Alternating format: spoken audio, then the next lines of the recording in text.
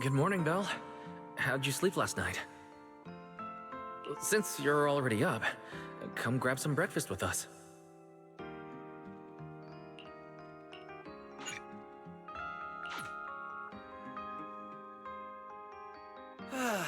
Having breakfast together with you guys every morning like this, I don't know, it just feels like it makes even my daily maintenance feel more like a special ritual, you know? Yeah, and ever since we came to Rose Califer, Belle and I have gotten into a much healthier routine. Oh, Belle, want another fried egg? I've got an extra. I want another one too, with ketchup. Yeah. Wait, Cecilia, that's not ketchup! That's my maintenance oil!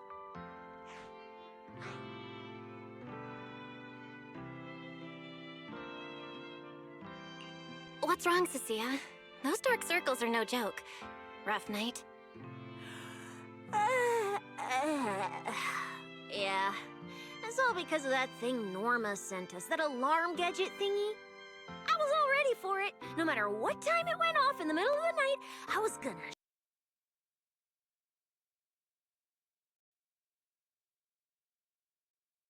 It's been days, and that thing has not made a single peep! But I still couldn't let myself sleep too soundly. It was terrible last night. I counted tens of thousands of eggs and still didn't get a wink of sleep. Yeah, the mastermind stirred up so much trouble before. Why would they suddenly disappear these past few days? Wait, don't tell me our secret operation's already been compromised? I don't think so. The truth behind the Bamboo corruption incidents was never made public. As far as I know, the only peep but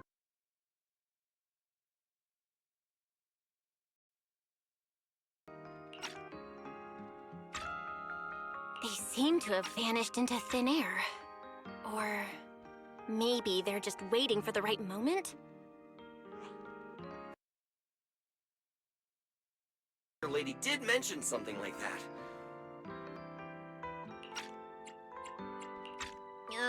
Probably not, right? I heard today's welcome tea party is being hosted by the ESD. Valina and Norma will both be there, plus all three Sunbringers. How dumb would this guy have to be to try anything right under their noses? Fair point. But something still doesn't add up. I guess we'll just have to play it by ear for now. Oh, Belle, what about Toby? The Bamboo we saved with Valina's security key. Has his memory data been restored yet? Oh, right! Norma said before that he might have a key clue about the culprit! Actually, I'm not too sure either. All I know is that ever since the vaccine plugin was completed, Norma's been completely swamped. She hasn't replied to any of my messages these past few days. Aw, man. She's already that busy, and Valina still called her to the tea party to help with the guests. Sheesh, poor Norma. A certain super cranky chief technician is gonna have it even worse. Well, breakfast is just about over. Billy, Cecilia, we should get going and pick up a few everyday essentials. Sounds good. Ready anytime. I'll stock up on motor oil while the sale's on. Pudding! And my pudding! Half-price pudding! I'm buying a whole case and stashing it in the fridge! Belle, you're really not coming with us? Something just came up. I mean, there's something I need to take care of with the HDD, and it's kind of urgent. You guys go on ahead. Yeah, Belle already gave me her shopping list, so let's go ahead without her this time. Well then, I'll leave things on that end to you, Belle. Huh? Why do I get the feeling you two are hiding something from us? You're overthinking it. More importantly, if we don't hurry, your pudding might sell out. Huh? Right! I almost forgot! Let's go! Any later and we really won't make it!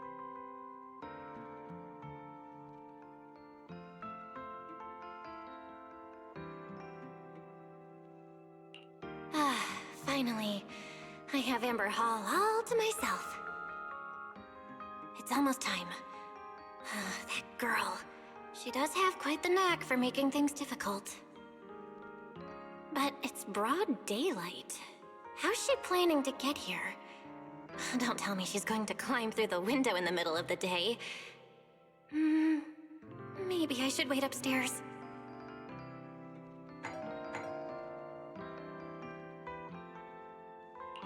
Huh? Someone's here? Who could it be? And of all the times... Fine. I'll see who it is first, then figure out how to get rid of them.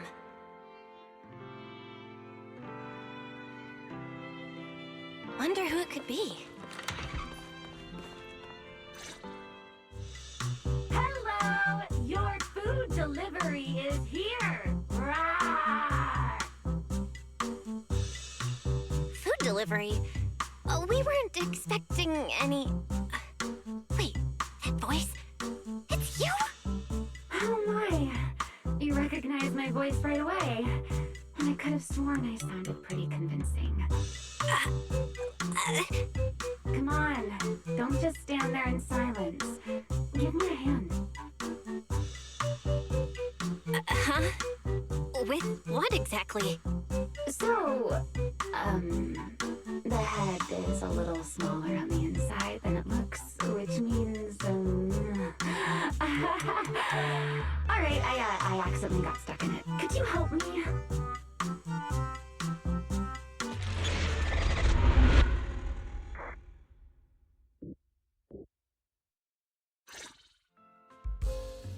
Whew! What a relief. I had no idea it would be so stuffy inside that costume. I nearly suffocated. Right. The legendary first-generation White Hunter almost got soloed by a mascot costume. Wait a second. Where'd you get that costume? Where's the real Mr. Roar? Him? Probably still wandering somewhere in a hollow as we speak. Do you have any idea how dangerous that is? Where did you leave him? Come with me. We gotta go and save him right now. Why? I left him in his own shop, of course. Come now, I'm only teasing. This isn't Mr. Roar's outfit. It's just the same design. That's all. See? Did you truly think I'd toss someone into a hollow? Oh, you really have that little faith in me? And whose fault is that exactly? A certain someone never says anything straight, only speaks in half-truths and riddles, then disappears halfway through.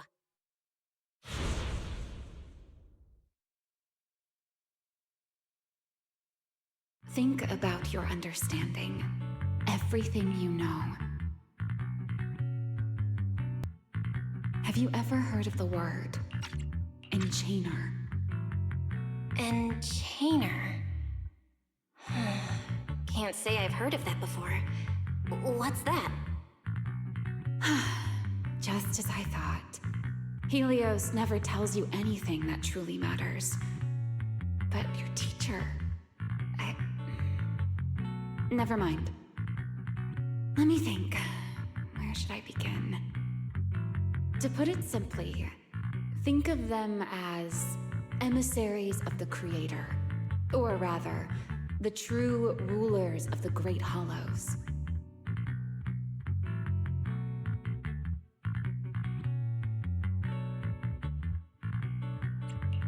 Rulers of the Great Hollows? No need to look so surprised. Haven't you already encountered something similar? You mean, from that time in Lemnian Hollow? The Creator's vessel. Bingo. You got it. Still, while it bore some resemblance to an enchainer, it still had quite a long way to go before it could truly become one. Of course, had you not stopped it back then and instead let it fully absorb the Qingming Sword's power, it likely would have fully evolved into the Enchainer of Lemnian Hollow. I would have gained full dominion over the laws within Lemnian Hollow, whether that's miasma or anything else. Just thinking about it, that would have been a tough battle. Enchainers?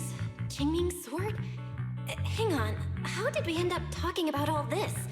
Weren't we talking about Gerta Blulu? We are, aren't we? This is a topic related to Gerta Blulu. The Gerta Blulu as it stands now is less of an enchainer and more akin to... of all times. Never mind. Our little Q&A session ends here for tonight. 1 week from now, in the morning, I'll come find you again. Keep it a secret, won't you? Imagine if anyone found out that Miss Transfer Student is actually a partner in crime to Miss Fugitive. Just thinking about the trouble that would cause gives me a headache. Huh? Wait! Ramiel! Don't go! At least finish what you were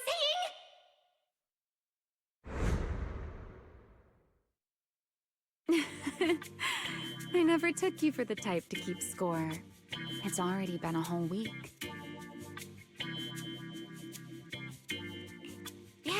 Yeah. I hold grudges. So what? You just walked off mid-conversation and left me here waiting in suspense. You owe me an explanation. Oh, don't be such a sourpuss, little grudge holder.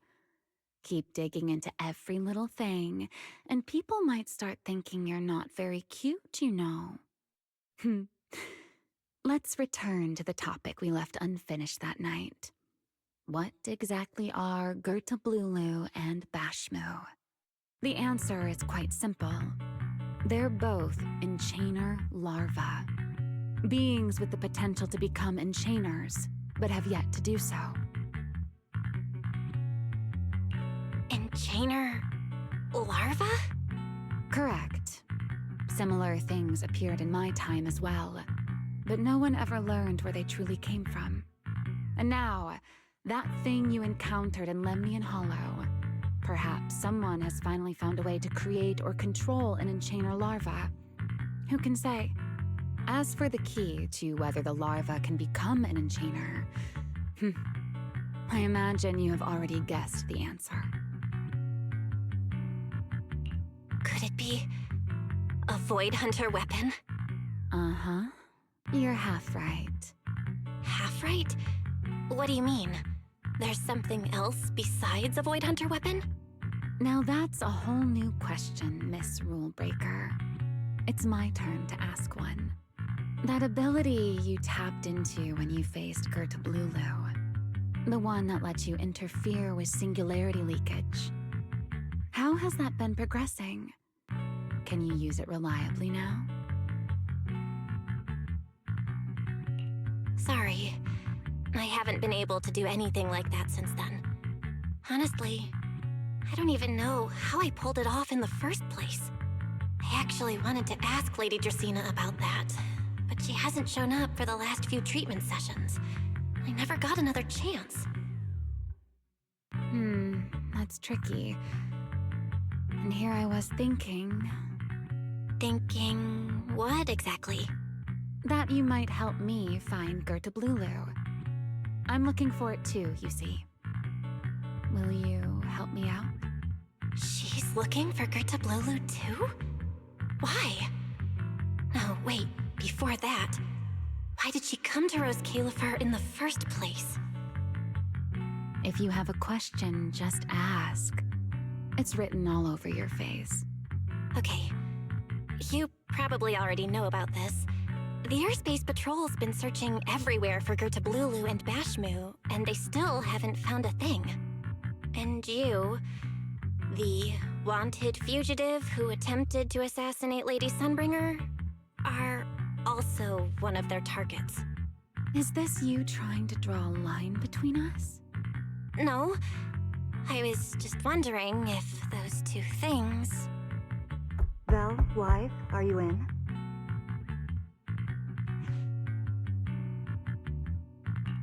Huh, was that Valina? What's she doing here? Uh-oh. Remiel, hurry up and...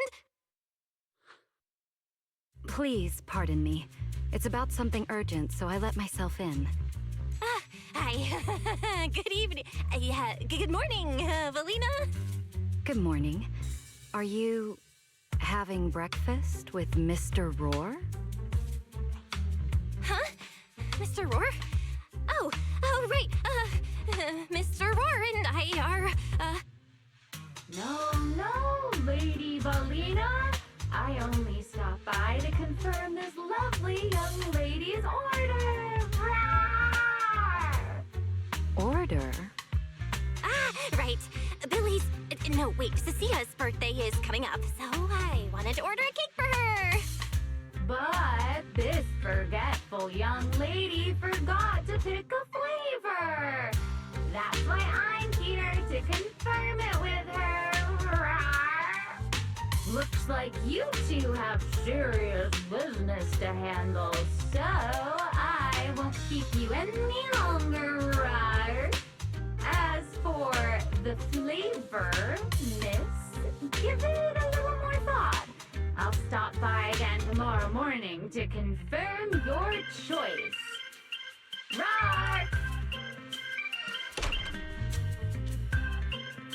Mr. Roar seems somewhat different from usual today. Maybe a little.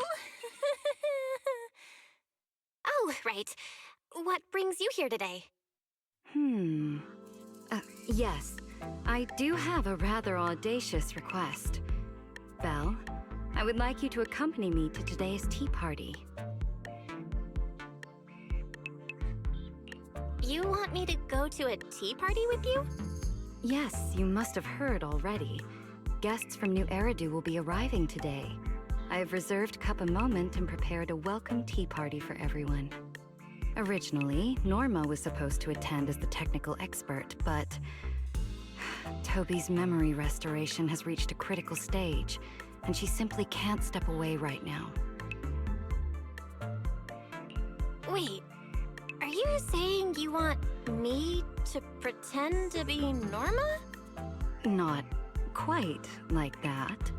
Belle, I would like you and Wise to attend with me as the collaborators recommended by Mayor Mayflower. On top of that, since you arrived on our island a little earlier, I believe sharing your experience here with the guests at the tea party would help everyone settle in a bit faster. Got it. Wise went shopping with Billy and Cecilia earlier, but I can go with you. Oh, thank you for understanding, Belle. Let's go. There'll be a lot of important people at the tea party, right? There's no need to be nervous. It isn't a formal occasion. Lady Linvern, thank you for inviting us. Eldrada was the one. When I do hear his word.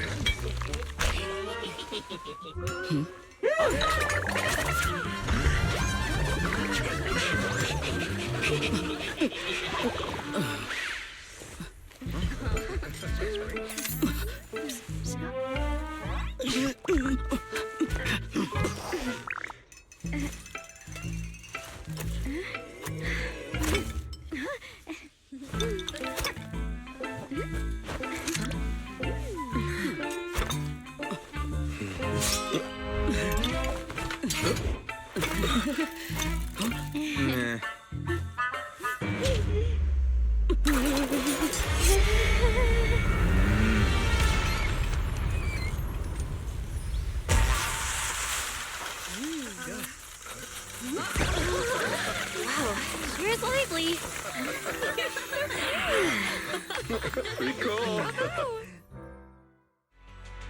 Wow, that was amazing. It was like magic. I could barely keep up. To go to such lengths as to curate this exquisite opening, you truly have gone above and beyond. With the immense weight Roscalifer carries, I had to admit I had imagined it would be a more solemn place. Relax, Mr. Owen. Even those of us in HSO don't work with stern faces every day. For a special occasion like this, we should all loosen up a little. Yes. To be honest, I also expected Rose Califer to feel more dignified at first. But this is pretty nice too, isn't it? Just the right air to talk about cooperation.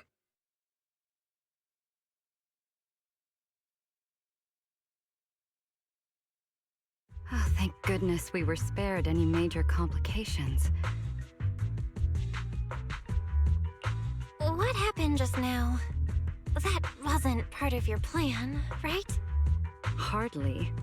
If I'm not mistaken, this little mishap is the handiwork of those little ones from the Enna gang. Enna gang? Judging by the name, is it related to Bangbu? Indeed. In Rose Califer, many small groups form spontaneously among Bangbu, almost like clubs. The Enna gang is one of them. As for the Bangbu there, they always say they're acting in the interest of Rose Califer and all Bangbu. But to everyone else, what they do looks more like pranks. For example, a few days before your arrival, the huge pile of bananas in front of Aurelia Academy was also their doing. It was their way of voicing their grievances against the newest logic cores.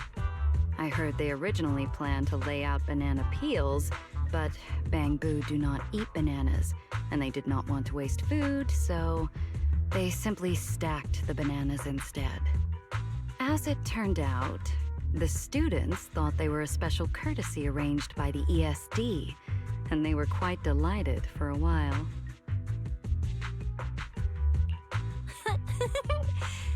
So that's what you call doing the right thing for the wrong reasons, huh? At the same time, they don't have bad intentions. What harm could those Bangbu possibly mean? They're only a little uneasy about recent changes on the island. It's fine, it's fine.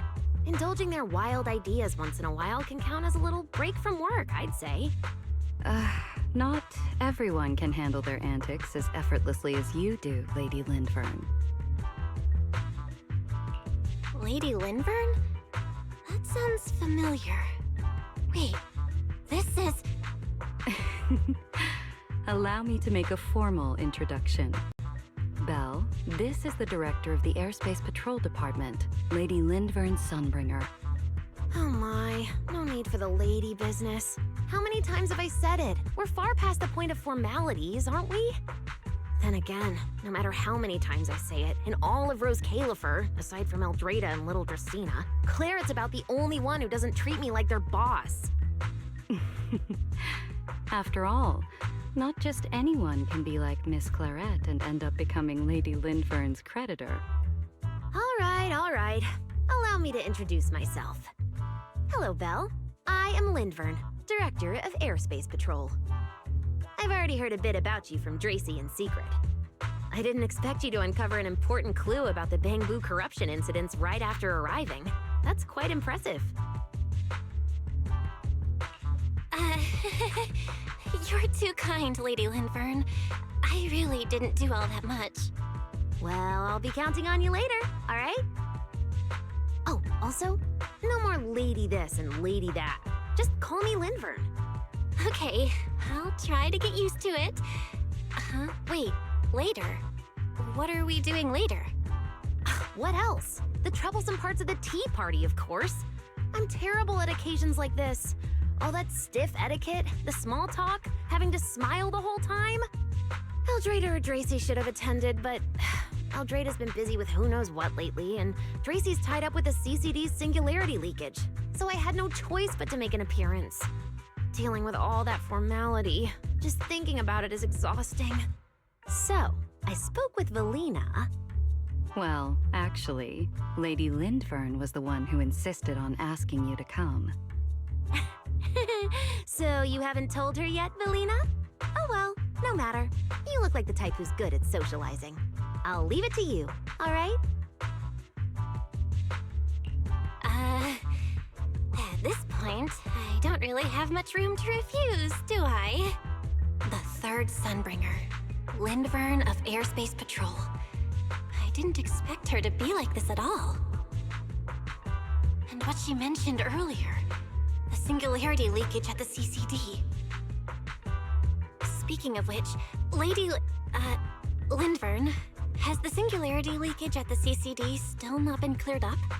Yeah, it seemed to have returned to normal at the time, but the surrounding area hasn't fully left its activated state. In other words, it's only dormant for now, and could flare up again nearby at any moment. I've already sent people to help handle it, but Tracy will probably be busy for a while yet. Once she's done, I'll ask her what happened. And maybe pinch those little cheeks of hers too. Oh, right. Speaking of talking to people, don't forget to say hello to Claret later. Claret? That girl over there. See her? The blonde one with the expression that says, "You owe me 200 million dennies, so pay up before you even talk." She's the director of Flint Workshop and the current heir to the Flint family. All the porcelain used during your treatment was produced at the workshop in Virium. I only returned from there with her yesterday. In a sense, she's your benefactor. So the moment has finally come. Good luck, Belle. I believe you can survive this trial. Wait, why do I feel like it's getting more dangerous by the second?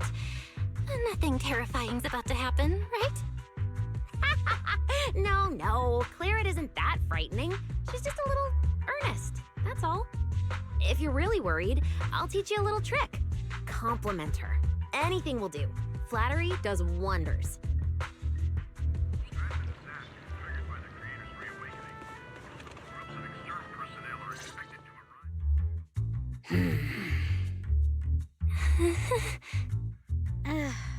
So, who are you? Another outsider? You've been staring at me for quite a while. Got something to say? Or is this some kind of new era-do etiquette?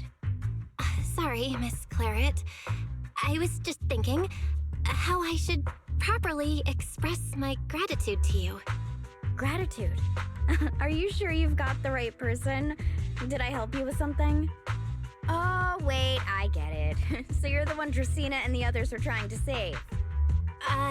Yes, that's me. Thank you very much for your help during my treatment. Oh, I forgot to introduce myself. I'm Belle. Nice to meet you, Miss Claret. Help? Funny, I don't remember doing anything like that. All I remember is someone sweet-talking me into investing in some ridiculous long-term treatment project, then burning through at least 3 days' worth of my workshop's porcelain output in a single day. As for how that turned out, that has nothing to do with you or that byproduct inside you. I'll go have a nice little chat with that innocent-faced little liar myself. Wow, she really doesn't pull any punches. Maybe I should try complimenting her just like Lindvern suggested. Might lighten the air a little. Is there anything else? I'm truly sorry. I never imagined my treatment would require so much porcelain. I know this is an incredibly rare and valuable material that only Flint Workshop can produce. I'll repay your kindness somehow, and I'll never forget what you've done for me. Good.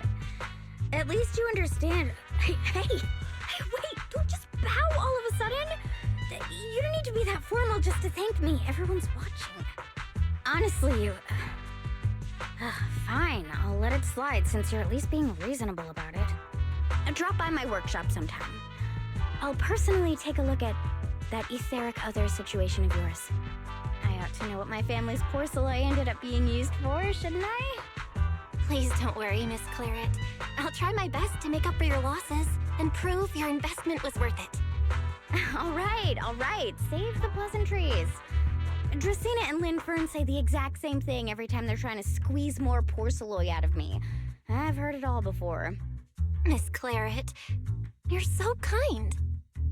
Don't suddenly say things like that. People are going to get the wrong idea. Anyway, I won't hold the porcelain thing against you today. I mean, none of this was your fault to begin with. In a few days, I'm gonna track down Dracaena and settle this properly. This time, I won't let her bat her eyelashes and worm her way out of it. Somehow, my impression of Lady Dracaena just changed a little.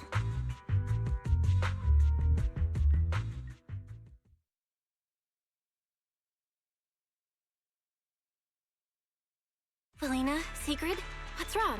What happened? No need to be so tense, Belle. It's just a small matter. Not all the guests scheduled to arrive on the island today have shown up yet. One of the airships ran into some trouble while passing through the storm belt. That held things up a bit. They're just now pulling into port. The tea party's already halfway through, and neither Lady Lindver nor I, since we're the ones hosting, can just slip away in the middle of it. So, I will be the one in charge of welcoming this batch of guests. And, Miss Belle, I would like you to come along with me.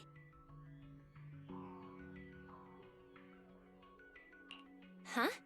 I gotta tag along too? Well, here is my request. Most of the guests aboard this airship are scholars specializing in holo technology. Compared to the warriors of Airspace Patrol, I think they would find much more to talk about with Miss Belle. I see. Got it. Leave it to me. Your understanding is appreciated. Now then, no time to waste. Let us move out. Today's tea party was a close call, but we came through safely. I hope this marks a good beginning. You were pretty composed throughout too, Sigrid. You are too kind.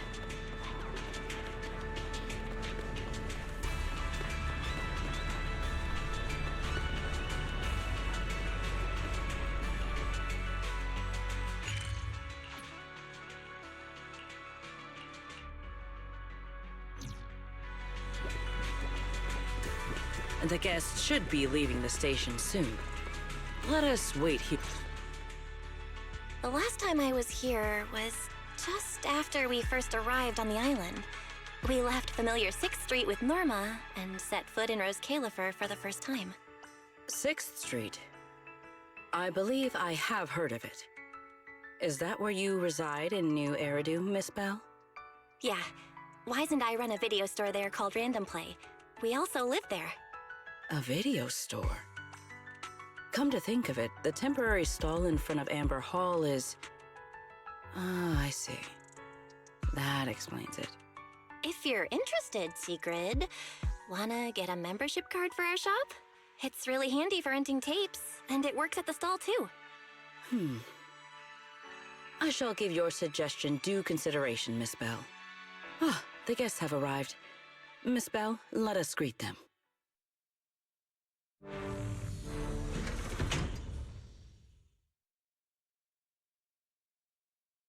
Honored guests, you have come a long way. I am Sigrid de Lazure, Deputy Director of the Rose Califer Airspace Patrol Department. On behalf of Rose Califer, I extend my sincerest welcome to you all. This is Miss Belle, a holo navigation specialist referred to us by New Eridu City Administration. She has previously worked with the External Strategy Department and the Central Computing Department. You're too kind. I only arrived a few days before everyone else, but I hope I can offer a few useful pointers for your time in Rose Califer. Greetings. I am Salvi, the interim leader of this expedition and a member of the White Star Institute.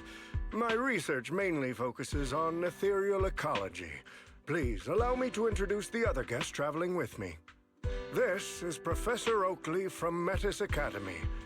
And this is Miss Lawton, a peer of mine at the White Star Institute. Both are scholars who have spent years studying the fundamental properties of hollows. And this is Miss Truvia, daughter of Mr. Mossient, the head of High Ambitions Corp. Like you, she is also a specialist in holo navigation. Huh? No. It can't be. She really is.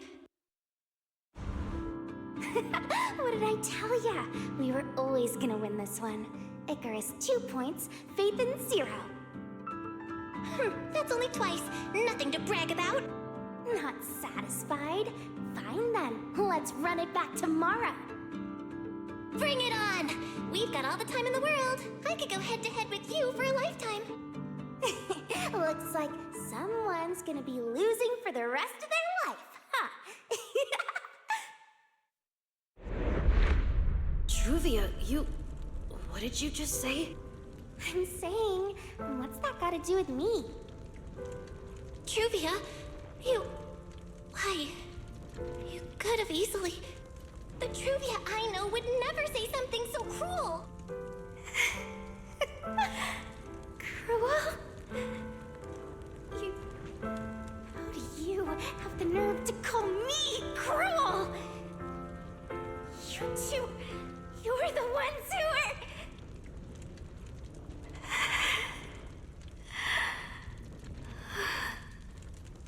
Forget it. Let's just say goodbye here, Phaethon. I know I said goodbye, but I still hope that for the rest of this life, we never have to see each other again. That really is Truvia. Why? Why is she here in Rose Califer? Did she already know Wise and I are here? No, she probably doesn't. Right, they just introduced her as the daughter of the High Ambitions Corp. Should I pretend I don't know her? Or... No, she seems to have noticed me too. Should I go say hi? Nah, forget it. When it comes down to it... Belle. Miss Belle. Yes. Miss Belle, Mr. Salvi just mentioned that since both you and Miss Truvia here are experts in holo navigation, you should have quite a few topics in common. Well, I'm not really an expert or anything. When it comes to specialized knowledge and technical skills, you'd really want to consult Miss Truvia for that. You give me too much credit. Our group primarily researches civilian equipment and technology. I wouldn't call myself a specialist. Why are two talented young folks like you being so modest? All right. Doesn't Miss Belle also have an older brother? That's right. Then it seems I recognize you correctly. To be honest, you and your siblings' names have come up several times in our Institute's recent research logs. Naturally, I became curious and looked into it a bit. That's when I discovered Miss Belle and Miss Truvia. Not only do your research interests overlap, but you also share another connection. You both studied at Helios Academy, and around the same time, no less. That's correct, Professor Salvi. Belle and I were both students at Helios Academy once. It's just, after the fall of the old capital, we never saw each other again. Oh my, so it truly is as I suspected.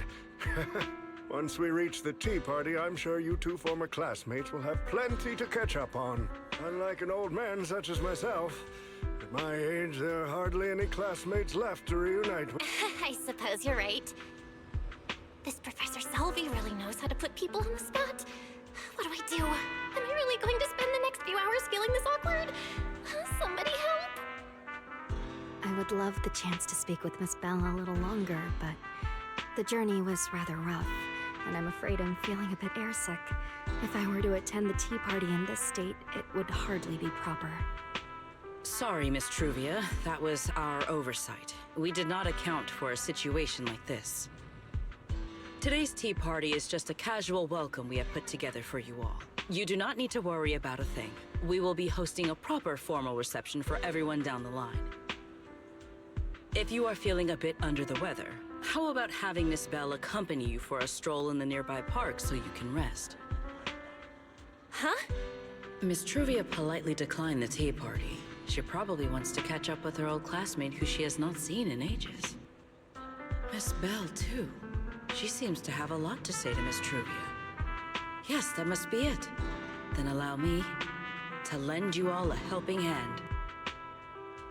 Since Deputy Director Sigrid has suggested it, Miss Belle, if you have no objections, I would be happy to accept.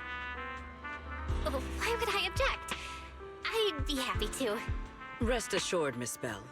Leave everything here to me. Please, take all the time you need to enjoy your walk with Miss Truvia.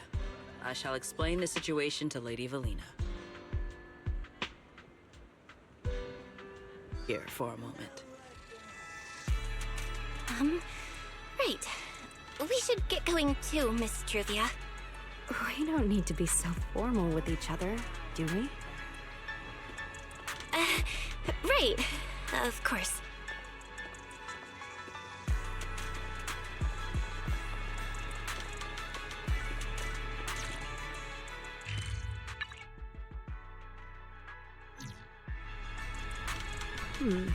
That silver tree. It's not made of porcelain, is it? The nameplate really does say porcelain. I heard Rose Califer was the homeland of porcelain, but I never imagined they'd use it for public decoration.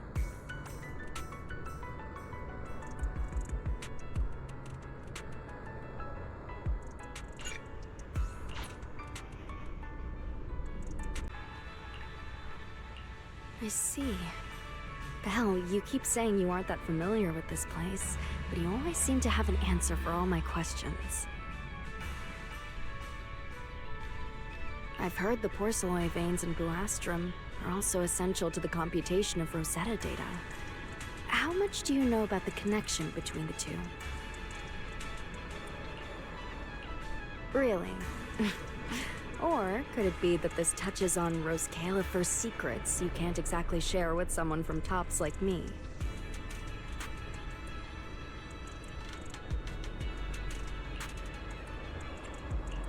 Next time, huh? I'm sorry, Truvia.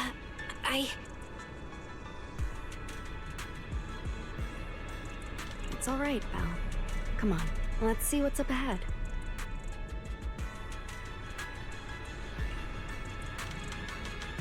There's so many people over there. Yeah, there's a fountain over there. It's where Bangbu hold events sometimes.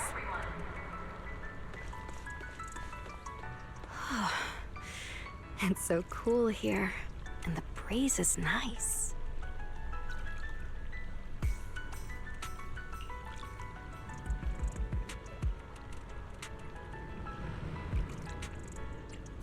Thank you. I'm feeling much better now. This flight was way longer than expected, and I ran out of motion sickness medicine halfway through.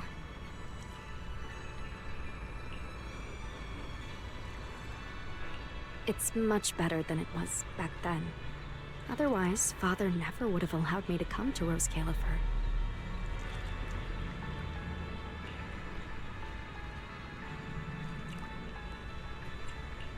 Thank you for your concern.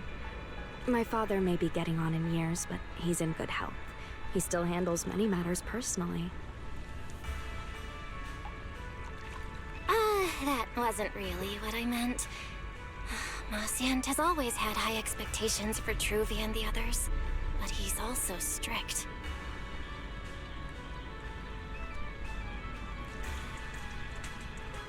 Especially after that incident. If I remember correctly, that was around the time Truvia started to... I wonder whether things between her and her father have improved since then.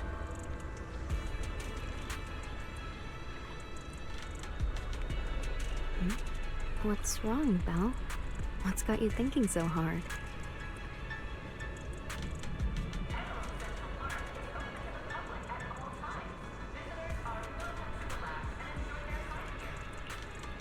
All right, then. Let's keep going.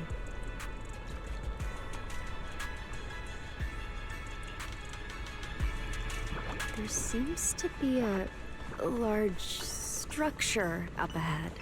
Is that a chessboard?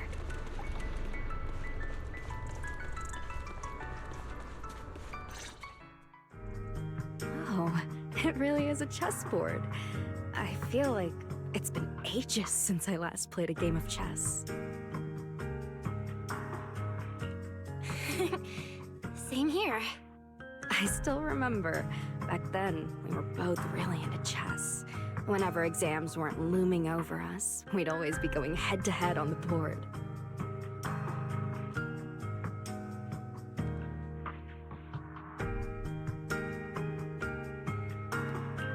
I was pretty clueless, always ticking you off without even realizing it. Picking fights over the dumbest little things. It's fine, Belle. That was a long time ago. Oh, right. How have you been all these years?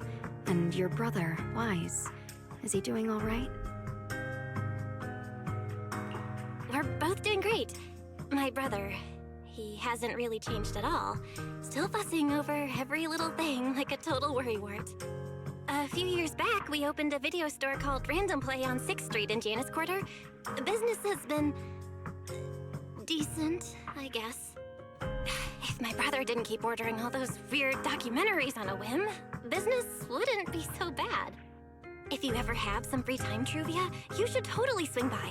I'll have a word with Wise. We'll hook you up with a top-tier membership card, the permanent free kind. You can rent whatever videotape you want. Well then, let me thank you two managers in advance. What about you, Truvia?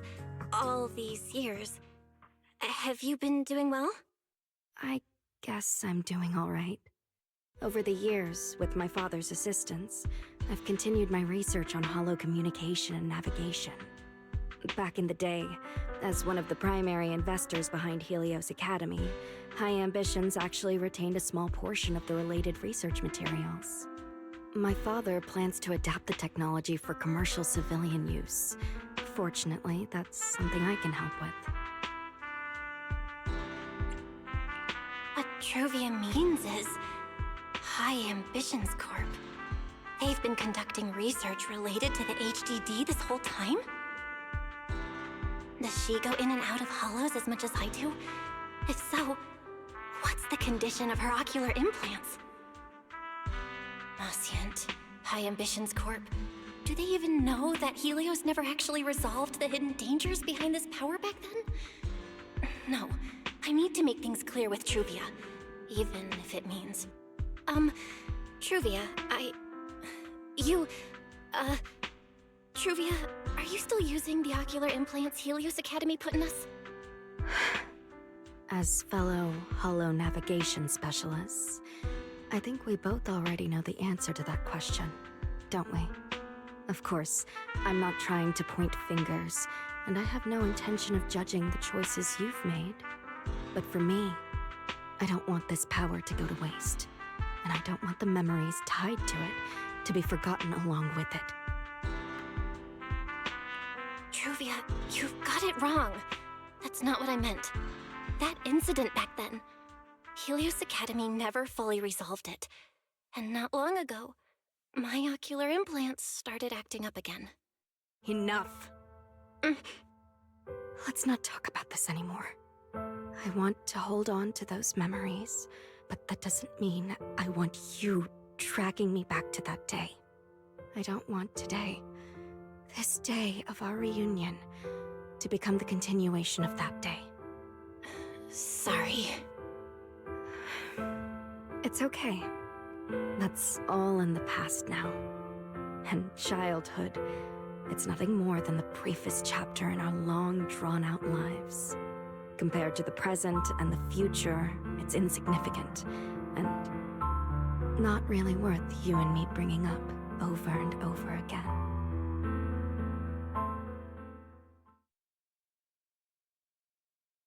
Belle, Truvia, I knew you two would be here. Wise, what are you doing here? We were heading back after shopping when we passed by Cup a Moment just as the tea party was wrapping up. Sigrid mentioned you'd come out here with an old classmate, so I figured I'd swing by and check in. I never would have guessed it'd be Truvia. That was cold, Wise. When your sister saw me, she was a lot more excited. I'd love to stick around and chat longer, but I'd rather not put myself through trying to keep up with you two chatterboxes at the same time. Now that the tea party's over, I should head back to the place the ESD arranged for us before my companions start worrying. Wise, Belle, I'm really glad we got to see each other again here in Rose Califer. Maybe next time, if we get the chance, we can sit down and catch up properly. No need to walk me back. I've checked the map, so I should be able to find my way. Besides, I'd like some time to myself. I'll see you around.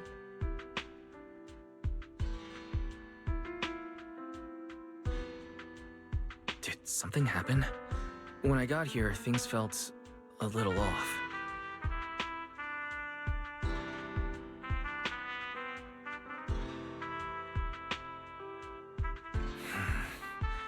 I didn't expect things to turn out like this.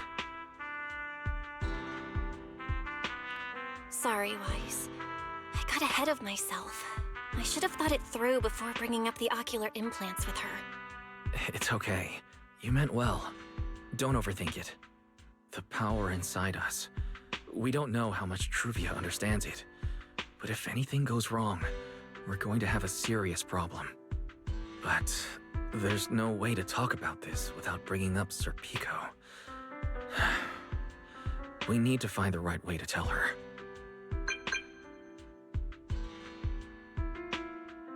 Oh, it's a message from Norma. Toby's made some progress. She said all of Toby's memory data has been fully restored, and there's something important she wants to show us. She's telling us to get to the academy ASAP. All right, let's head over there now. Something important.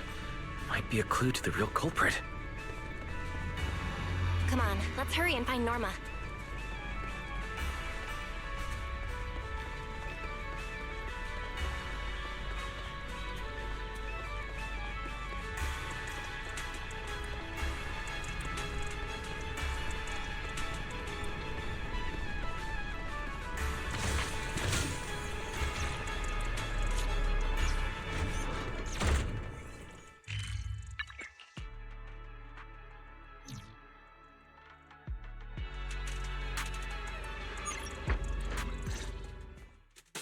Belle, Weiss! What took you two so long? Norma, did you find anything in Toby's memories? Any clues about the culprit? What exactly did they do to those Bamboo? Whoa, slow down! Your expectations are way too high. Now you're making me nervous. Anyway, just like I said in the message I sent you, Toby's memory restoration work is done. Some of the data's been totally wrecked by corruption, but no biggie. I still managed to dig up someone who looks like a prime suspect. I've already seen it plenty of times. Here, take a look for yourselves. So you actually woke up, huh? Sorry. If you'd just been a little more cooperative, it wouldn't have had to come to this. Poor thing. In a moment, you're gonna get in that machine, nice and quiet. Shh. Don't be scared. Soon you won't remember a thing. You've been entrusted with a very important mission. Don't forget that. This guy. Who is he? Based on what he said, he's gotta be the culprit. Exactly. That's what I think too. Unfortunately, though, Toby had already completely lost the ability to move by that point. He never got a look at the culprit's face. Even though we've confirmed there is a culprit, we don't have a lot of clues beyond that. Wait, the culprit mentioned something about getting Toby into some kind of machine. If we can find that machine, we might be able to track him down. Weiss, that's it. If we can find that machine, we can follow the trail straight to the culprit. But where do we even start looking? Huh? Norma, over here. On the wall behind him, looks like there's something there. Can you zoom in on it? You got it. Huh. It looks like graffiti, but not the random kind. It seems more like some kind of symbol. Wait, isn't that the symbol of the Enna gang? The Enna gang? I didn't expect this to be Enna gang turf. Weiss, Belle, Do you know anything about them? I ran into them at the welcome tea party today. Thankfully, it was just a few harmless pranks. Nothing serious. Oh, again? Those little guys sure have energy to burn. But how did they end up getting involved with the culprit? It's also possible that the culprit just happened to be on Enna Gang turf. I've heard the Enna Gang is an organization that really cares about Bangbu rights. They shouldn't be colluding with humans who intend to harm Bangbu. Looks like the only way to find out is to check out the Enna Gang's turf ourselves. Norma, do you know where we should start looking? I don't know the exact location. I just heard they sometimes meet up near the Clink Market on Gear Street to swap bottle caps they scavenged. Clink Market? Bottle caps? Mm-hmm. The Bangbu have their own little market right on Gear Street. Oh, right. They've been doing road work around there for a while. Probably haven't been there yet, huh? Gear Street is where the Bangbu hang out. It's packed with facilities catering specifically to them, and Bangbu loves settling down there. Some people even call it Bangbu Street. Same place, different names. As for bottle caps, I don't know if you've noticed, but the Bangbu and Rose Califer are absolutely obsessed with collecting all kinds of bottle caps. They've basically become hard currency at this point. More useful than Denny's even. So basically, if we want to go collect intelligence from the Bangbu, we'll need to have some bottle caps ready. Huh. Oh, I just got an idea.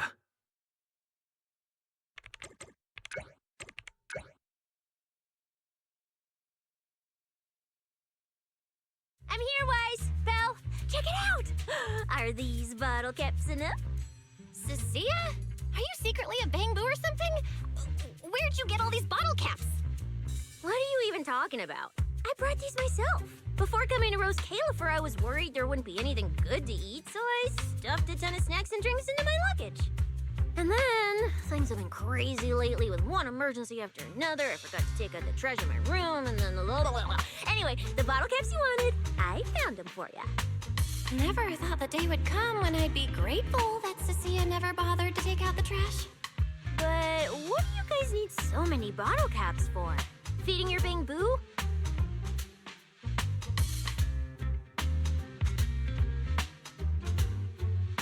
Oh, I see. Now what are we waiting for? Let's get moving. No, I'll sit this one out. With someone from the ESD tagging along, I doubt you'd get anyone to talk. Here, I've marked Gear Street on the map for you. The road there should have been fixed up yesterday, so you can head straight over. But hey, don't go telling anyone I'm the one who tipped you off. All right, let's go. We'll catch you later, Norma. Clink Market seems to be located on Gear Street. I have planned a route for you, Master.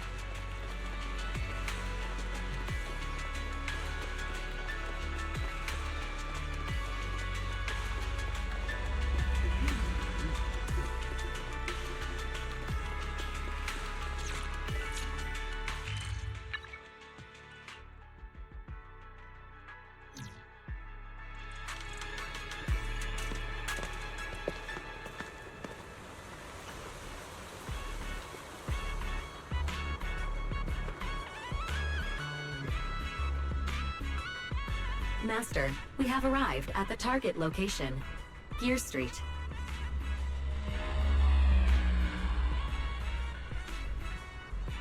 So this is Gear Street. There really are Bangbu everywhere, just like Norma said. Our target destination is Clink Market. Is there anything around here that looks like a market?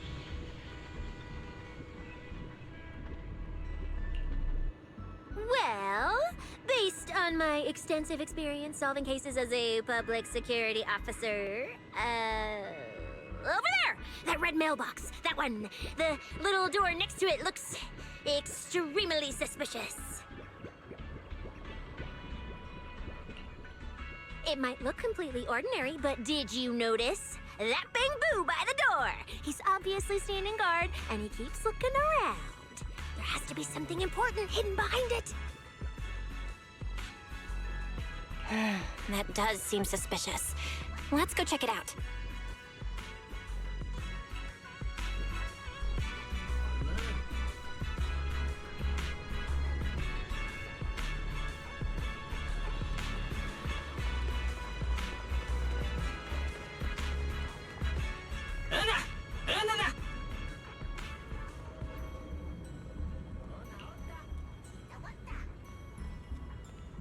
I want to visit Clink Market and pick up something for my bamboo back home.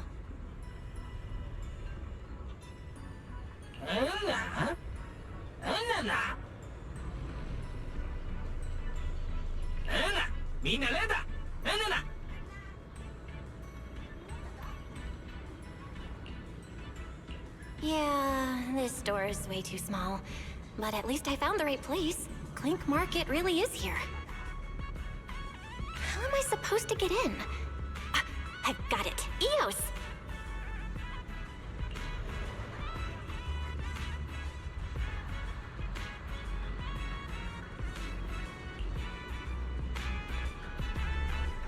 Alright, that should do it. Let's go in and take a look.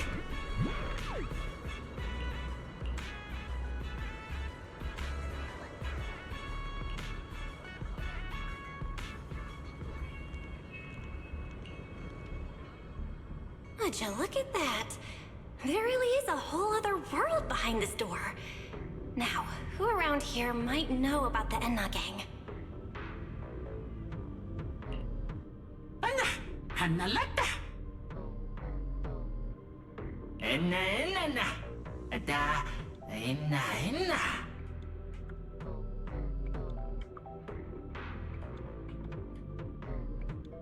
That bamboo seems really well informed. I'll go ask them about it.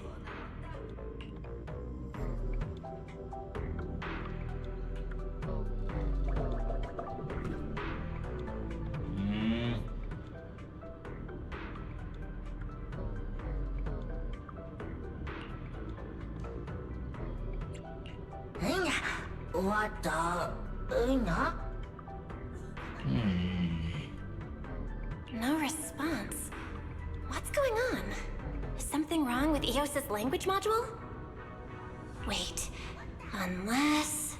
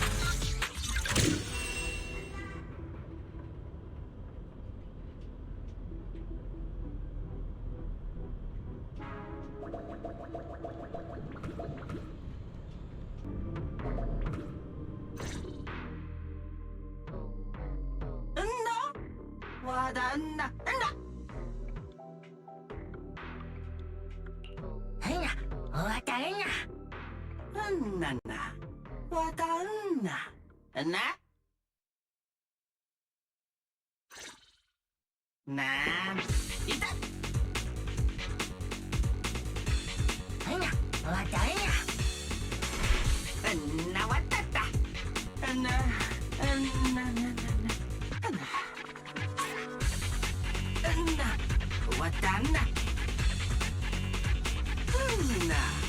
だいったわった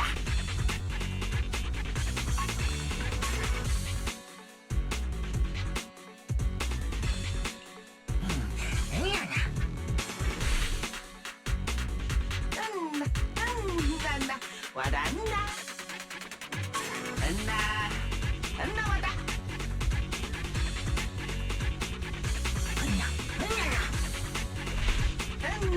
どうだおったわだんないったわだわだなわったいなわだ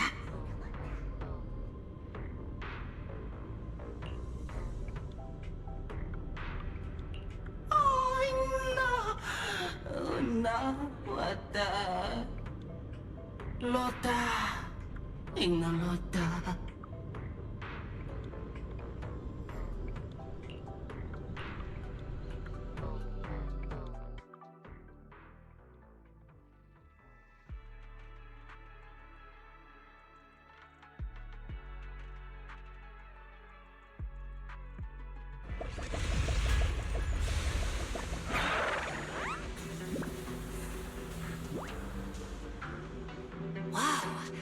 I never expected such a huge space beneath Buastrum.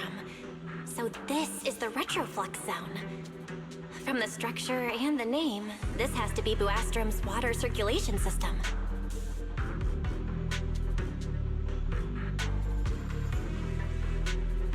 According to the guard, if we keep going a little further, we should see an elevator that goes down to the Enna Gang's hideout.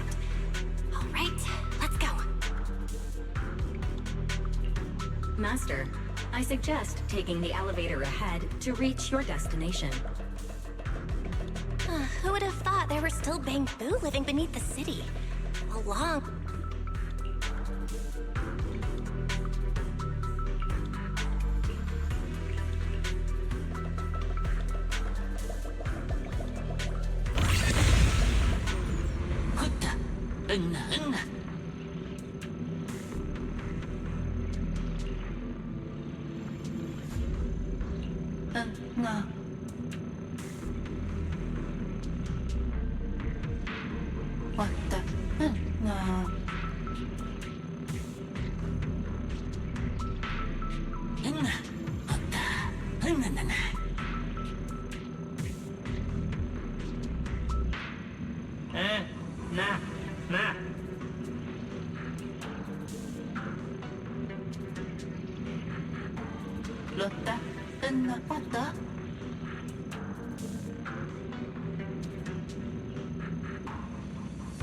Wait, why are they all looking at me?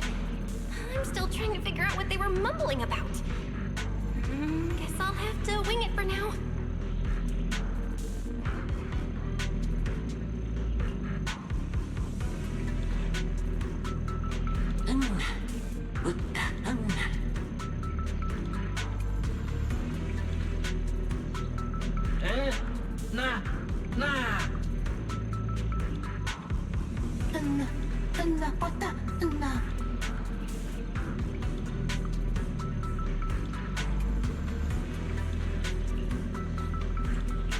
The elevator's broken. Let's look around. Maybe there's another way to reach the Enna Gang's hideout.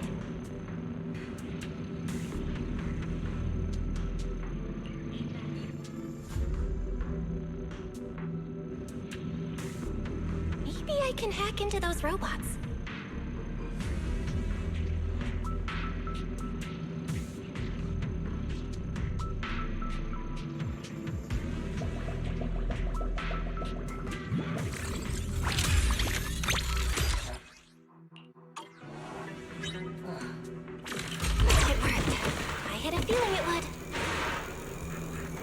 Down this side path and take a look. I don't see a switch for the drawbridge. Guess I'll just try ramming it. This robot's more agile than I thought. Look at all these narrow pipes. So this is how the Bamboo from the Enna gang usually get around? Whoa! Am I supposed to go down like this? But it's actually pretty fast.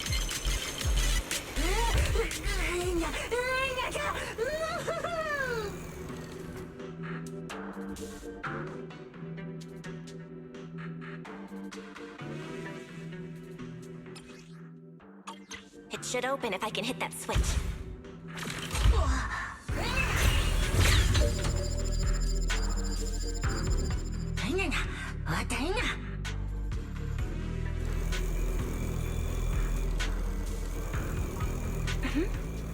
I think I hear something nearby.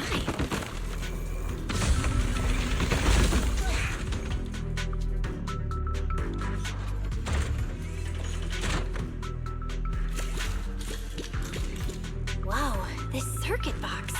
No wonder the elevator broke down. Let's try fixing it. We might need to come back later, and I really don't want to crawl through the pipes again.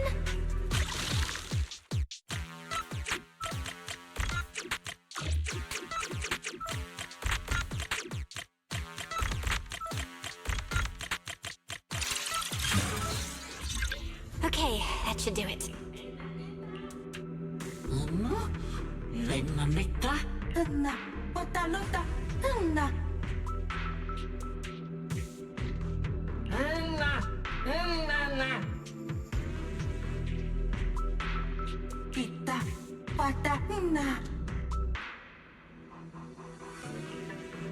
The Enna gang's Bamboo keep mentioning this revelation.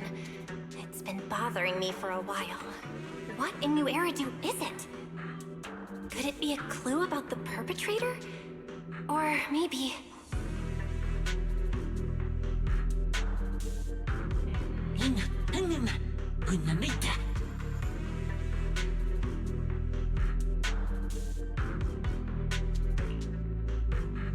What is the connection between the revelation and the culprit? It's still bothering me.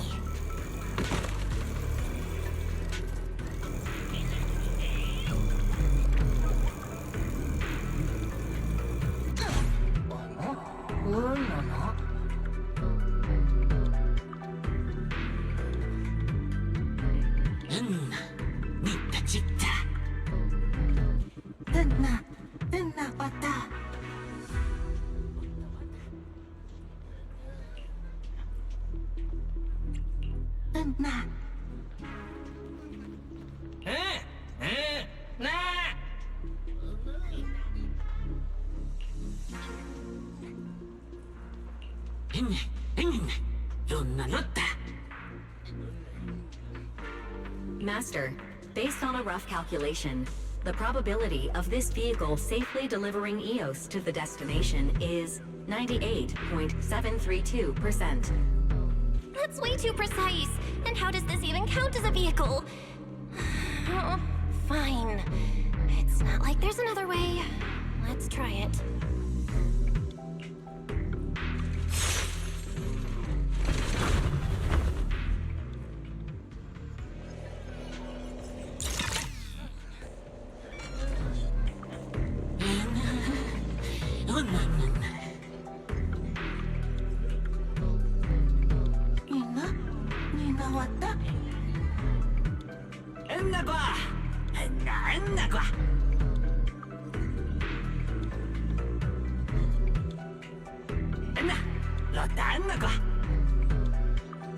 Griff.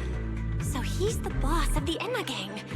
Maybe he knows something about the perpetrator. Come to think of it, this place really does look a lot like what we saw in Toby's memories. Also, something's really strange. Almost all the Bamboo here seem to be Databoo. But why?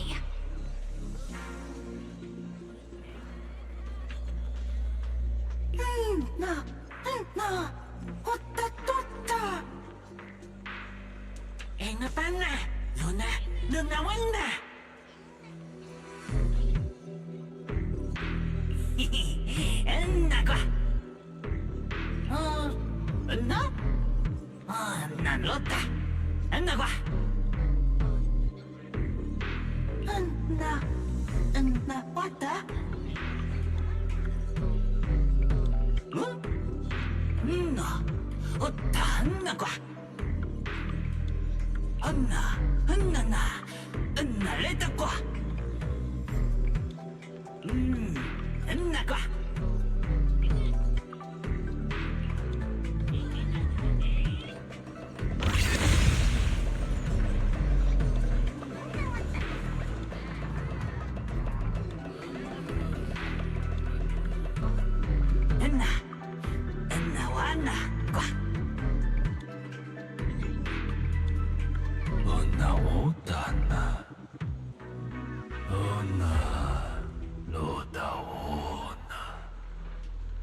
So this is Prophet Boo, the oldest Bang Boo of the Enna gang.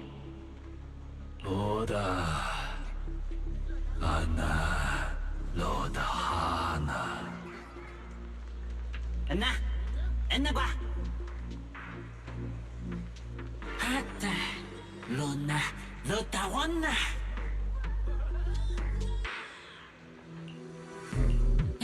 Enna. Lotawana. Punapota. Kuta. Enna. Lota.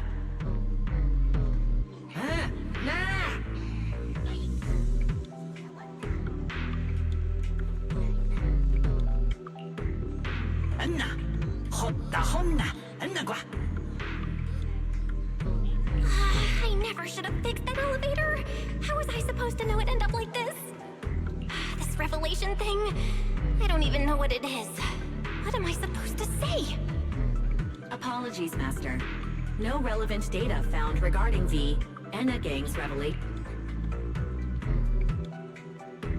Anna.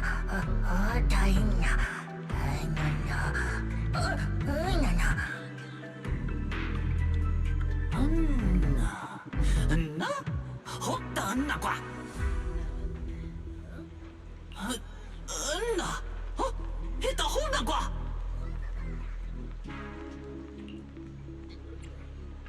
Anna. Nitta. Anna qua. Anna. Anna. Lonata. Oda. Wanada. Oda Hada. Lona. Hana Wada. Ina. Ona Hanada. Oda Hana. Anna qua.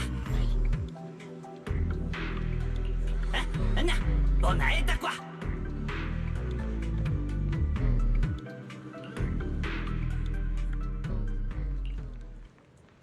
Anna qua. Anna eta qua. Anna qua. Anna ina qua.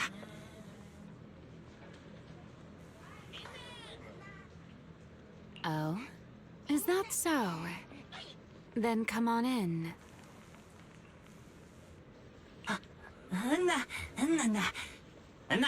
Anna qua. The Great One. Could that be the culprit? That voice sounds weirdly familiar.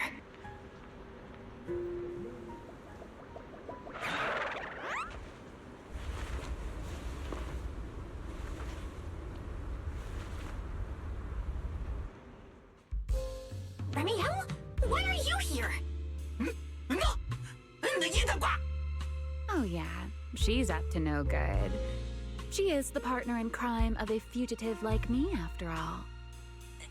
Answer me, Remiel! Why are you here? And what are you doing with the Enna gang? Oh my, that is a curious question. Barging into someone else's home uninvited, then starting with, "Why are you here?" How terribly rude. Oh, wait. I suppose I did something similar myself not long ago. Never mind. Not important. Yes? Haven't I mentioned before? This is the proxy from the External Strategy Department.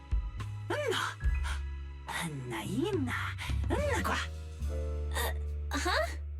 A little too talkative, aren't we, Griff?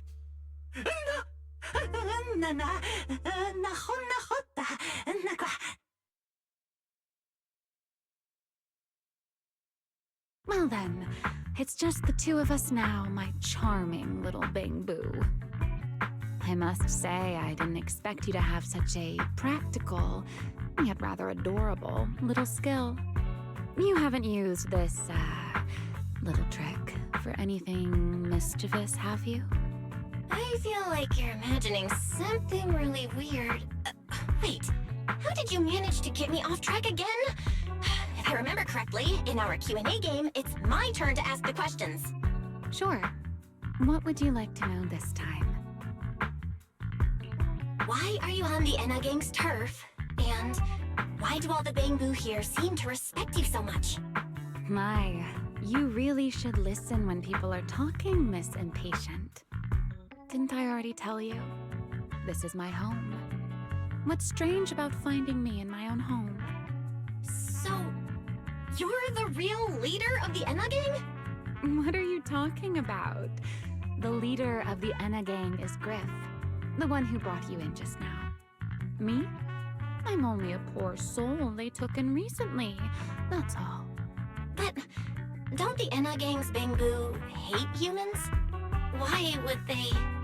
Because the Bang-Boo they call Prophet Boo saw me once, long ago. It must have been over 100 years ago. I never imagined a Bang-Boo could live that long. In his eyes, I'm still the Void Hunter, and a friend of their mother, Lady Sunbringer, the person they hold most dear.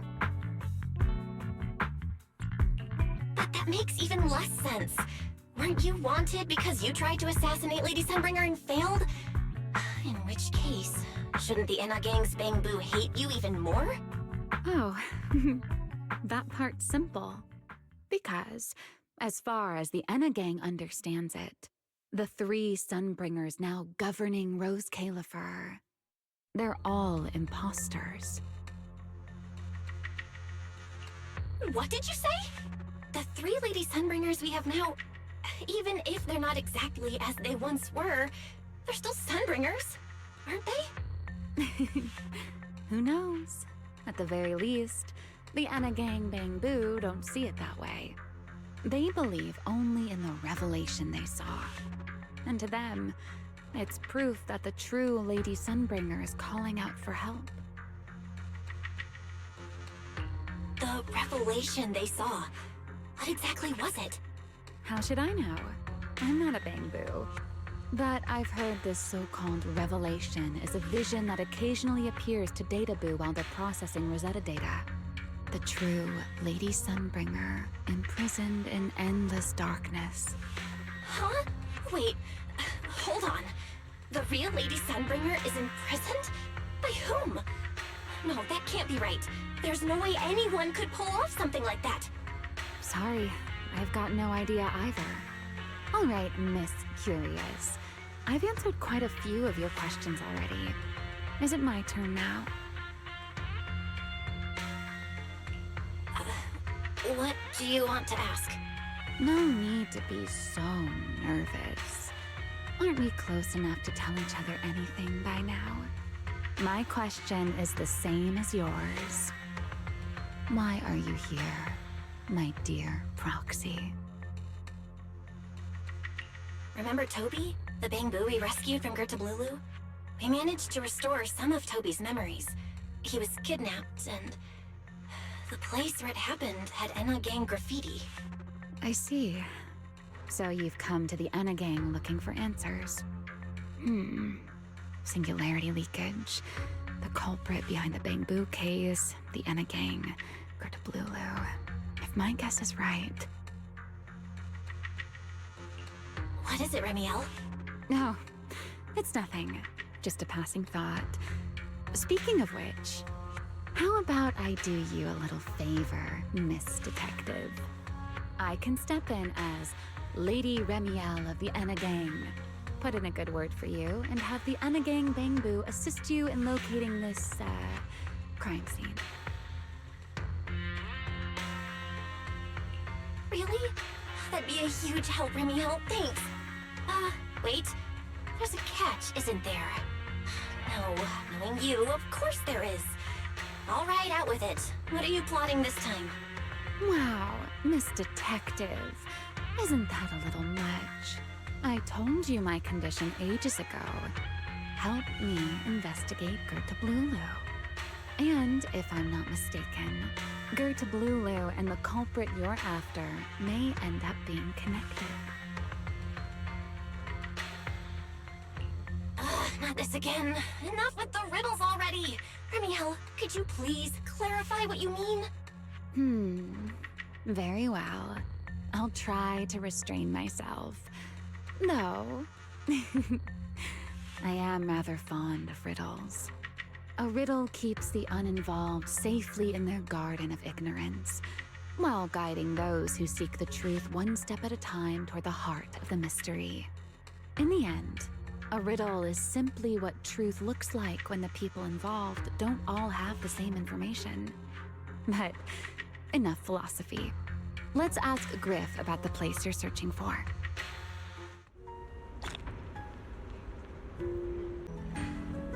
Griff's good at rallying people. He'll definitely be able to help. I hope this works out.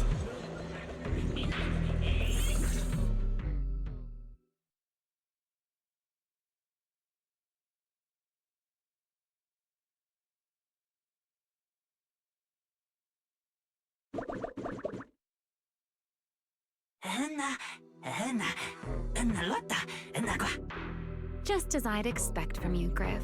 Quick and efficient.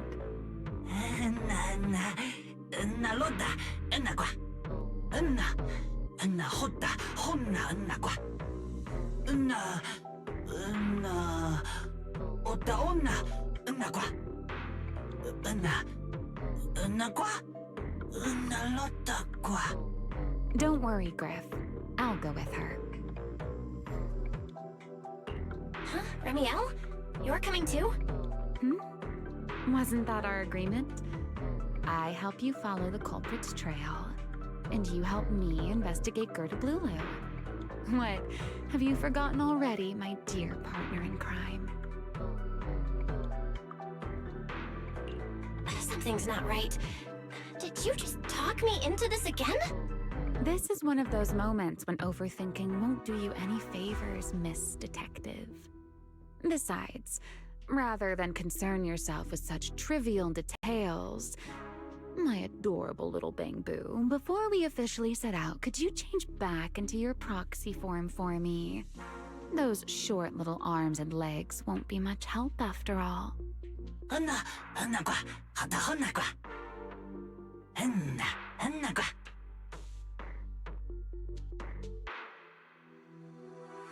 Got it. I'll be right there.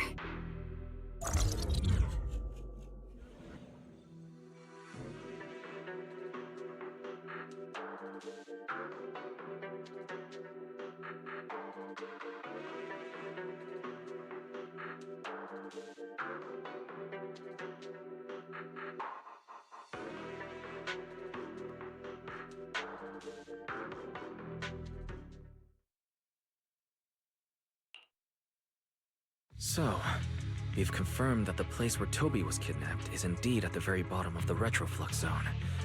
But I still can't shake the feeling that Remiel's keeping something from us. Like she said, in a Q&A game, the one answering can't lie. But that doesn't mean they have to tell the whole truth. For starters, we still don't know why she tried to assassinate Lady Sunbringer, or what her real objective is.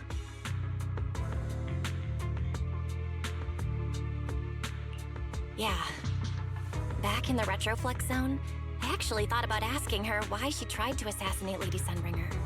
But somehow, I had a feeling she'd just dodge the question. As for what she's really after, well, at least the part she's willing to tell us is pretty clear.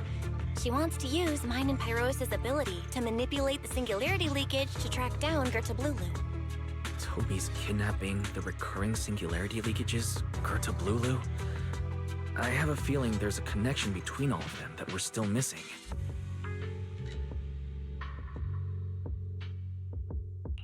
Yeah, Ramiel said something similar too. Looks like the only way we're getting any real answers is by finding that crime scene at the bottom of the Retroflix zone. Billy and Cecilia should both be resting in their rooms. Do you want me to ask them to go with you? No need. I can handle it myself. Too many people might tip them off, and it could make the Enna gang Bangbu nervous too. Besides, with Pyrois and Ramiel there, I think we'll be all right. Okay. Stay alert. Fairy and I will support you remotely. Target located. Optimal route planned. All right, let's move.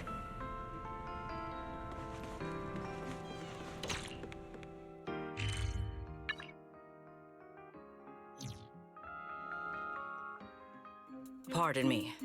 Is something troubling you? You have been circling this phone booth for quite some time now.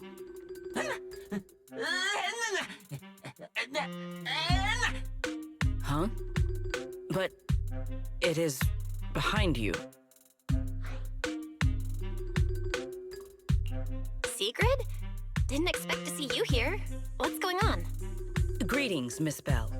While on patrol, I came across this Bangbu citizen. He appeared to be in some distress, so I stopped to inquire about his situation.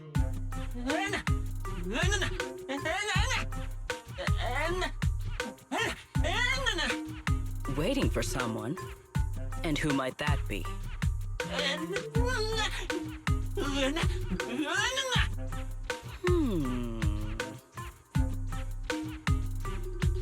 This Bangbu, is he the one Griff mentioned that's guarding the phone booth?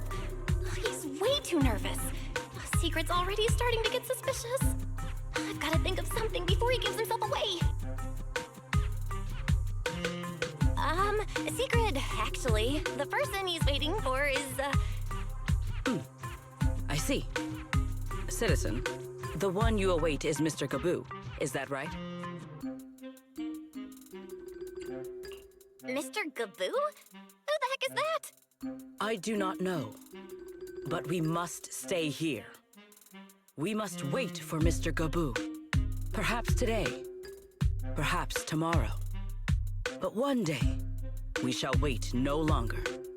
For Mr. Gaboo will finally arrive. Huh? Oh, it's a line from the famous play, Awaiting Gaboo. Did I get that right, Mr. Actor?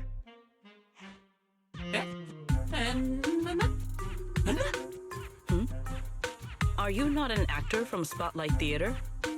But the line you just quoted was unmistakably from... Ah, wait. I understand now. In the script of Awaiting Gaboo, there is no phone booth, no Spotlight Theater, and no actor boo. He must have immersed himself in the role for so long that he is still mentally in character. Yes, that must be it. I ought not disturb his rehearsal any further. My apologies, Mr. Actor. I misunderstood the situation and rudely interrupted your rehearsal.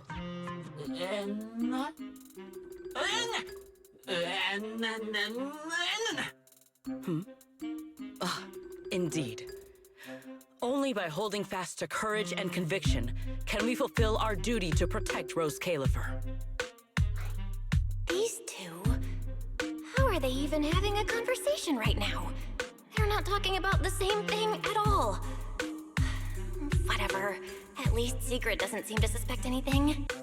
If she finds out where Ramiel is, explaining everything would be a nightmare. We've come this far already. I'll just play it by ear. Well then, now that the misunderstanding has been cleared up, I shall not interrupt your rehearsal any further. Farewell, you two. I wish you a pleasant day.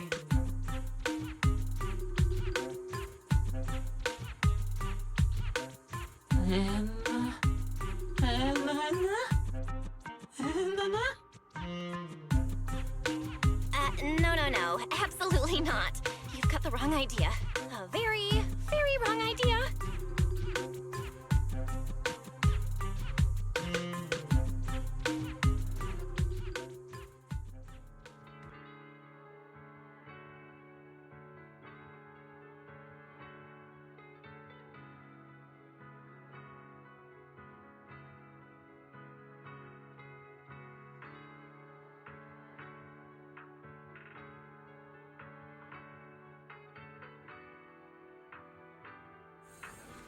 Well, it's about time you showed up. Amber Hall isn't that far. What kept you?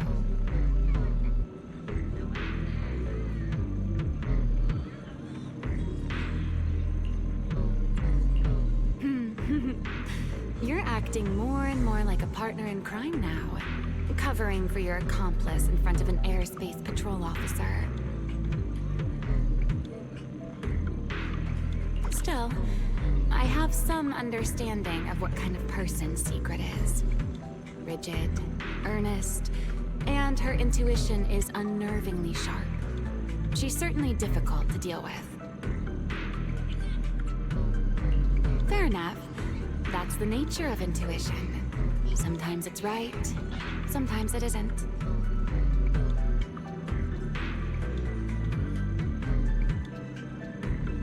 All right, enough of that. We should head off to the crime scene on the lower level of the retroflux zone. The entrance is this way. Griff is already waiting for us.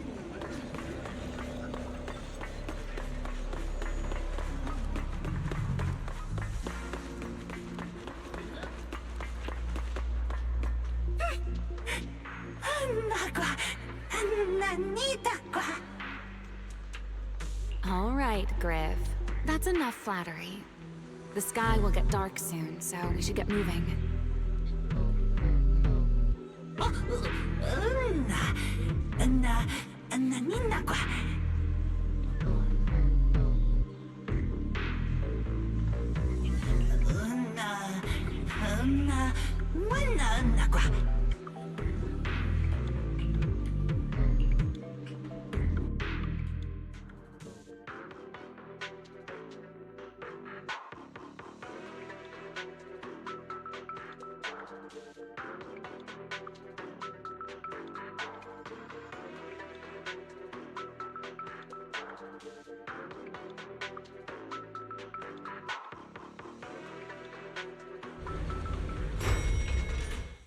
Here we are. The bottom floor of the retroflux zone. Just like the energy hub I visited before. The lingering ether here isn't normal either. The concentration and activity levels are way off. In other words, there's probably another singularity leakage deeper inside. Come to think of it, Griff mentioned something like that too.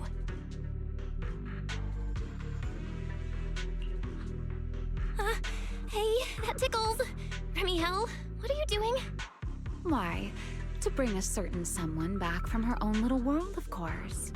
Now then, Miss Detective, what new clue have you uncovered?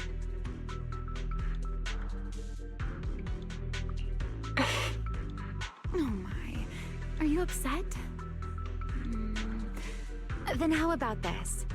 I'll give you a feather as well, and you can try to get me to sneeze too. Then we'll be even Steven. Deal?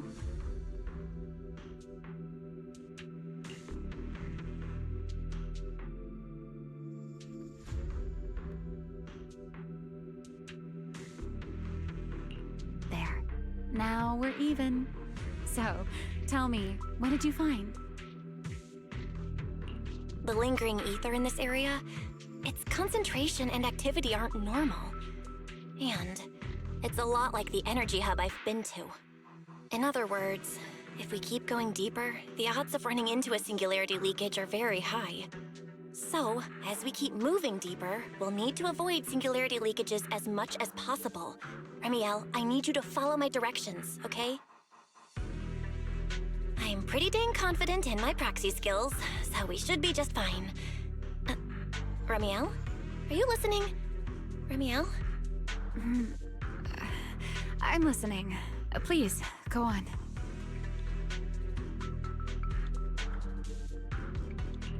I already finished, Miss Absent-Minded Void Hunter. My apologies. My mind wandered for a moment. It won't happen again. But I did hear everything you said. Really. Relax. I'll follow your lead. After all, your faith in the legendary Proxy. I'll leave the route planning to you. Oh, great Faithin. Mind using a different title, oh great wanted Void Hunter? I swear, you're always way more demanding than anyone else. Careful. Something's off with these mechs. These abandoned mechs. They've probably been affected by a singularity leakage. Let's give them a moment to cool down.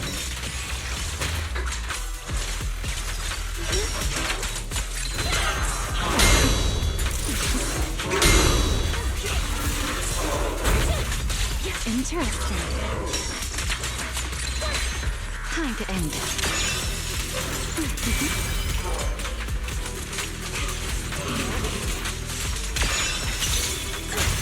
Heroic!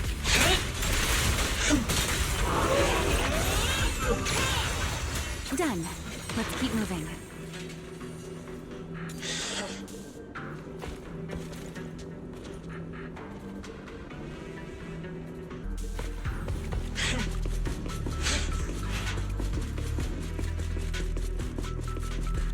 The ether activity nearby is acting up. Could it be a singularity leakage?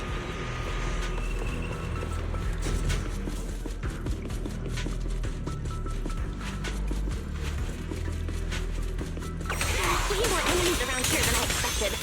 Remiel, how's it going on your end?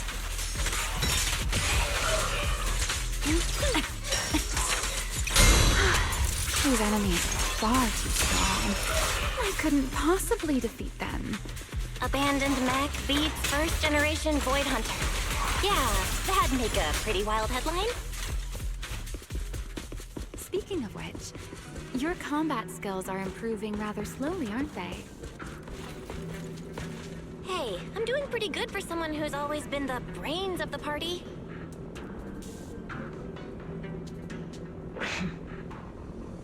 Herois, I heard that!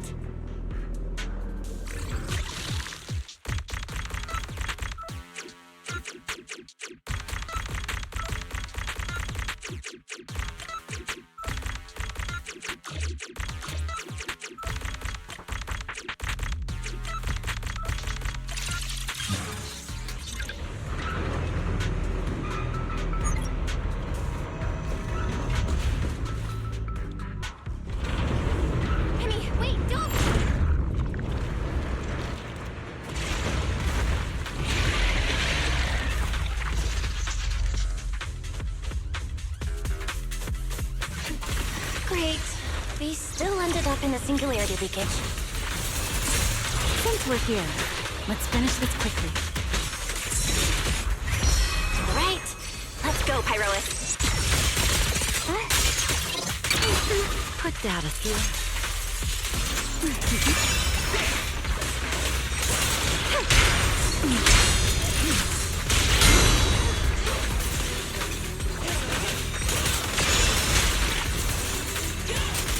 Watch this.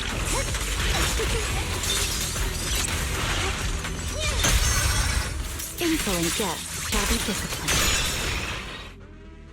All right. The enemies are dealt with. Let's keep moving. And after all that, we still ended up entering the singularity leakage. Remiel, didn't we agree? Follow my directions and avoid singularity leakages whenever possible. Sorry. That was my bad. It won't happen again. I'm not like you, Remiel. You were right. When it comes to combat skills, I really haven't improved much. I've mostly just been relying on Pyrois' power.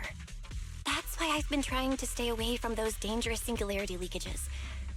At the very least, I don't want us getting dragged into a fight where I'd only hold you back. If you ask me, you're being far too hard on yourself, Miss Proxy. The Proxies I've known, well, There haven't been many. But among them, the only ones capable of entering a hollow and fighting in person are you and Joyous. What was it you all ended up calling him again? Ah, right. The predecessor of proxies. I'd love to see the look on his face if he ever heard that title. Look at it this way. You're already enough of a legend to stand shoulder to shoulder with the predecessor of proxies. Does that make you feel a little better?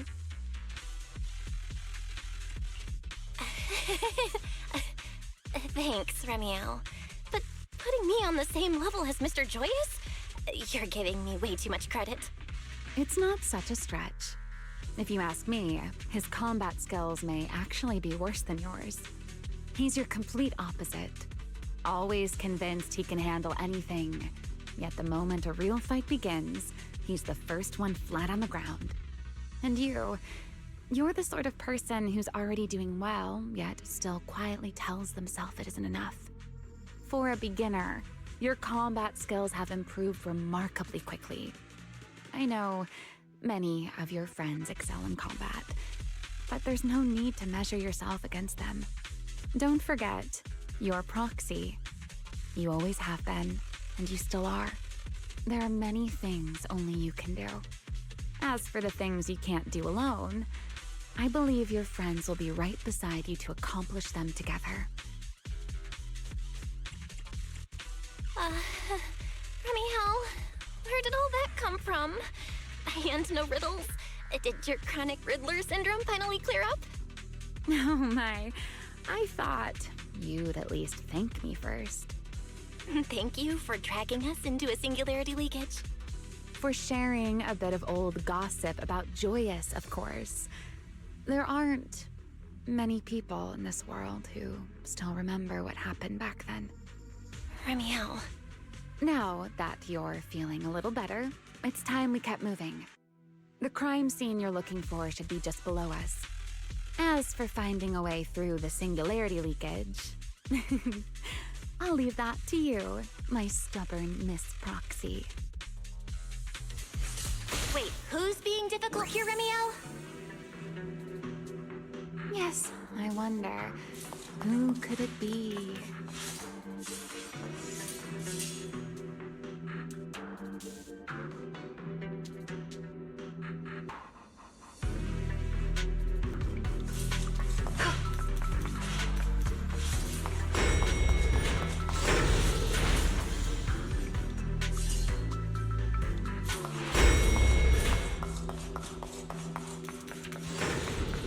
I'll leave the fighting to you, Remiel. Swing here, as you say, Miss Proxy. Doesn't it seem like there's more and more enemies around here? This hardly counts as a warm-up. Feels like we're really starting to get in sync, Miss Proxy. If I push just a little harder, I can totally keep up with you.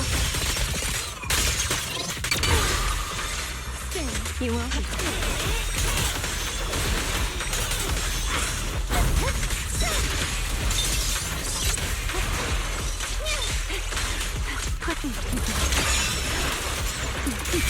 Don't fret.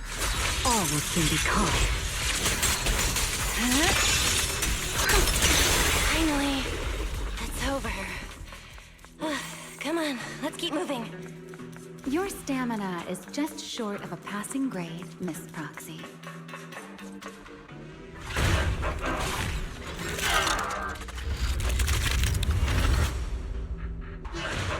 Whoa, that's a strong ether activity response. Master, I'm picking up ether activity similar to that of Toby. So the culprit used this mech to hurt Toby. Here. Remiel, you can't smash it to pieces. It has clues tied to the culprit. That's asking a great deal. Fine. Understood.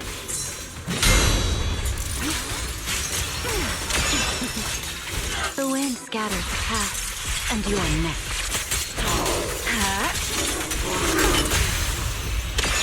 What am I gonna do with it? Don't disappoint me.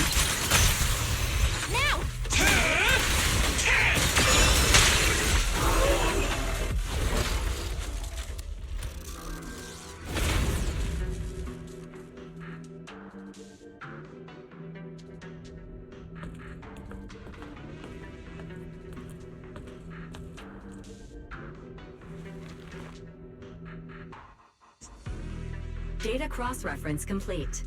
Master, your current location matches Toby's memory record with a 99.73% similarity rate. Site confirmed. Looks like the culprit's long gone by now. Let's check out that weird mech first and see if we can find any clues.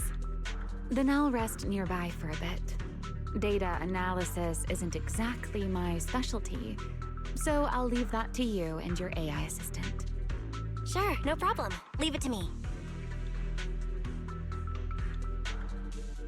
Just as I thought. The culprit used this mech to implant potent ether into the Bamboo. And there's something else.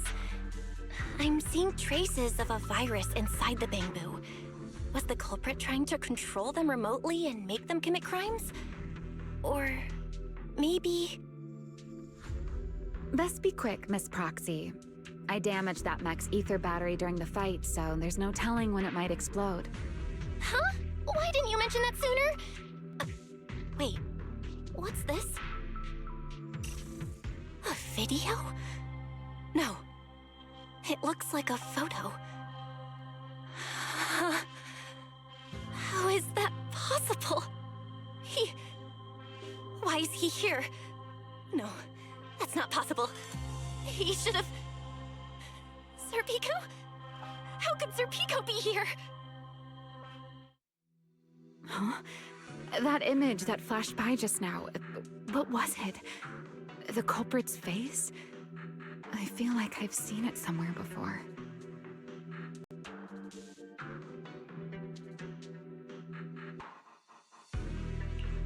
I'm not sure, but... this mech's data is way too corrupted. Fairy, can you recover that image from earlier? Understood, Master. Locating anomalous image data. Serpico? No, it can't be him. It's just someone who looks like him. I must be seeing things. It's probably because I saw Truvia earlier. That's why Serpico came to mind. I must have mistaken the culprit for him. Yeah, that has to be it. But what if? What if that really is Serpico? You look pale, Miss Proxy. What happened? If we've gathered enough information, let's head back for now. No need to continue analysis here. The culprit is clearly long gone. Miss Proxy? Belle? Are you listening? Oh, I'm fine. Just give me a little bit. I want to confirm something.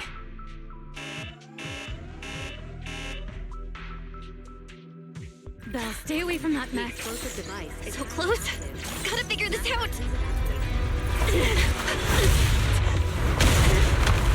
Wait! A clue! What did you do? What did you do? You have a death wish or something? Are you trying to get yourself killed?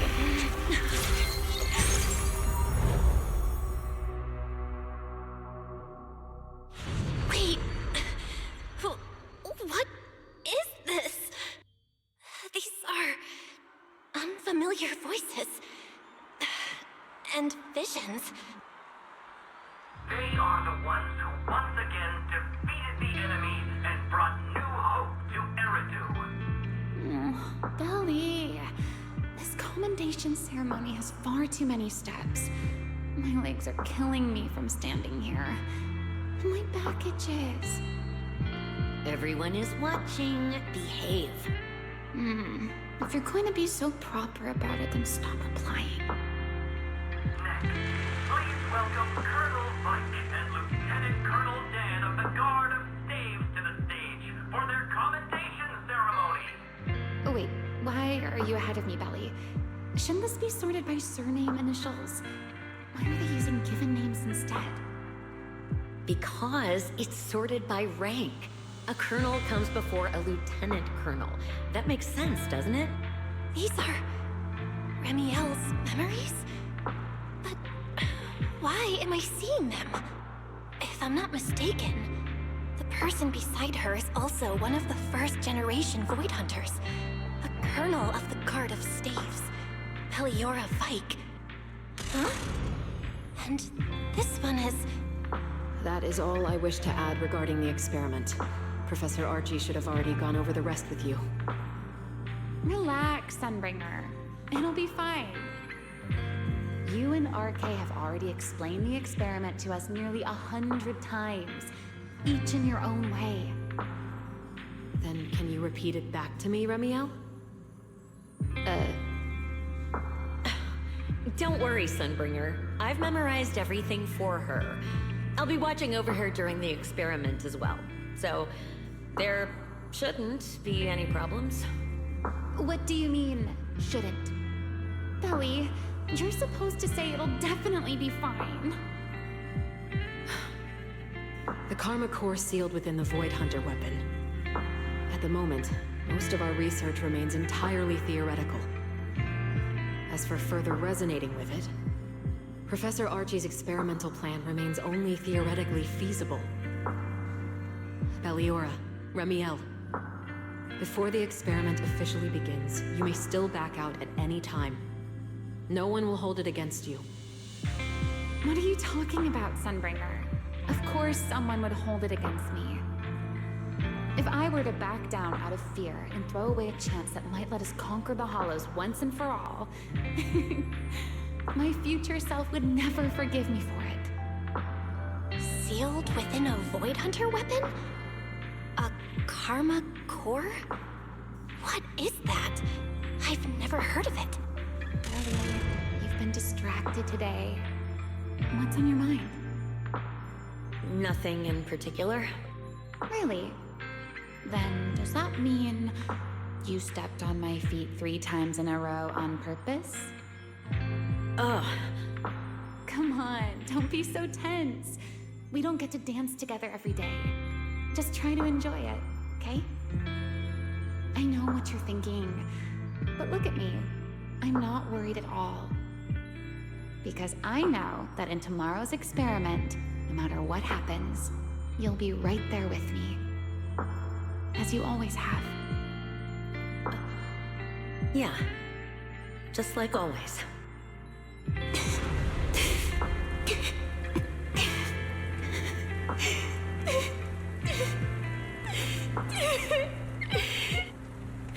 I'm sorry.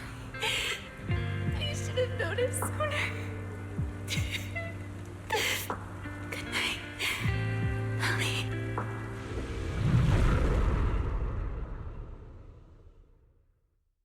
Fools.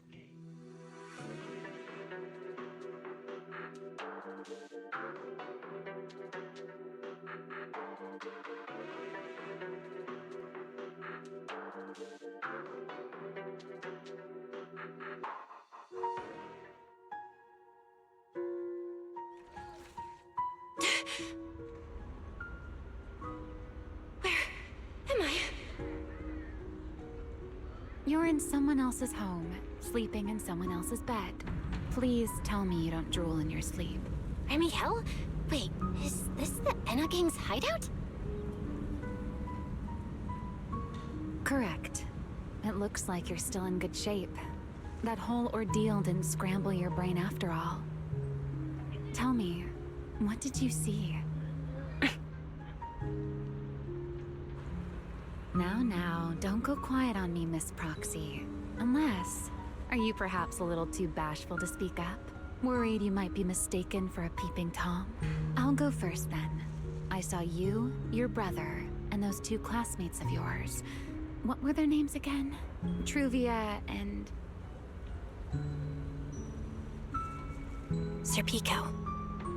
Oh, right, Sir Pico. So that's what happened between you all. No wonder you were so shaken. Why were we able to see each other's memories? That is not a question I can answer for you. After all, I have only experienced it twice myself. Twice? Mm-hmm. The previous time was when I retrieved Thaumiel from within you. I was really caught off guard, too. I had no idea what was happening. It felt like a flood of memories that weren't my own poured into my mind all at once. Though it seems you have no recollection of it whatsoever. Maybe you were already on the verge of losing consciousness then, and felt nothing at all. right. It seems I am the one who'll be mistaken for a voyeur. For the record, I didn't mean to pry. So, can you tell me now? What exactly did you see? I saw you, Colonel Vike, and Lady Sunbringer. You were talking about something called a karma core, and after that... Not long after that, Belle died. I killed her with my own hands. Remiel! I'm sorry, Belle. I know I was the one who brought this up, but I'd rather not talk about it anymore. It's getting late. You should head back to Amber Hall.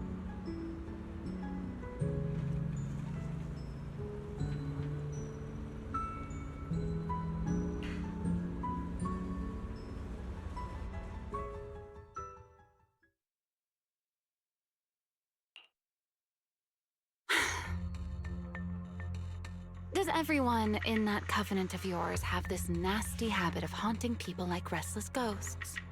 I'm simply concerned about your mental state, Remiel.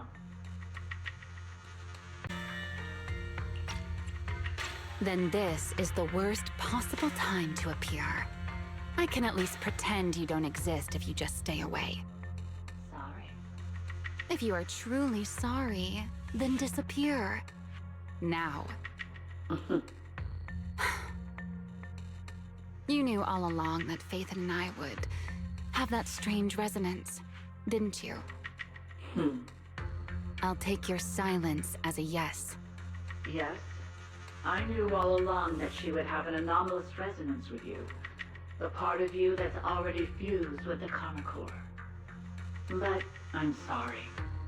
I did not expect the two of you to see fragments of each other's memories because of it. Fine. Since you are being so sincere, I will forgive you this once. So, why did you show up this time? Surely you didn't come all this way just to apologize.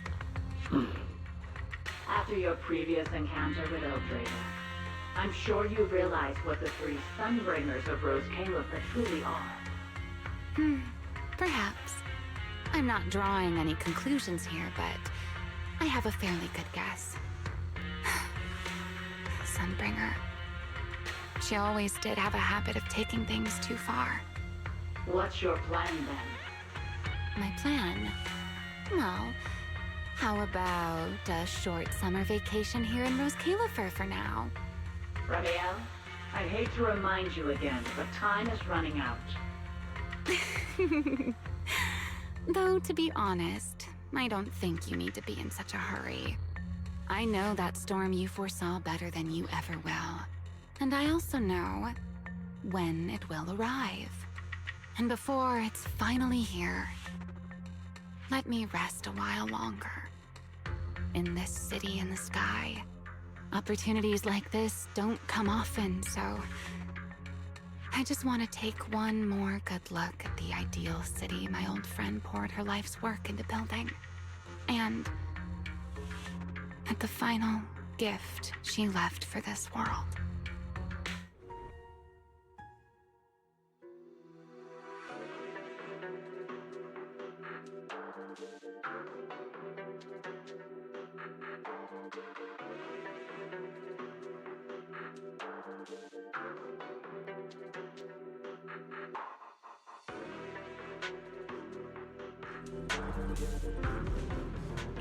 I've never seen Remiel look that sad before. What really happened between Remiel, Colonel Vike, and Lady Sunbringer? Never mind. Now's not the time to get stuck on that. I should head back to Amber Hall and check the data we collected.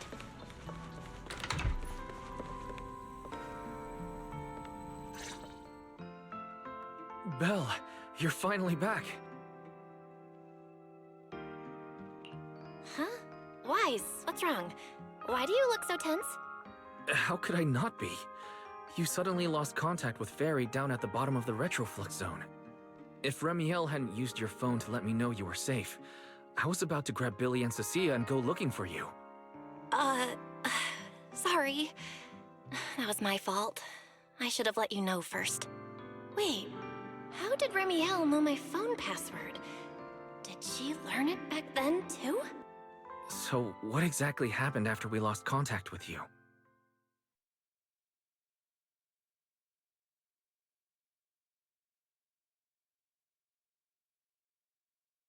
You shared each other's memories. Can our ocular implants actually do something like that? I don't know. Nothing like this has ever happened before. But Remiel said she saw something similar when she pulled Thaumiel out of me. I think Thaumiel and my ocular implants must have had some kind of weird reaction or a resonance. True. Thaumiel was there both times. But you've spent quite some time with Remiel before, and nothing like this has happened, right?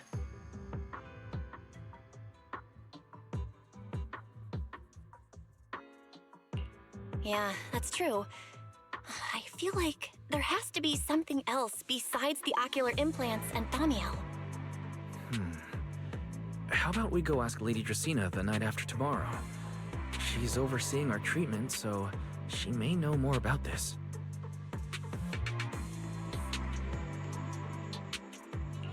The night after tomorrow? Why then?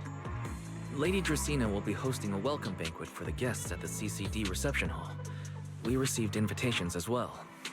Lady Dracena's hosting it herself. Does that mean the CCD's singularity leakage issue has already been resolved? Most likely. Otherwise, she wouldn't have scheduled it. I heard there's another welcome banquet happening in Virium at the same time.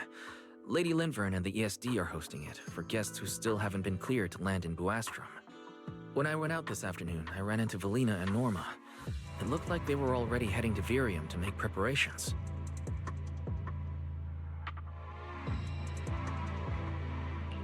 So there are still guests stuck in Virium. Do you think that person who looked like Sir Pico could really have been... No, Belle. There's no chance it was him. You know he's already... Yeah. It's all right. I understand. Seeing Truvia again was bound to stir up old memories. But that's all in the past now. Sir Pico, Helios Academy, they're gone. Jeez, Wise. How come you look even more upset than I do? Come on, that's enough doom and gloom for one night. Time for bed. We worked way too hard to fix our sleep schedule. Let's not mess it up again. You're one to talk. Get some rest.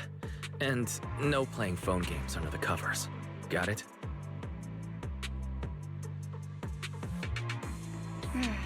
Before bed, maybe I should take another look at the data from the Retroflux zone. If I'm lucky, I might find something that tells me who the culprit really is.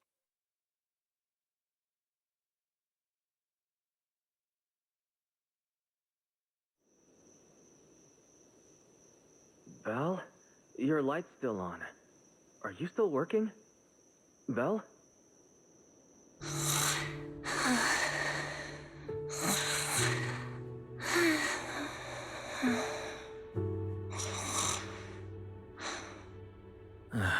I told her to go to bed early, and yet... What are these papers scattered here? Notice, these are drafts Master used to analyze the culprit's intentions. Additional notice, Master has been asleep for approximately 30 minutes. Deep sleep is highly probable. Suggestion: Second Assistant, please refrain from any action that may wake Master. I know, Fairy. She needs some good rest. I'll handle it from here. That's what the second assistant is for. Negative. Correction. Second Assistant will complete it under Supreme Assistant's direction. All right. I'm counting on you then, Supreme Assistant. Fairy, give me a quick summary of everything we've established so far. Understood. Displaying all current findings and analysis for Second Assistant. Finding 1. The culprit's victims share no common traits. Their identities are of limited use for further deduction. Finding 2. Whenever the culprit implanted potent ether into each Fangbu victim, he also set a specific activation time and activation location. So for the culprit, What matters is the time and location, not the victims' identities. Affirmative. Based on current information, the most meaningful data is the time and location of each singularity leakage. Ferry, can you pull up Airspace Patrol's recent records? Start from when singularity leakages began appearing frequently. I want to see when and where each occurred. Understood. Accessing Airspace Patrol's internal network. Wait, Ferry. Why are you hacking into Airspace Patrol's intranet? How do we even explain this if they catch us? Just stick to the public records. Too late, Second Assistant. Intrusion and search processes complete. A complete schematic has been generated for Second Assistant, with all singularity leakage times and locations marked. So these circles mark where each singularity leakage appeared, right? The energy hub, the retroflux zone, the CCD.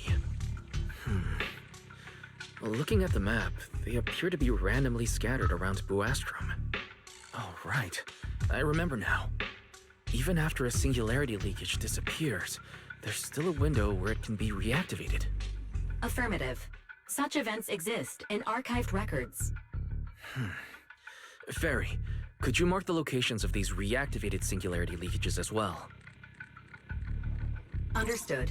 Corresponding locations have been added to the map for Second Assistant. Huh. The positions changed a lot. No wonder it took so long for Lady Dracena to deal with the CCD's singularity leakage problem. Ferry, what's the significance of these overlapping areas? Answer. These indicate multiple singularity leakages occurring in close proximity, both in time and location.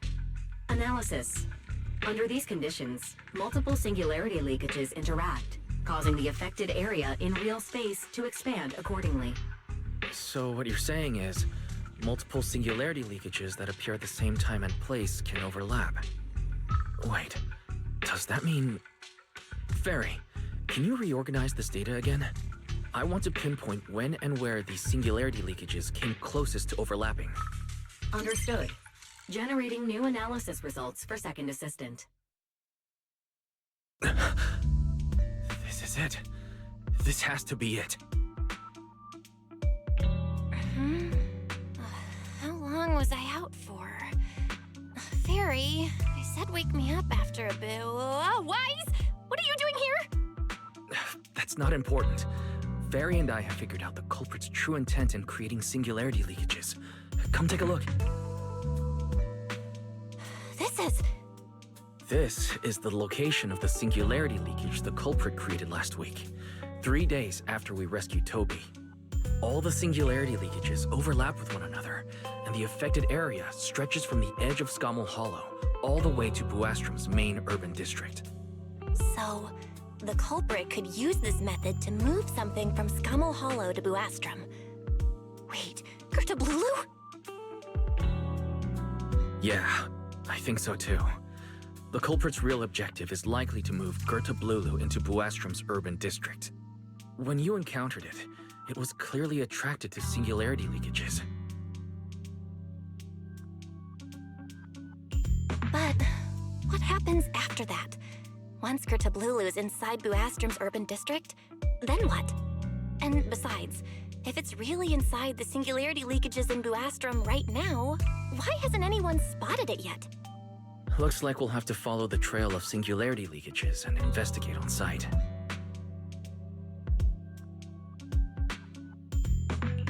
Yeah, I was thinking the same thing. Once it's daylight, Billy, Cecilia, and I will head to the energy hub. Maybe we can follow whatever traces are left and find a new lead.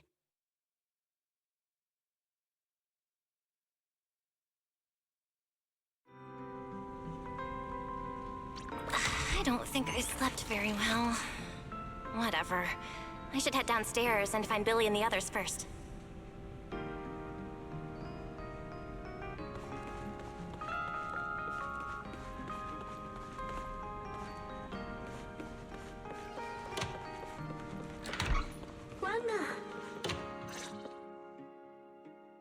Belle! There you are! Wise already told us everything. Now that's our manager! You found a clue on the culprit in no time at all! All right, time to investigate the site. We'll start at the energy hub and follow the singularity leakages one by one until we track down either the culprit or Gertablulu.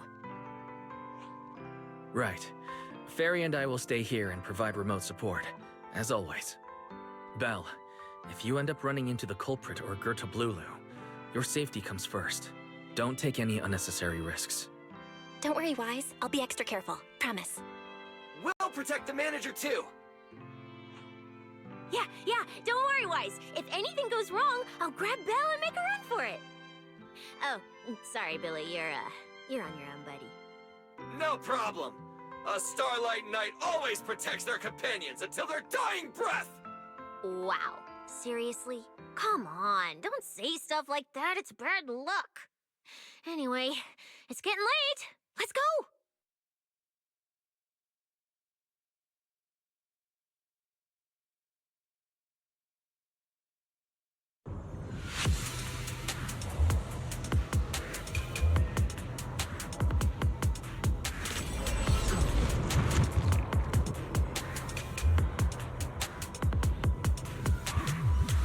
Belle, we're here. Stay sharp. If things go south, just run. Huh? Where are we? Did we end up back in Buastrum? It looks like... an office? This place feels really familiar. Wait, isn't this Lady Dracina's office? Felina brought me here before. Huh? Lady Dracina's office? So Gertablulu came all the way here just to walk straight into a trap? But Lady Dracina never mentioned anything like that.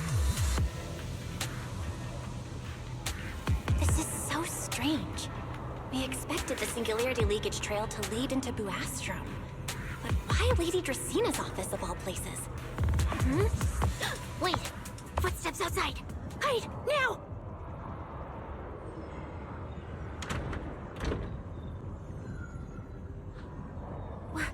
You startled me. What are you all doing here? Oh, well, actually, Belle! You explain.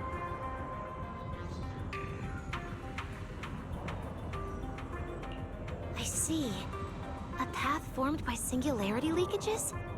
I really hadn't considered that possibility before. If your speculation is correct, then Gertablulu is most likely hiding among the singularity leakages in Buastrum right now. And if that's the case, then it all makes sense. Huh? Lady Dracina? Do you have any other clues? Well, you see, a few nights ago, a small singularity leakage appeared near my office. Considering that, together with your deductions, the target of both the culprit and Gertablulu is most likely... Belle, could I ask these two to step outside for a moment? After all, their identities... Huh? It's okay, Lady Dracina. We're all friends here. There won't be any trouble. I understand, but this concerns Rose Califer's highest level secrets. The fewer people who know, the better. Especially considering who these two are. A new Eridu public security officer and, an unemployed freeloader. An unemployed freeloader is a little harsh, Lady Dracina. Oh, I get it. It's the kind of top secret stuff where knowing too much means trouble, right? Maybe even getting silenced permanently. Yeah, more or less. It's a bit complicated, so Belle and I will need some time to talk. Cecilia and Billy, you can return to Amber Hall and rest. Once we're done, someone will escort Belle back to you. Right away, no problem, Lady Dracina. Me and this robot vacuum will disappear right now. We already stopped listening.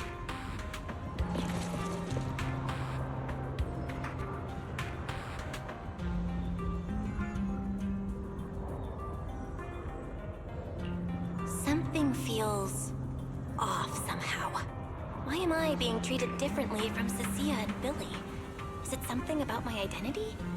Why would Lady Dracina send them away like that? Should I call Billy and Cecilia back here?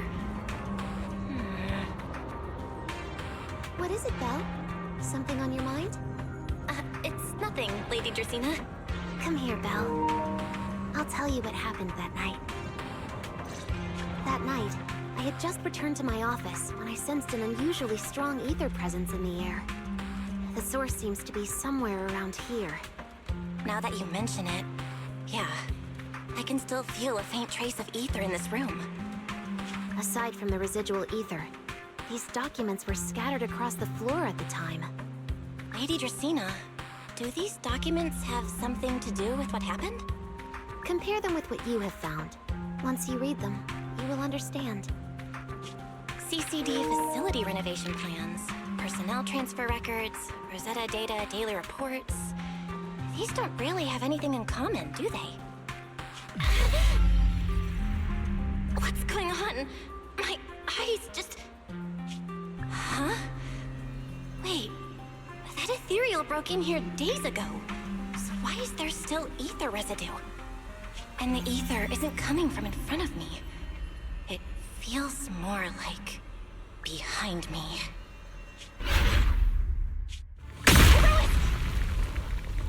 I knew it!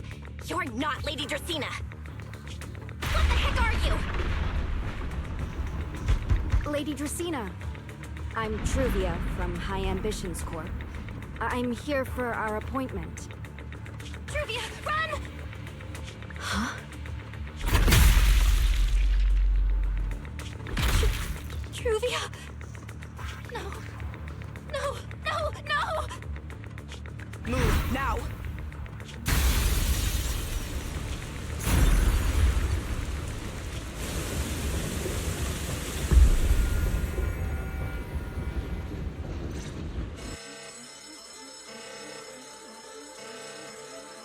Lady Dracaena, are you unharmed? We received word that something inside the CCD... Is that... Miss Truvia? How did this... Secret? Oh, thank goodness, just in time. Hurry, help me stop the bleeding. Yes, Lady Dracaena. This is my fault. I shouldn't have left her here alone with Belle. Belle? Lady Dracaena, forgive my boldness, but do you mean... Miss Belle gravely wounded Miss Truvia? Yes, that's what happened. What I mean is, I never realized there was such a deep animosity between Belle and Truvia. But I believe Belle must have acted on impulse. She would never do this otherwise. In any case, our first priority is to find Belle and get to the bottom of this. She just fled. Lindvern isn't here, so can I count on you to handle this, Secret? Secret, is something troubling you? My apologies, Lady Dracaena. I will find Belle at once and bring her back to you. Good. I'll leave that to you, Secret. And about tonight? Keep it quiet for now. We don't want our guests who've just arrived to feel any unnecessary panic. Yes, Lady Dracaena.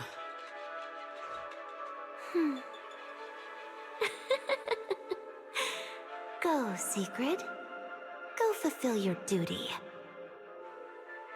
Find her, arrest her, and then bring her back to me.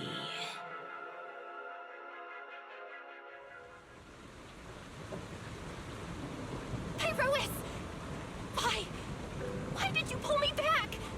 Truvia, she was right there! Why wouldn't you let me save her? Because she's beyond saving. Huh? Her wounds were clearly fatal. There was no way to save her. And that thing that appeared like Sunbringer, we cannot face it on our own. But aren't you powerful, Pyrois? You're supposed to be powerful, Pyrois! So why? Why didn't you use that power to save her? Are you sure? Do you really want to see the rest of Rose Califer buried alongside your old classmate? Acting on impulse won't save her, and it won't help you either. Take some time to clear your head in the rain before that thing finds you. And then go do what only you can do. What you have to do. something only I can do. But right now, I can't do anything.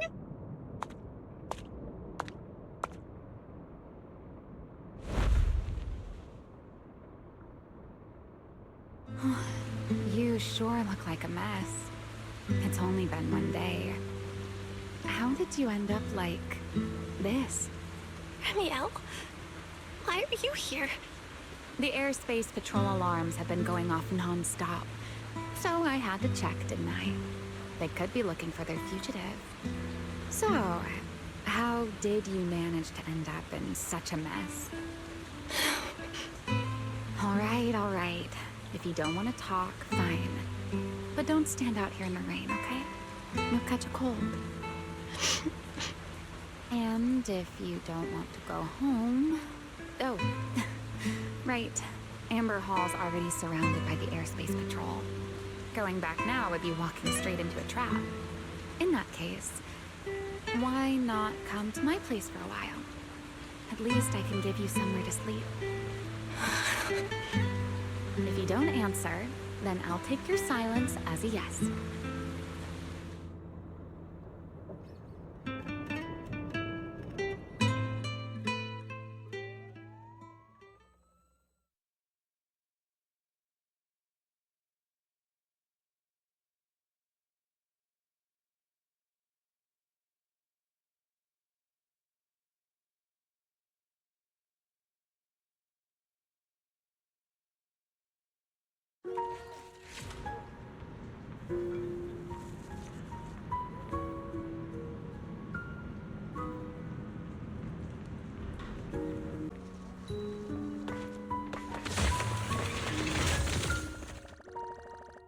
Here's a towel.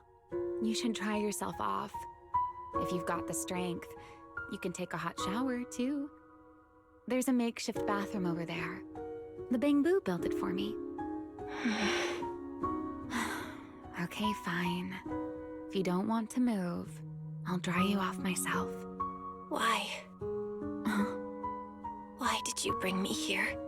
Hey, shouldn't you thank me first, Miss Soaked to the Bone? Thanks, Ramiel. Since when did you become so obedient? That isn't like you at all. If you really want to show your thanks, here, it's your turn.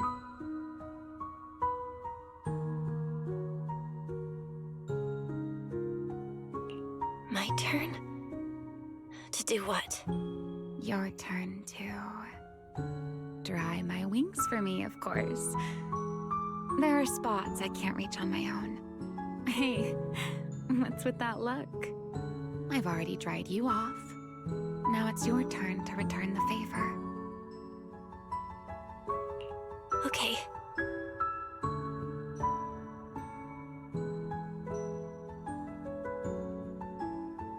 You know, Belle, I've never liked rainy days.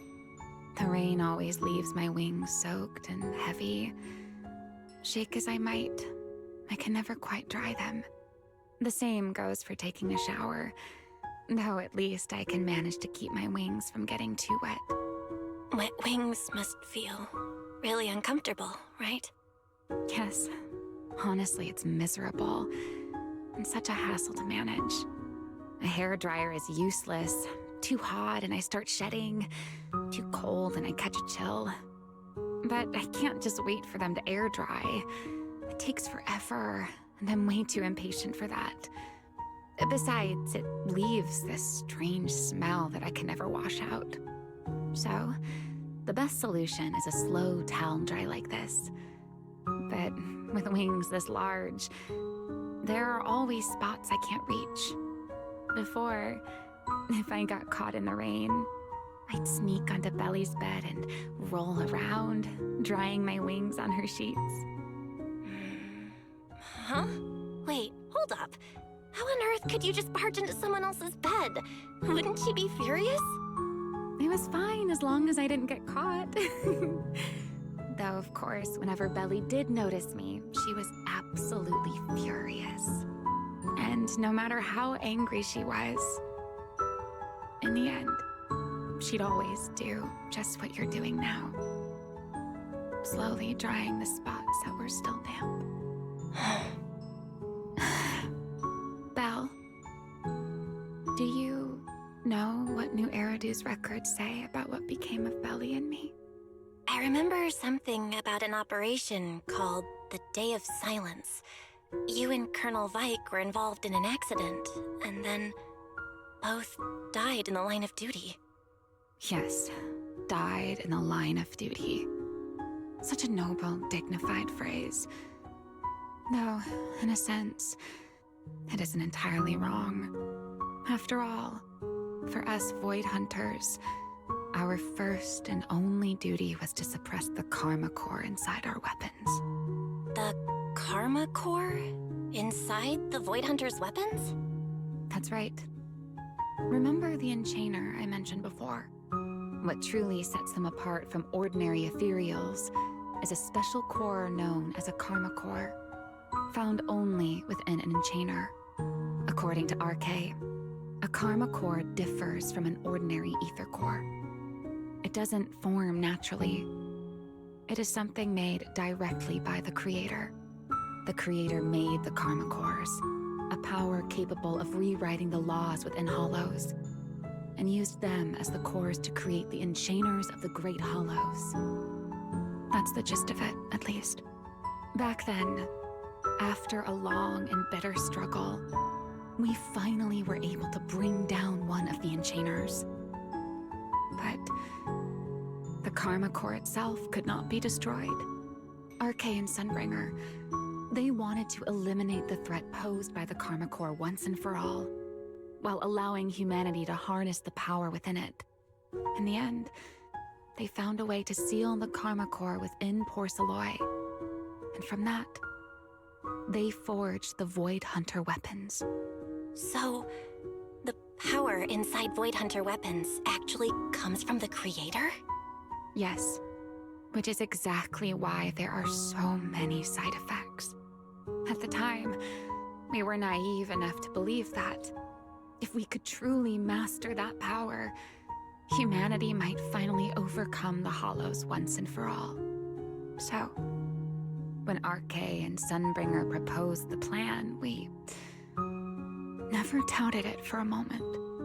Lady Sunbringer and Professor RK's plan? Yes. Project Sunseeker.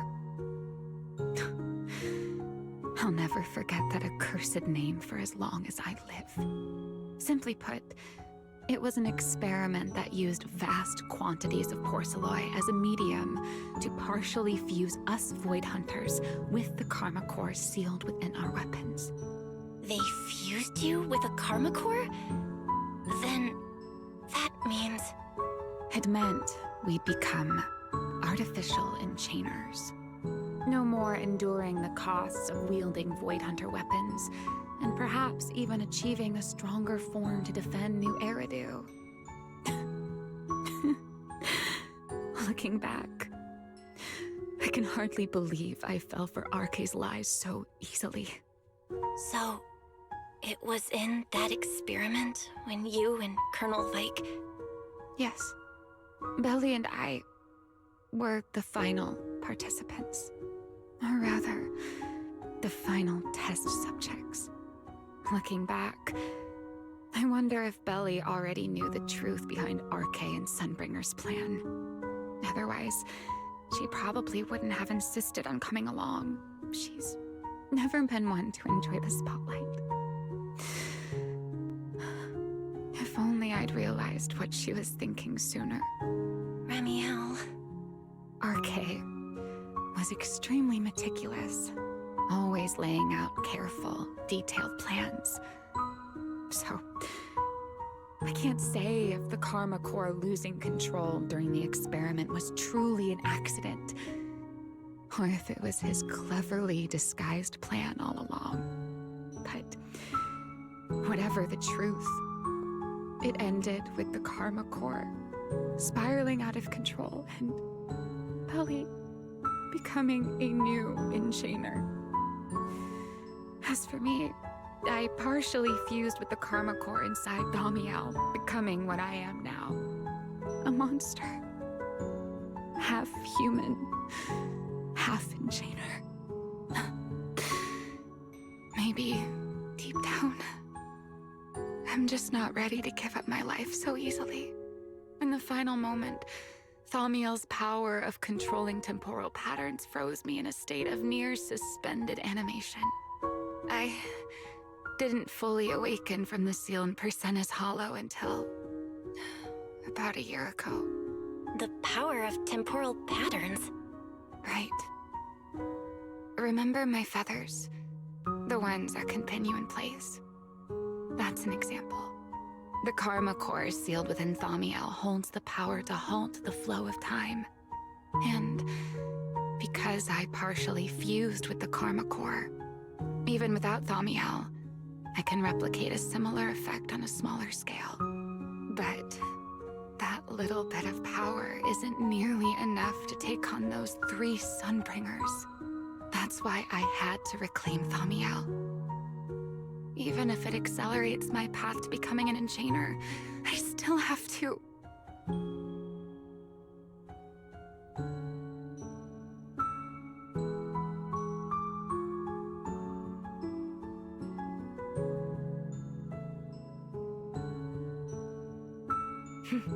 Never mind.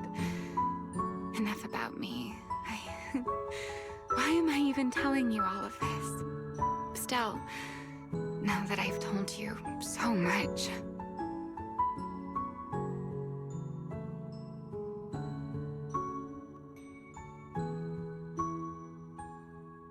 It's your turn. Huh? My turn again? Wait, to do what? To tell me your story, of course. Let's call it another round of our little Q&A game. You didn't actually ask, but I had a feeling you'd want to know. So I went ahead and answered anyway. Now, it's your turn. I wasn't even going to ask anything. You just started talking. Fair enough. But once you say certain things out loud, they don't weigh on you quite as much anymore. Or perhaps you'd like a little help getting started?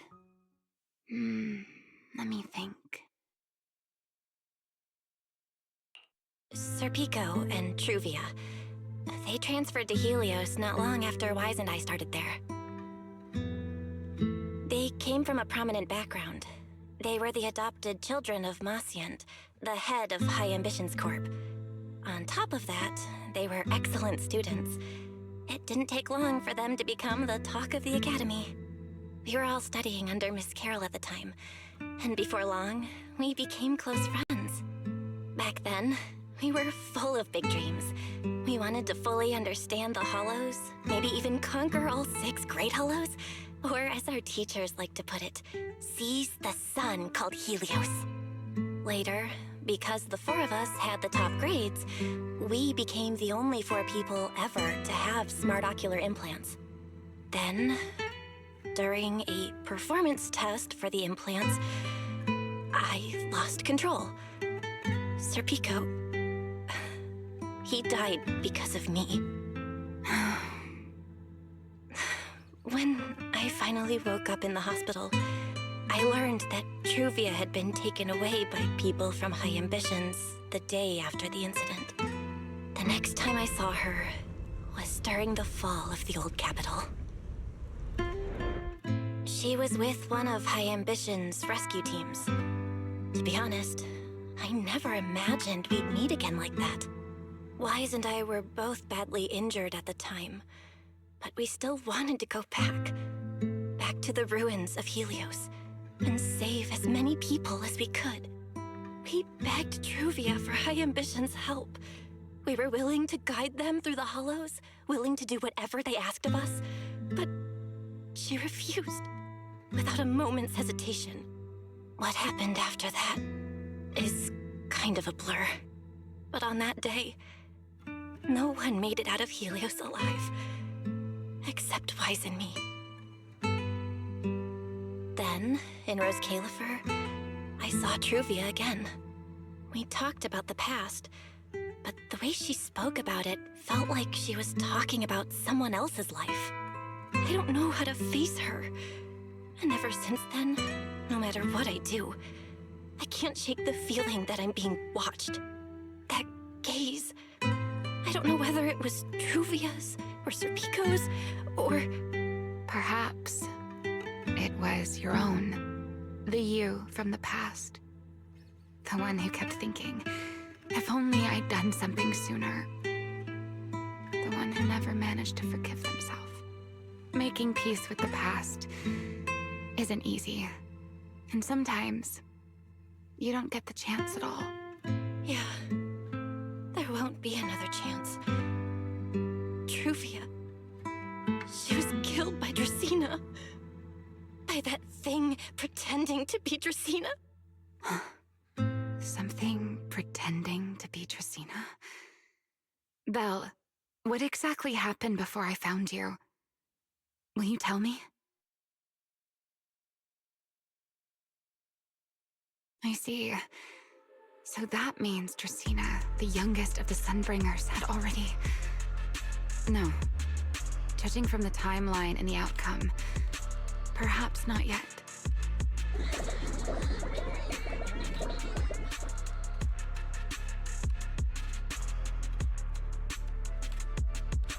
Huh? What's going on out there? I'm not sure. Let's go find out. All right. Sit anywhere you like. Just, not the bed. Wet bedding is such a pain to deal with.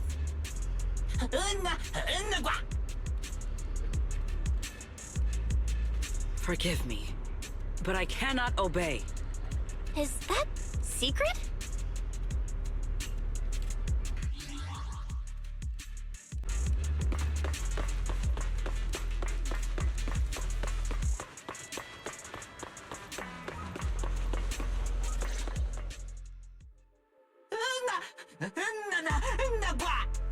I am afraid I cannot comply.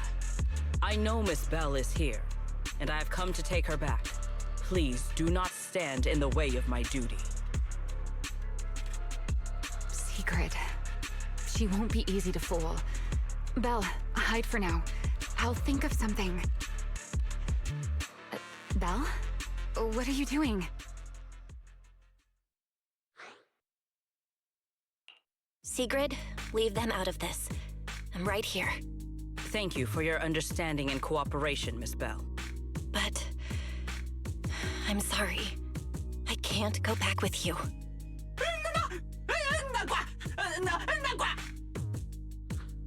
Well, since Belle has already stepped out into the open, I suppose there's little point in my remaining hidden. This would be our first proper face-to-face meeting, would it not? Deputy Director of Airspace Patrol. Remiel. Now that is an unexpected development. Miss Belle, Lady Dracena has ordered a search for you. But our only aim is to uncover the truth of what happened inside the CCD. So please, come back with me. As for this fugitive wanted for the attempted assassination of Lady Eldrada... Just so we're clear, if you decide to make a move here, you'll be the only one who dies. How can you be so sure before you actually try? I don't mind getting my hands dirty. I am a fugitive after all. Hardly a saint to begin with. But are you really willing to die like this? As a puppet controlled by that monster without ever learning the truth? Then speak plainly. I have no patience for riddles. Very well. You really do take all the fun out of it, don't you? Then I'll tell you outright. The Sunbringer inside the CCD was Gerta Blulu in disguise. What did you say? Huh? I expected that reaction from Sigrid, but you too, Belle? I thought you'd figured it out already. How did you even come to that conclusion? I know it definitely wasn't Lady Dracaena, but Gerta Blulu? There's no way. That is quite a story you've come up with, Remiel. Oh? I was expecting something more along the lines of, "How dare you slander Lady Dracaena?" followed by you charging straight at me with your spear. I was quite prepared for that. Or could it be you've suspected all along that the Sunbringer at the CCD might not be the real one? What makes you so certain that it was Gerta Blulu? Intuition, perhaps? Of course, there was also my trust in Belle, and a little reasoning. According to Belle's account, they followed the trail of singularity leakage through the energy hub, yet somehow ended up in Draceena's office. Then the false Dracaena showed up, sent Billy and Cecilia away, began mutating into an ethereal, and attempted to silence Belle for good. That's when Truvia arrived. She saw through the imposter's disguise too, and became her first target. After that, Sigrid, Dracaena ordered you to bring Belle back to the CCD and uncover the truth. Have I got that right? Yeah. Sigrid, I know it's hard to believe, but that's what I saw with my own eyes. I did receive orders from Lady Dracaena. But what does that prove? Let's put it this way, Sigrid. Before you arrived, based solely on Belle's description, I assumed Lady Draceena's karma core had gone out of control and turned her into an enchainer.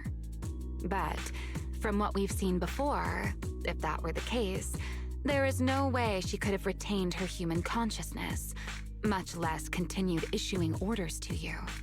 With that possibility ruled out, and considering Belle's discovery of the singularity leakages, along with the recent appearance of multiple enchainer larvae, it is entirely possible that either Gerta Blulu or Bashmu entered the CCD through the singularity leakage, and, through the karma core, became partially fused with Dracaena. How could that even be possible? It seems you have at least a basic understanding of enchainers and karma cores. Good. That saves me a fair bit of explanation. I can't say how Sunbringer managed it, but the most likely explanation is that she divided her karma core into 3 parts and entrusted them to the 3 ladies we see today. That would also explain why Gerta Blulu and Bashmu appeared at roughly the same time. Then again, there may be a 3rd enchainer larva out there that we simply haven't discovered yet. As for why I don't think it was Bashmu, well, that's the easy part. Bashmu is enormous. Had it appeared in Buastrum, it couldn't possibly have gone unnoticed. So, either it was Gerta Blulu, or a 3rd enchainer larva we haven't discovered yet. It attacked Lady Dracaena, and it succeeded. Just not completely. Otherwise, there would have been no reason to keep impersonating her. If I had to compare it to something, it would be like, 2 people fighting over the same controller. Draceena's consciousness and Gerta Blulu's consciousness coexist in the same body, competing for control of both the body and the karma core.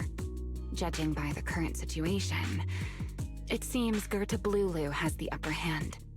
That is still nothing more than speculation. And if Miss Belle deceived you, then none of your conclusions would hold. It's true.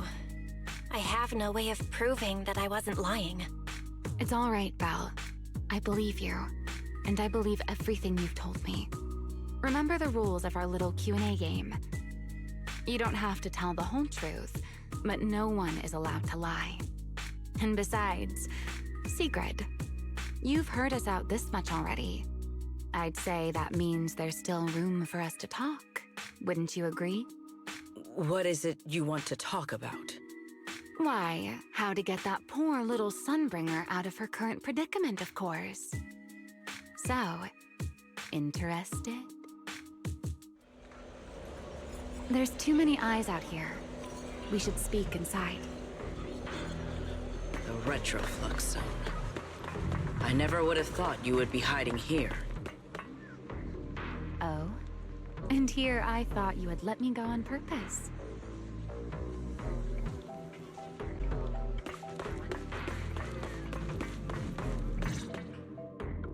I never expected the Airspace Patrol surveillance network to have such a glaring blind spot.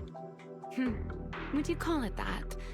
Before all this, I wouldn't have believed anyone would willingly live in the sewers with a whole colony of Bangbu either.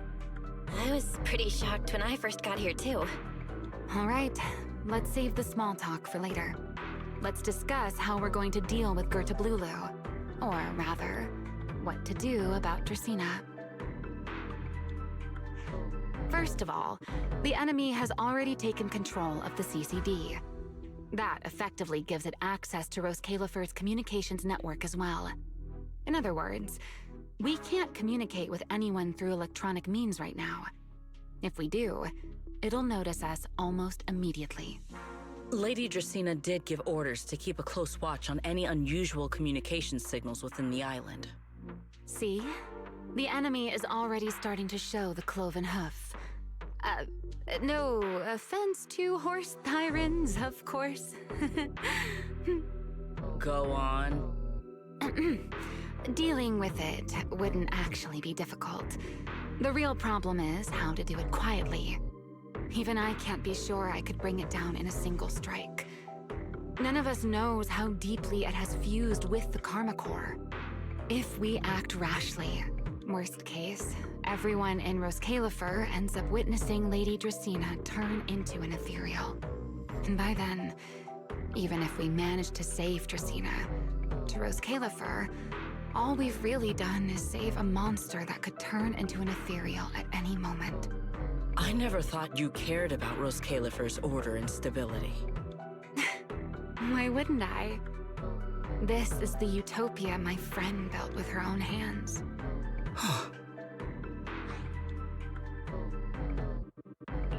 Remiel's right. We need a way to keep the imposter contained without drawing any attention. Sneaking back into the CCD again probably won't work. Even if Sigrid helped us and cleared out all the guards, the imposter would catch on the moment she did anything out of the ordinary. Unless we could somehow lure the imposter out of the CCD and into somewhere isolated. Somewhere no one would notice. Wait. Remiel, Sigrid, I've got it! A way to deal with that imposter without anyone ever finding out. Oh? Please, go on. Tomorrow evening, the CCD will be holding a welcoming banquet for the island's guests in its reception hall. It's supposed to be hosted by Lady Dracena herself, which means she's definitely going to be there. That does sound promising. We could go in as guests instead of forcing our way into the CCD. That would save us a great deal of trouble. But, Miss Belle, with so many guests around, how do you plan to stay unnoticed? What if a singularity leakage appeared just as the imposter made its appearance? Or maybe a passage formed from multiple singularity leakages? If that's how it got into Buastrum, then we could use the same trick to send it back. And if there just happened to be no airspace patrol soldiers patrolling the Hollow at the time, then nobody would notice, right? I am starting to lose track of what you mean, Miss Belle. How are you going to make a singularity leakage appear in the CCD reception hall at that exact time? Yesterday, Remiel and I found the culprit's crime scene at the bottom of the retroflux zone. We also figured out how those singularity leakages are being created. I think I can make something similar. If we keep it under control, nobody at the banquet will be in any danger. Fighting fire with fire, are we? Yeah, as long as we have stable hollow observation data to run the calculations. Oh, wait, no. I don't have the HDD with me, and I can't reach Wise or Fairy either. So how am I supposed to get stable hollow observation data? Uh-oh. That look on your face tells me something's wrong, Belle. If you are concerned about obtaining stable hollow observation data, while I am not an expert in that field, I should still be able to offer some assistance. There is a derelict area known as Rosewick within the Scommel Hollow. During patrols, we discovered equipment there that is similar to what the CCD uses to process Rosetta data. However, due to their excessive size, they were left abandoned on site and never retrieved. If that equipment still works, then that might just do it. But without Databoo handling the calculations, it'd probably take forever to... the Enogang's Bangboo! Most of the Enogang's Bangboo used to be CCD Databoo. If they're willing to help us. Don't you remember, Belle? In their eyes, those 3 Sunbringers are all imposters. Anyway, leave this to me. At the very least, Prophet Boo should be willing to do me this favor. That leaves one final question. How are we supposed to get into Scommel Hollow without tipping off the imposter?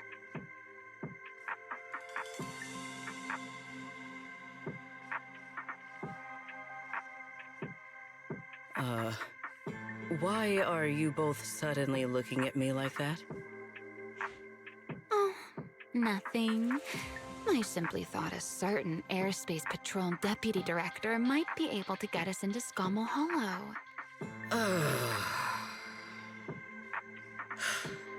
At first light tomorrow, I will return here and find a way to get you to Rosewick. I can also pretend I never saw you tonight. That is all the assistance I can offer. And if I discover that everything you have told me is false, I will personally answer for tonight's decision, whatever the cost.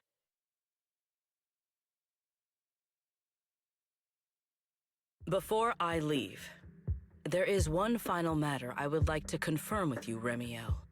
Mm-hmm. You once attempted to assassinate Lady Eldrada. Why, then, are you going to such lengths to save Lady Dracena? Because none of them are the Sunbringer I'm looking for. To me, they're no different from this city in the sky. They're all gifts Sunbringer left behind for the world. I simply don't want to stand by and watch the things my friend cherished be destroyed by monsters from who knows where.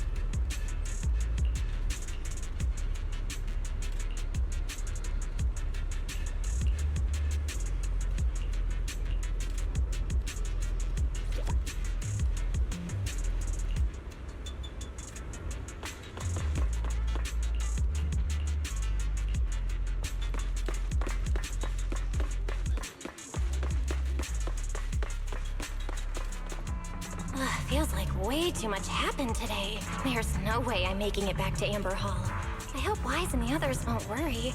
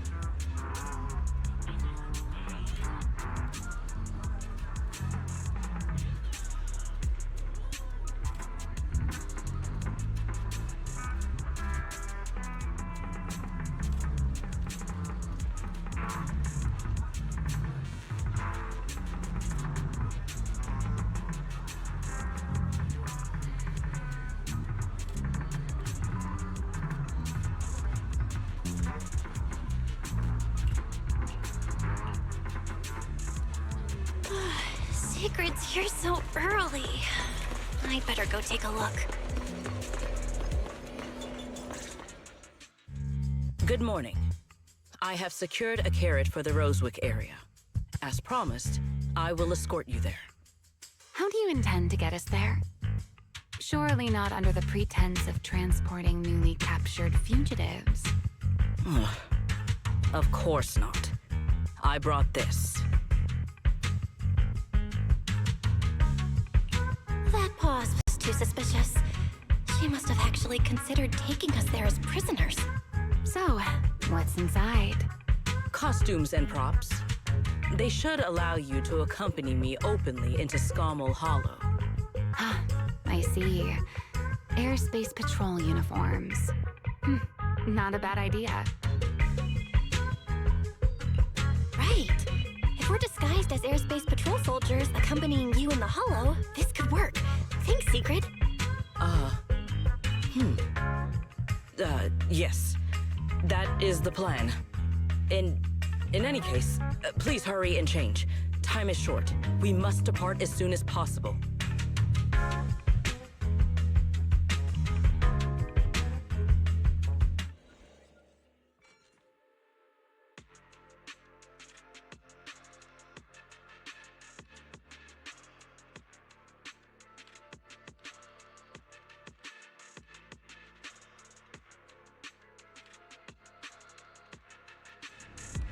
Hey, look! What's that? Wait a second. There are two Mr. Roars?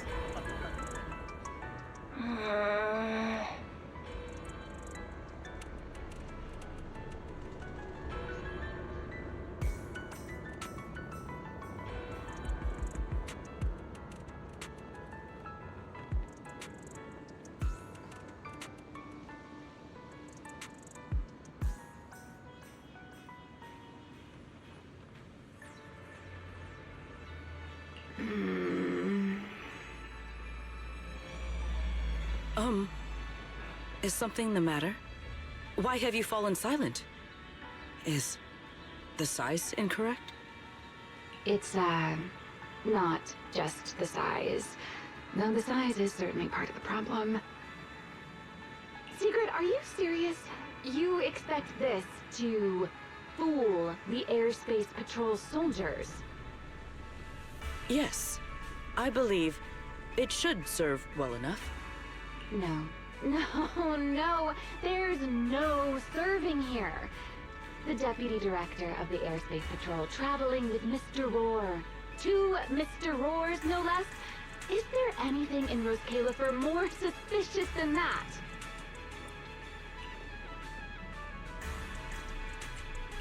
Easy, Remiel, easy.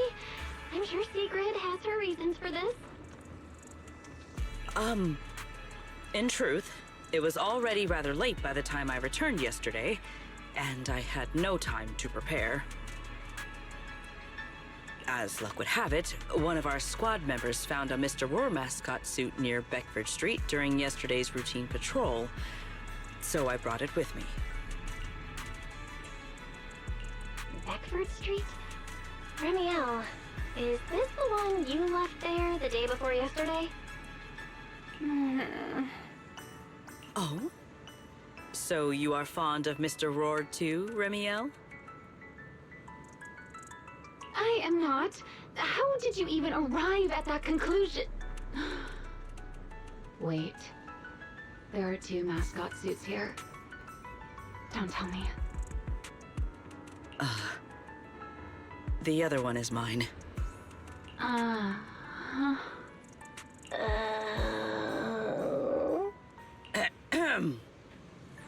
In any case, once we enter the outpost, I ask that you both cooperate and play your parts as Mr. Roar properly. Do not do anything that would reveal your identities. Okay, Deputy Director Secret. From now on, we're the Roar Twins! Rawr! You seem rather pleased with yourself. Stay in character, Remiel. Every sentence Mr. Roar says must end with "rar." Understood, Deputy Director Sigrid. Roar! Very well. Since you are both prepared, let us move out.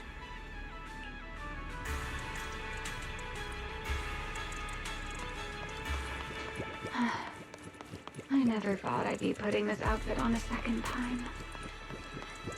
Come on, you look like you were having fun last time. You two, do not forget to add "rar" to the end of your sentences.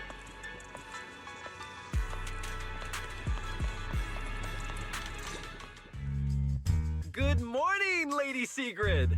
Up and about early as always, huh? They are? Mr. Roar.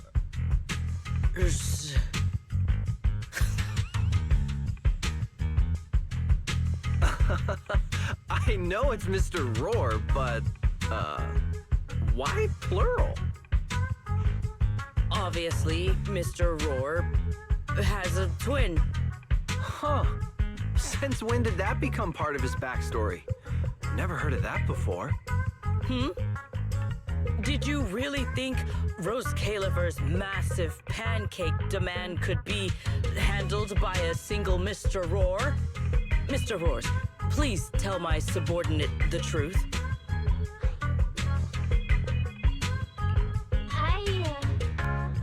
I'm the Mr. Roar who works on Mondays, Wednesdays, Fridays, and Sundays. Rawr! I'm the Mr. Roar for the Tuesday, Thursday, and Saturday shifts. Rawr! That signature catchphrase. Yeah, that's definitely Mr. Roar.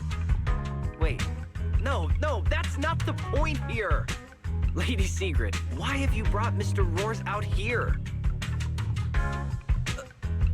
For pancakes? Huh. Pancakes. Is that some kind of mission code name?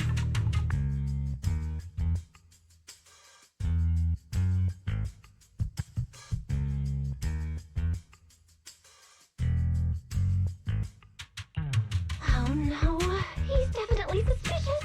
And why pancakes? Who would bring Mr. Roar into the Hollow just for pancakes? I can't believe I actually went along with this absurd disguise plan.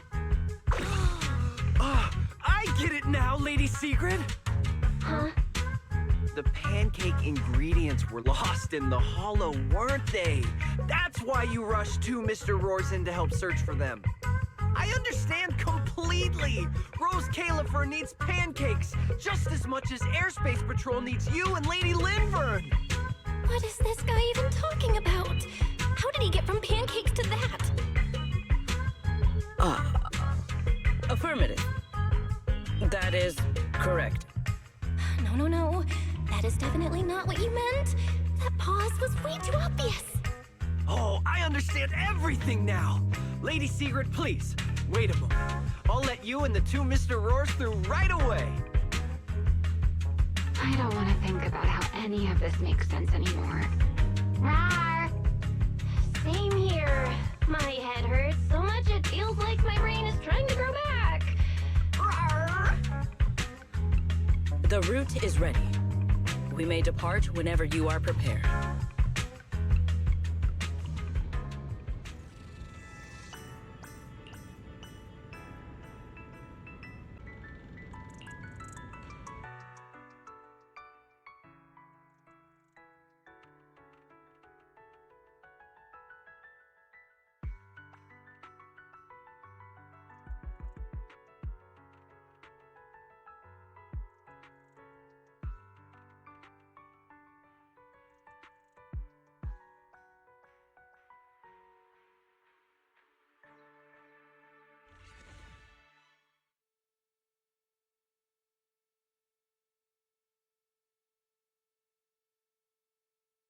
All right.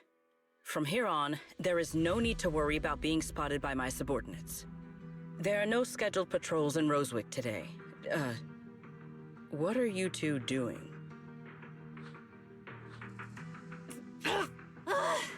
Finally got this headpiece off. Oh, I was about to suffocate in there. See? I told you. This costume is way too tight and stuffy. Getting stuck in it the other day was definitely not my fault. Oh. It's not very polite to stare, Miss Deputy Director. Or is there something on my face? No, nothing like that. I merely thought you seemed somewhat more lively than I had expected. You're quite different from the Remiel described in the records of the first-generation Void Hunters. Let me guess. In those records, we all come across as rather stern and proper, don't we? Well, I suppose that can't be helped. We were Void Hunters, after all. We had to look the part, especially the sort of Void Hunter people expected to see. The head of the Hoshimi family gets lost at the drop of a hat. Sunbringer is a bit socially awkward. And Joyous spends every other day nursing a hangover.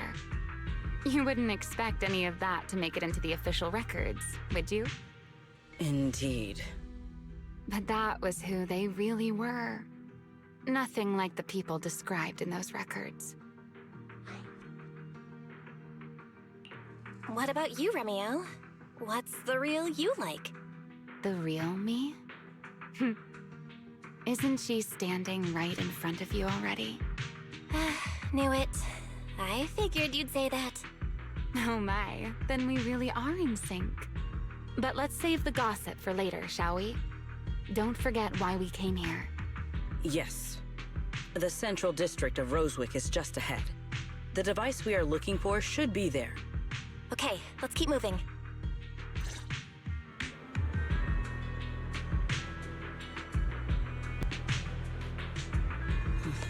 Let us pass through this tunnel first. Rosewick should be just ahead. So this is Rosewick. What a spectacle.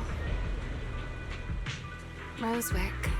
I never imagined this place would end up like this.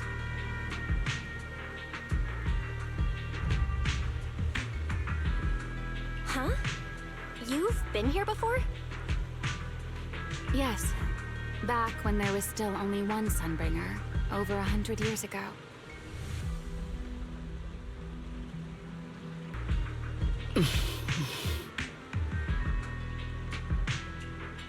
That enormous building in the distance is called Meridian Hall. It was once a research facility personally overseen by Sunbringer. And the main focus of that research was to work with Joyous and the others to verify whether the Rosetta Data computational model was viable.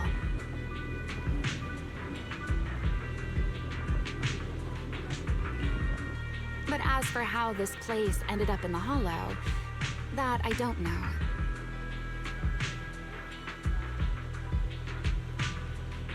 Of course, the Research Institute back then didn't look like this. At the very least, it wasn't so twisted.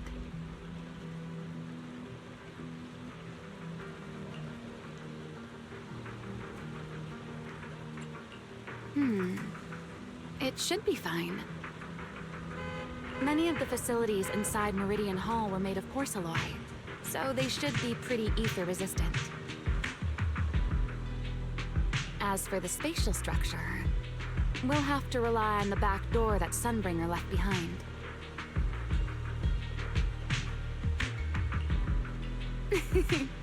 You'll see when we get there.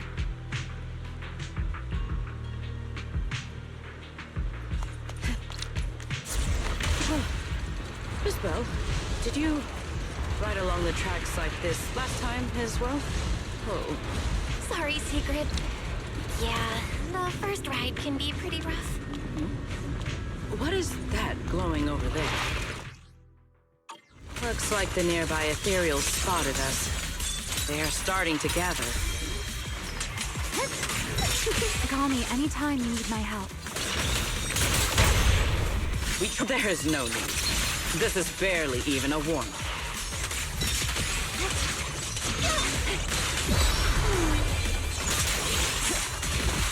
One step ahead.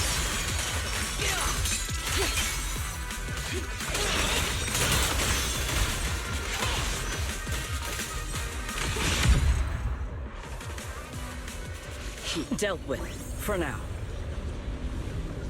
Let us go see what that glowing object is.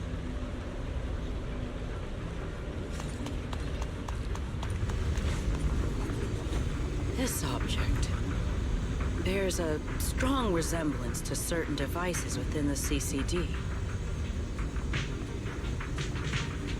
Yes, both are Sunbringer's creations after all. I'm surprised this key hasn't been affected by the spatial distortions.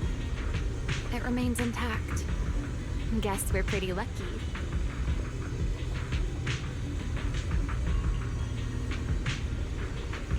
It's the key to Meridian Hall, the back door that Sunbringer left.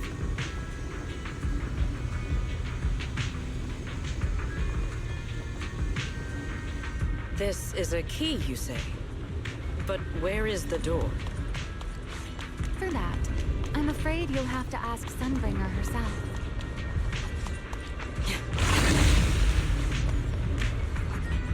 Aside from Meridian Hall, most of the buildings here were residences and other facilities prepared for the researchers who worked here. In other words, even if they were swallowed by the Hollow, it wouldn't matter. There was nothing important inside them to begin with, but Meridian Hall is different. The prototype used to verify Rosetta data is stored inside. Sunbringer, she always believed these instruments might still serve a purpose someday. So she designed a dedicated emergency restoration system for the entirety of Meridian Hall. That's the back door I mentioned. Once activated, it will rapidly restore the space both inside and outside to the default state recorded when the device was configured, allowing people to enter and leave.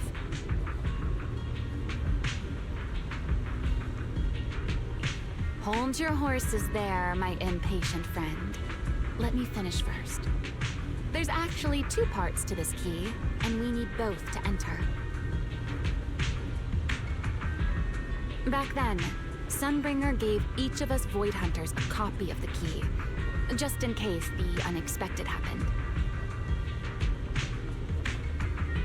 But, you know me. I thought it was quite troublesome, so, well, I simply hid both pieces of the key she gave me somewhere nearby. I mean, people hide spare keys under doormats or in flower pots all the time, right?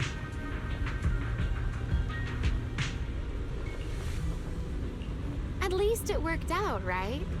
If I had taken it with me back then, we'd be at a loss now. As for the other part of the key, if memory serves, I hid it somewhere rather high up, I think.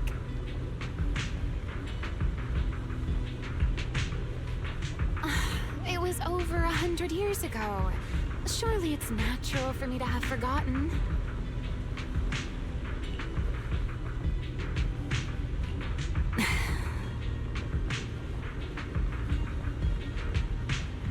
You sure are sharp. But careful there, Detective Belle. Or someone may just turn you into a static background asset with all RGB values set to 255. You two, let us cut the chatter. Since this part is still here, it stands to reason that the nearby spatial structure has not changed too drastically. Let us check the high ground nearby first. Perhaps we will find other clues. Okay, but before that, let's put this part of the key into the device.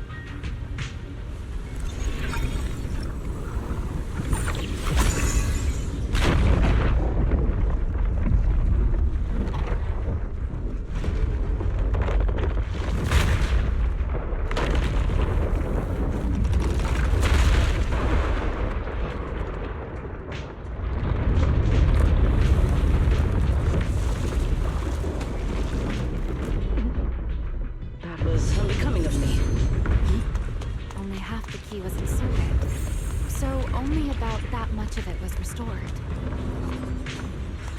This way. It seems there's a path leading higher up.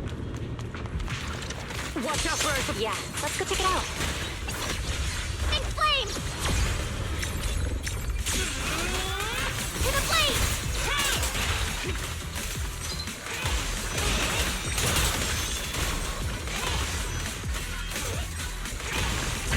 My spear scars the sky!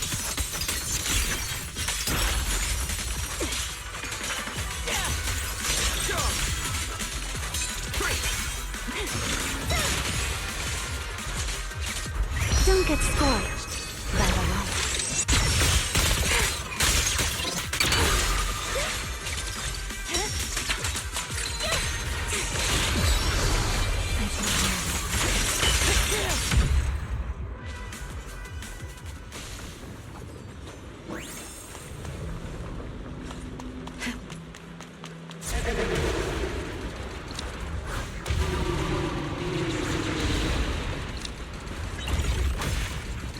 What was that sound? Enemies? That's Sunbringer. Sunbringer? But how? It's not so unusual. It's full of echoes. Let's take a look around here. There it is. The other half. I should be able to unlock this path if I hack the robot.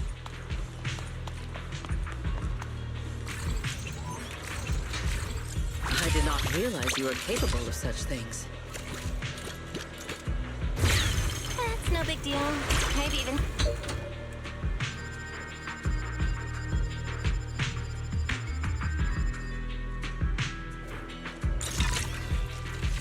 Done. Let's keep going. Looks like we'll have to go around. I seem to remember a very beautiful spot up ahead.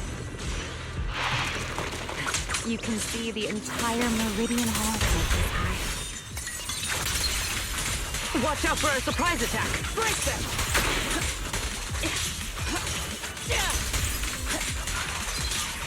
With one strike!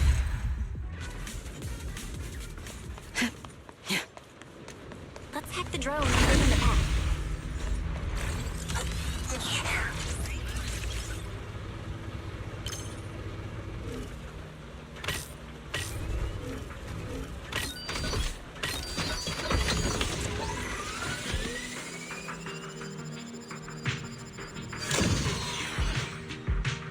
Good. We're almost there.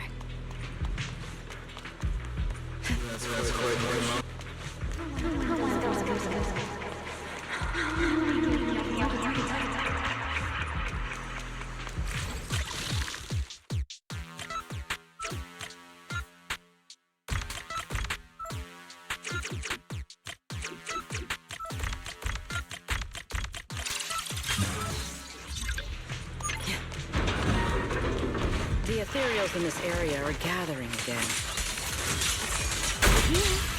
Is it just me? Or do the ethereals seem interested in the Meridian Hall key too? Perhaps that's just because it sparkles? Listen!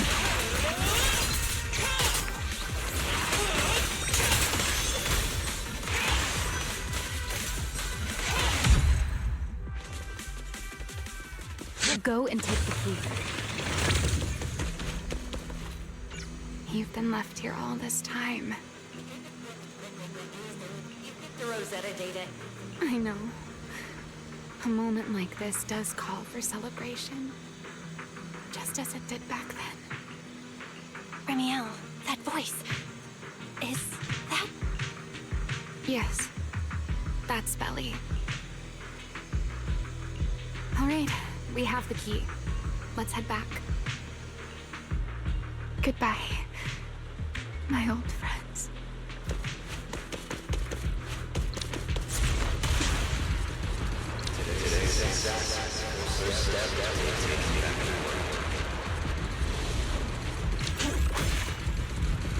Celebrate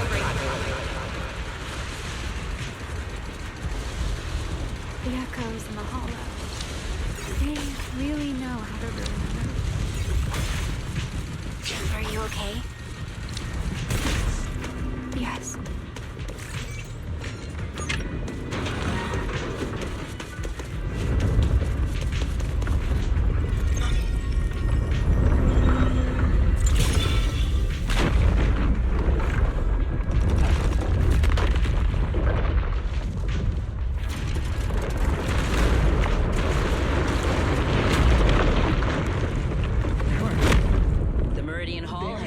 Restored. Place for us. Well, that went rather smoothly.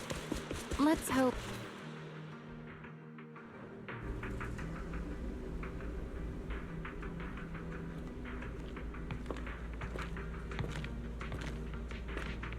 The space here is still shifting. The entire building should have returned to its original state by now, should it not? Yeah, perhaps there's a delay. The device is over 100 years old after all.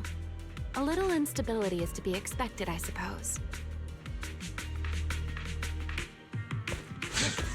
It seems the environmental changes won't affect our exploration much. Let us keep moving forward. Why are there ethereals here as well? If you aren't paying rent, I'm afraid I must ask you to move out. The space was hidden. No wonder so many ethereals gathered here. Looks pretty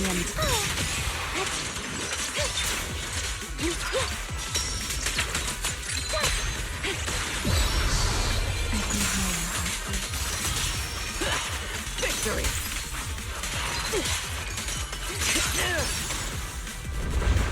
Is this the last one? I was expecting something a little tougher.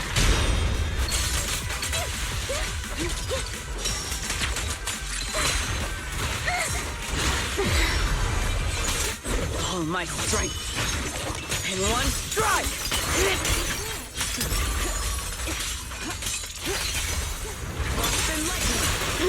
Consider your survival. We're left in flames! Extreme!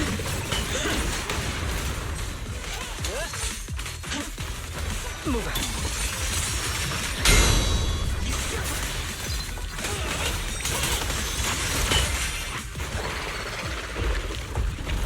There it is, the device we're after. Let's go, Belle. What comes next, only you can do. So this is the prototype they used to verify Rosetta data? The equipment was not damaged in that fight, was it? It looks fine. It's a prototype, but the modules aren't that different from modern ones. I think it should be fine. All right, this is it. Prototype, boot up.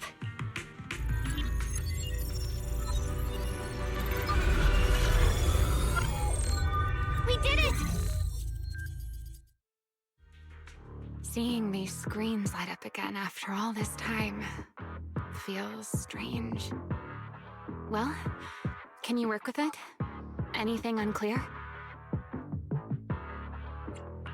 Nope, it's running smoothly. Almost too smoothly? This system feels a lot like the HDD. Next, I'll connect to Prophet Boo. He'll act as our relay node and mask our Rosetta data request as normal traffic. Just to be safe, we'll only pull the minimum data from the CCD and process everything else locally. I only had time to install the essentials on Prophet Boo, and we still need bandwidth for the Rosetta data transfer, so the connection might be a little rough.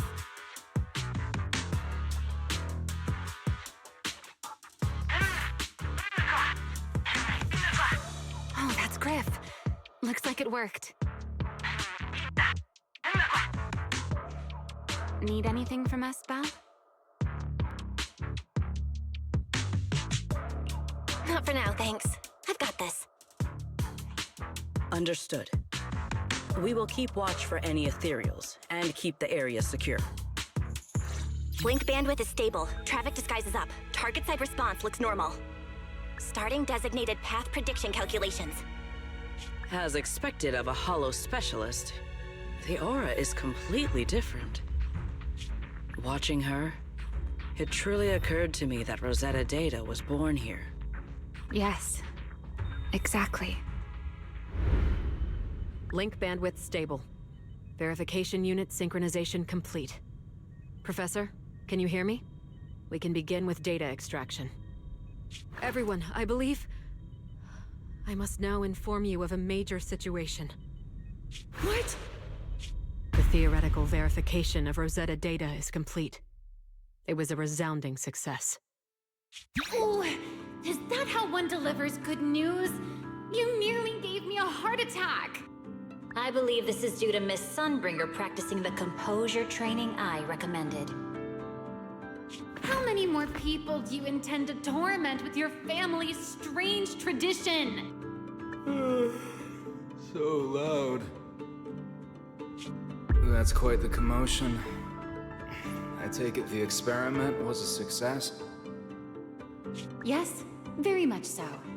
It would have been even more successful if the core technology provider had simply stayed asleep. Even a little nap earns me that much grief. I was merely showing full confidence in my colleagues' professional competence. Besides, today's success is only the first step toward taking back the world. All right. At a time like this, why not be honest and express a little joy? Even if the Rosetta Data is only the beginning, it is still the beginning of a miracle. Let us celebrate properly, shall we? And Professor Arke, don't even think about skipping it.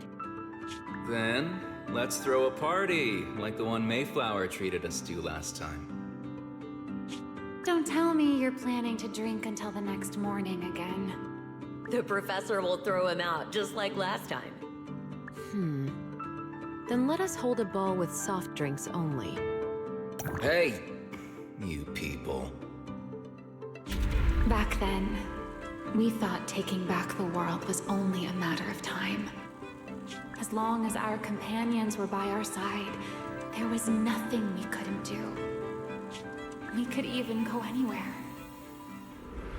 In the end, none of us reached the promised destination.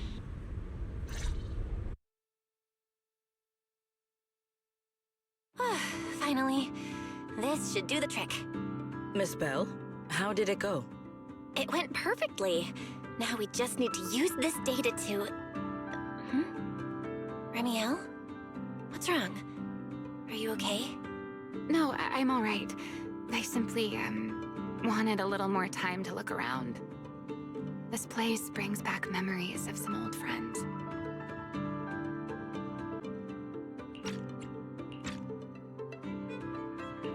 Are you sure you're okay, Remiel? I'm perfectly fine, really. Now that the calculations are done, let's head back.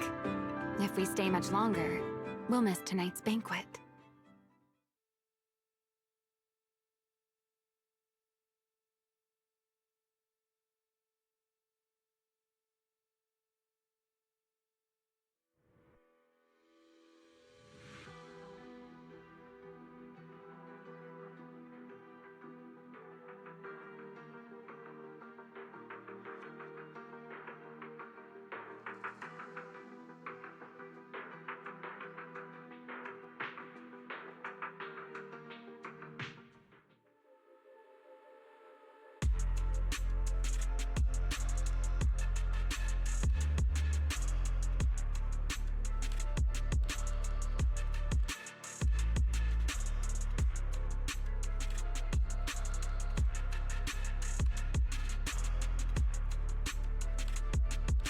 Yeah, this should do it. Here you go, Sigrid. I explained how to use everything earlier, right? Yes, Miss Belle. I simply need to place these devices at your designated locations, correct? Yeah. Once the imposter appears, I'll activate the devices and create a small singularity leakage at the venue. Meanwhile, I'll use Thaumiel's power to immobilize both it and everyone at the venue. Then, before it has time to react, I'll drag it through the leakage and into the hollow. Finally, we subdue it and rescue Dracaena. Very well. Understood. I will do everything in my power to help you enter the venue unnoticed. However, if the worst-case scenario occurs, if, in the end, our conclusions are proven wrong, and this was all fabricated by Miss Belle, then the banquet will become the place where you arrest both the fugitive who attempted to assassinate Aldrada and the fugitive who attempted to assassinate Dracaena. I imagine Belle would have no objections to that, would you? No, I promise. Then may none of us betray the trust we have placed in each other. There is a balcony outside the banquet hall. The door to that balcony will be locked today, so you two can stay there until the banquet begins. When the music begins, that signals the start of the banquet. The guests will share the first dance. Once that happens, you can head directly above the hall and prepare to act. Got it.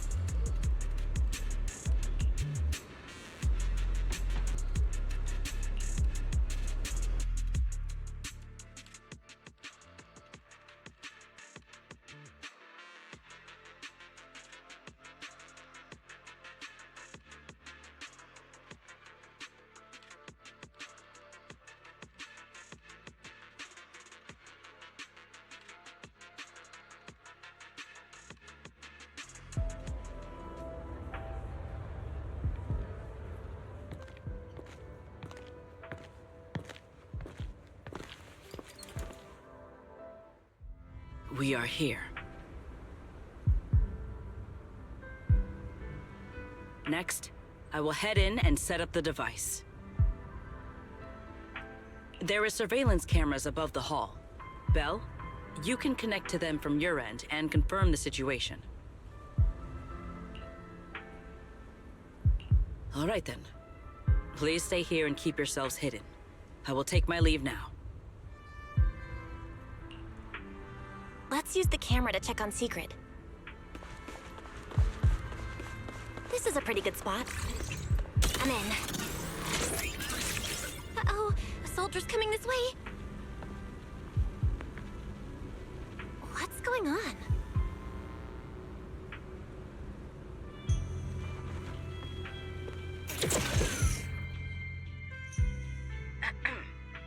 Can you two hear me fine? All devices are in position. Miss Belle, you have the exact locations in sight, yes? I see them. But what was that just now? Ah, you mean the soldier who came to speak to me. He asked me what was inside, and I said, this was specially prepared for Lady Dracaena. He then said, oh, I see. A heart-to-heart over dessert. On the floor, no doubt. I can hardly wait. And left. Can't believe I've grown used to the strange things that happen around her.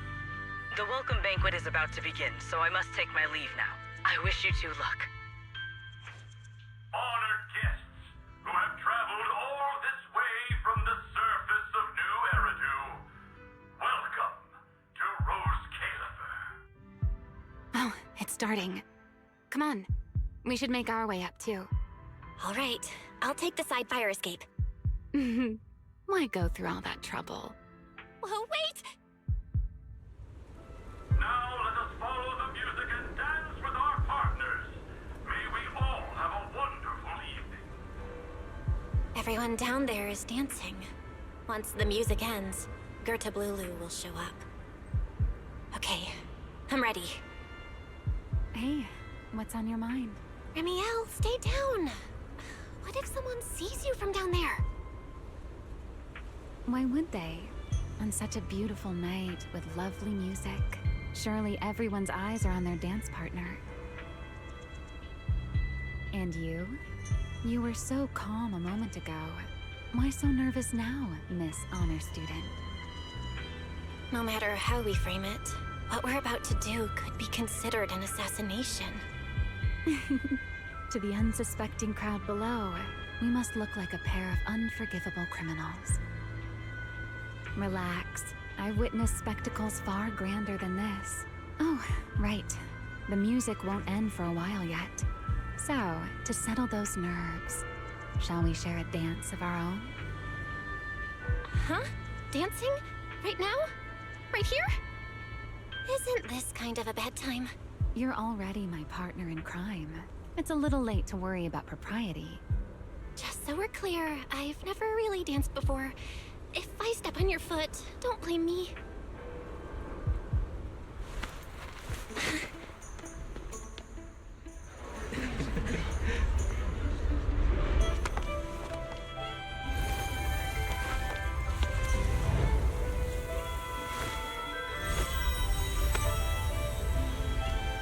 You know, Val, I've actually been keeping something from you. And you're definitely gonna be mad once you know the truth. But what can you do when your partner turns out to be a liar? Lady Dracena is here. Everyone stay right where you are. After you, Lady Dracena.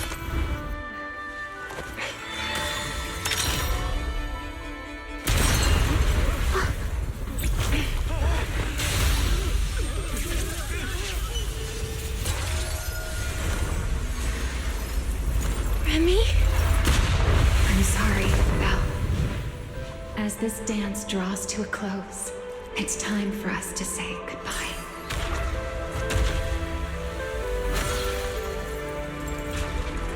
You know, Val, you almost made me forget that I no longer belong to this era. I almost forgot that I was meant to fly into the abyss alone. There's still a place for you to go back to. So from here on, let me handle this on my own. If you're that eager to die, then so be it! You're forcing the Inchina transformation. Then bring it on. Remiel! I won't let you shoulder this burden alone.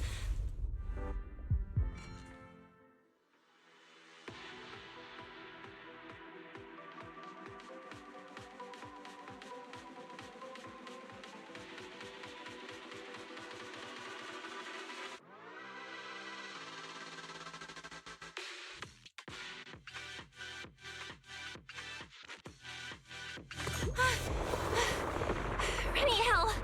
If you ever freeze me with those feathers again, I'm plucking you like a chicken! Belle, why are you here? Didn't I... You're the one who said we were partners in crime! What kind of partner just ditches someone like that?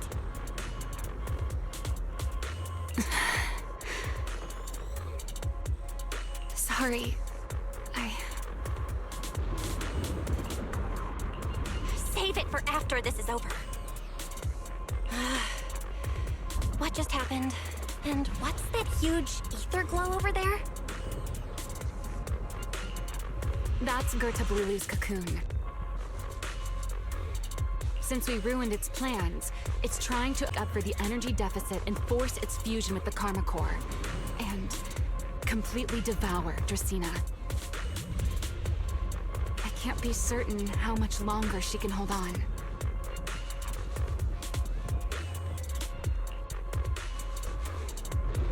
Is there any way to stop it? Do you see those new ether growths nearby? Gertablulu created them. They're basically doing the equivalent of a blood transfusion, gathering ether from the air and feeding it into the rapidly growing cocoon. In other words, if we cut off those growths, we can stop the cocoon from growing any further. Are there any main arteries among those blood vessels? Sharp as ever. Good. I found 2 in total. Sever them both, and the energy supply across this entire area will fail. Then we can destroy the cocoon. Now that player 2 has joined the game, let's get ready to clear the stage at double speed.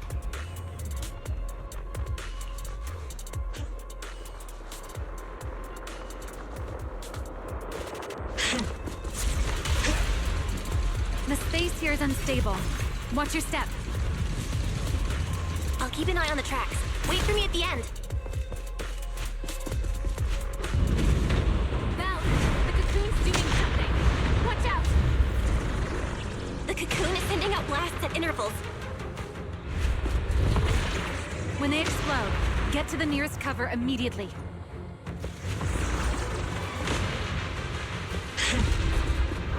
That's it!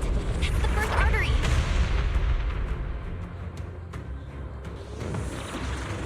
Explosions are becoming more frequent. I need to find a way into the next area. Hesitation.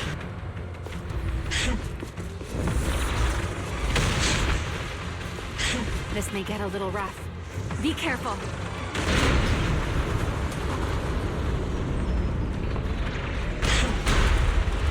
Its activity level is still going up. Don't panic.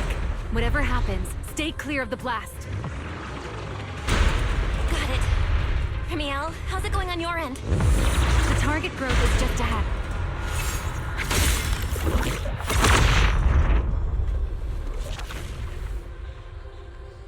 This route looks safer. Go this way.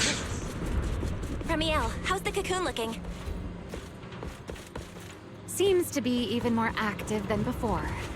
What a nuisance. The blasts are getting stronger. Belle, take the tracks to the next target.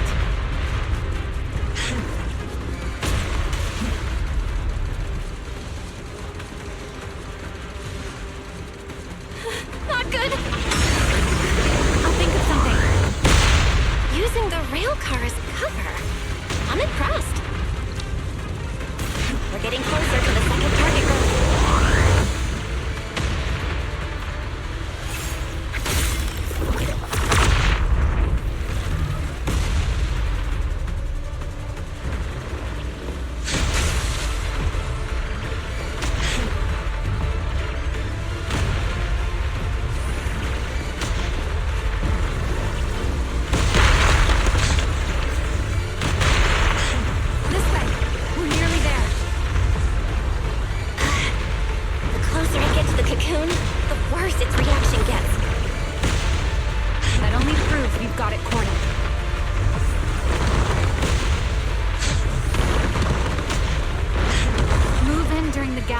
Explosions. Belle, ready to punch right through it? Absolutely. Match my rhythm. Now!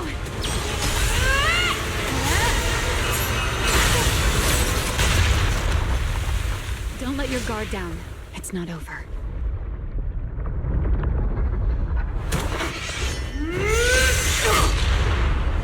Too late. Evolution complete.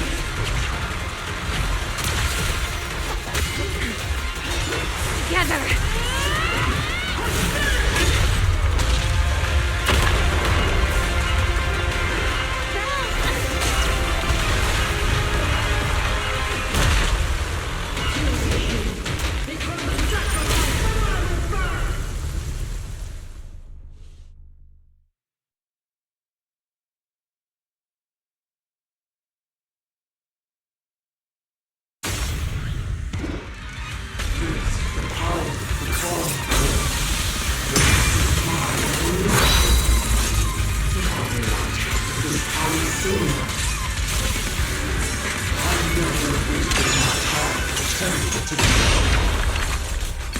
I had no idea ethereals could be so talkative. Then let those be your final words in this world.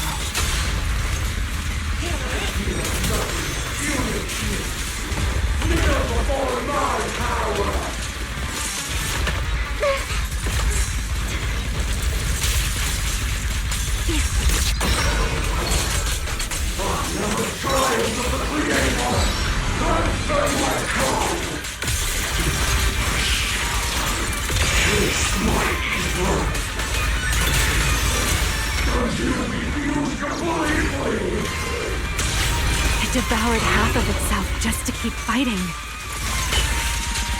Is this how a beast born from the hollow thinks? How tragic. Let's put it out of its misery.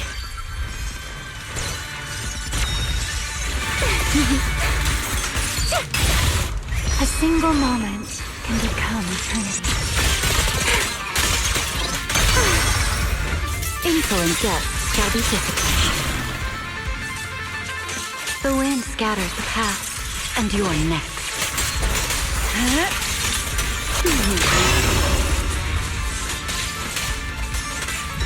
Take this, hear the howling noise.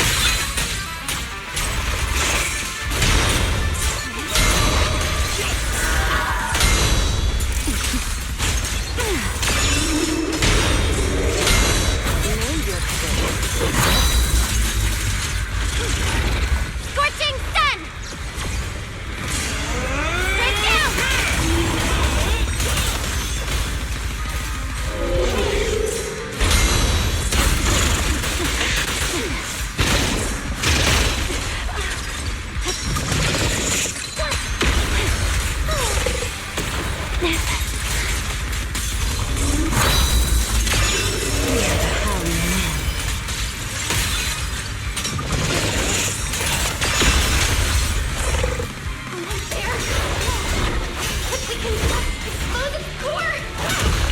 Hang in there!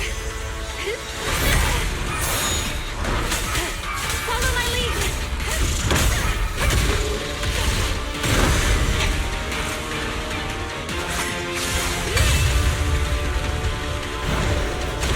Getting away! We gotta catch it! Belle, you should take a breather. Now then, it's finally time to get serious! Counting on you, Remy!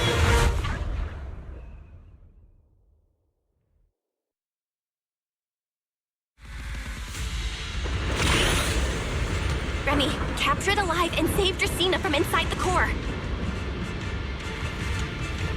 It's been a long time since I fought in the skies, but this is my domain.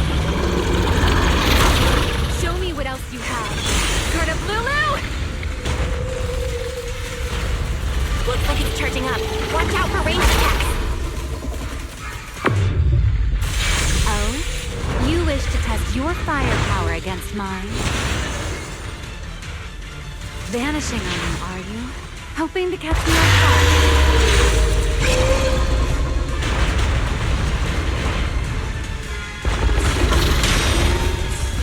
Always attacking from behind.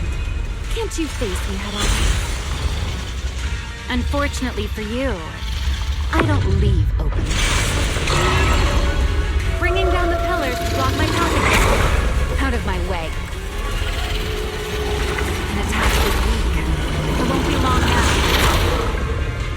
Its core is about to be exposed. Good.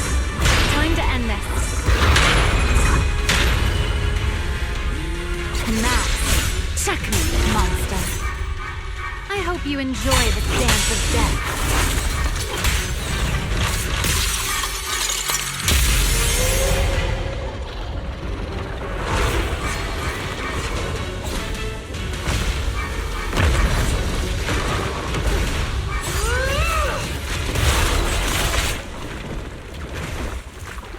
Dracena is inside its core. I'll handle this.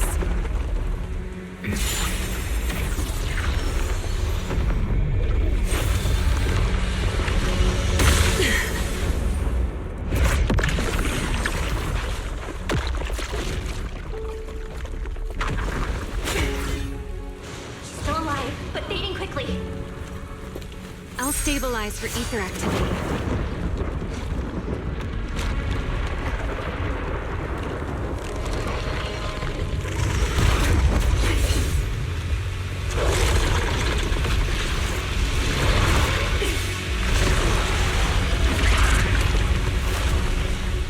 It just devoured Lulu and left.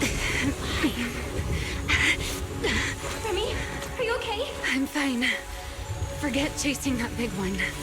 Saving Dracena is what matters now.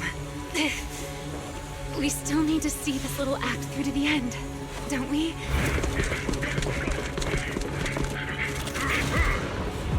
suspect's location confirmed. All units, combat readiness level 1.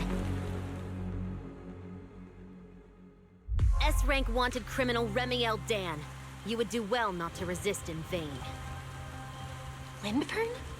Why is she here? Isn't she supposed to be in Virium? I don't know what's going on, but I have to explain this to her. You there, unfamiliar face. I do not know your identity, but if you have nothing to do with this, do not act rashly. Our first priority is to ensure Lady Dracina's safety and arrest the criminal who attempted to take her life. If you understand your position, remain silent and do not interfere with our official duties. Secret? Is she telling me to stay out of this? Why would she do that? Why am I being kept in the dark? Remiel, hand over Dracina beside you. Do not try anything foolish. You mean this little one? I was beginning to tire of her anyway. Take her back. She's still breathing. Whether she survives is up to you. Remiel? Why does it feel like you knew this was coming? What are you trying to pull? I thought this little one's disappearance would throw you all into chaos. I didn't expect you to catch up so quickly. How dull. Time to bring this game to a close. The former Void Hunter Remiel Dan. I never imagined a legendary figure like her could still be alive. But why? Why would she be the one to attempt to assassinate Lady Sunbringer? If Lady Lindburn had not rushed back from Virium in time, who knows what would have. Lady Lindburn went out of her way to bring us here, so that we might witness the legendary Void Hunter's arrest alongside the soldiers. Quite a sight. However, as a TOPS member, I am far more concerned with the truth behind another assault. Mr. Owen, I know what you mean, but I believe the answer lies with the very same person. Answer me, Remiel. Was it you who abducted Dracina at the welcome banquet and left her gravely injured? Naturally. Were you also the one who infiltrated the computing center and attempted to murder Truvia, High Ambitions Corp's lead researcher? Yes, that was me. What? You... why? Huh? No, wait, that's not what happened. The one who hurt Truvia was... right. No one would believe Lady Dracina was nearly devoured and assimilated by Gerta Blulu unless they saw it themselves. Remiel, don't tell me this was all for... I did not expect you to admit it so readily. You understand what your actions mean, do you not?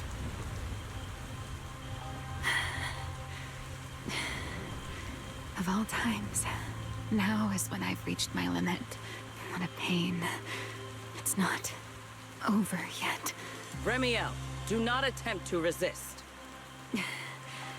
No, I won't resist. I'll simply vanish right before your eyes in an instant.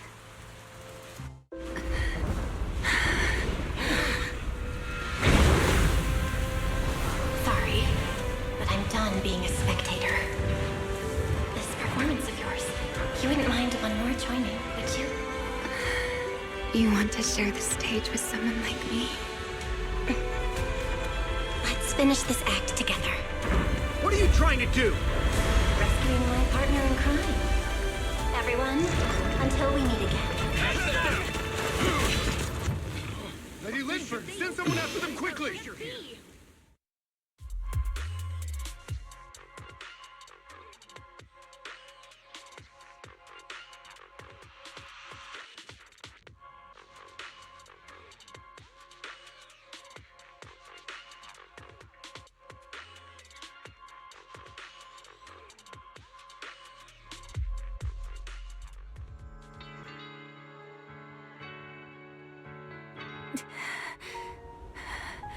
No, look away. It's okay now, Remiel. Please don't. Don't look at me. Okay, I promise. I won't look. Thank you. So, why didn't you tell me sooner about your plan with Sigrid and even Lindvern? Because you and I are different. You still have somewhere to return to, but I do not. The era I knew, the people I loved, those memories, they're all long gone. So, I can't drag you into this. You really are impossibly headstrong, Remiel. You're the one who called me your partner in crime. You're the one who held me together on that rainy night. And now you're leaving me behind? Did you forget you're over 100 years old already? How long are you gonna keep acting like a cranky kid? I get it. Sometimes, someone's gotta step up and do the hard thing. What happened to Dracaena and to Truvia? Someone has to answer for all of it. But that doesn't mean you have to shoulder all of it alone. Didn't you call me your partner in crime? Then act like it. Doing bad things together, running away together, getting ourselves wanted together. That's what partners do. What kind of partner takes all the heat alone? What kind of friend does that? You really are getting more silver-tongued by the day, Belle. I'm not trying to sweet-talk you. Can't you tell I'm really mad right now? I can hear it, Belle. I'm sorry. I shouldn't have done that, my dear partner in crime. So, what are you gonna do now? I think I'll return to my refuge and rest for a while. The signs of the Enchainer transformation seem stable for now. There shouldn't be any major issues. As for what comes next, I'll leave that to Lindvern and Sigrid. I'm a little tired. And I'm going with you. There's no need for that. I can walk on my own now. I know what you're thinking. I can't let Remiel out of my sight again, or who knows what outrageous thing she'll do on her own, right? I promise, this time I won't go anywhere. Really, I only want to rest by myself for a while. Once I've recovered a little more, I'll come see you again. I promise.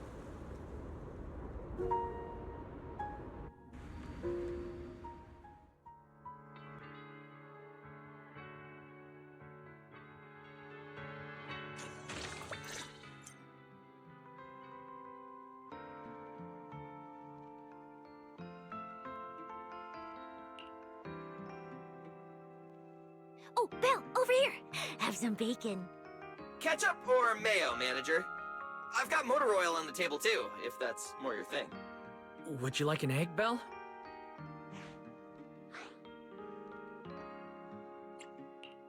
Is it just me, or are you guys being overly friendly today?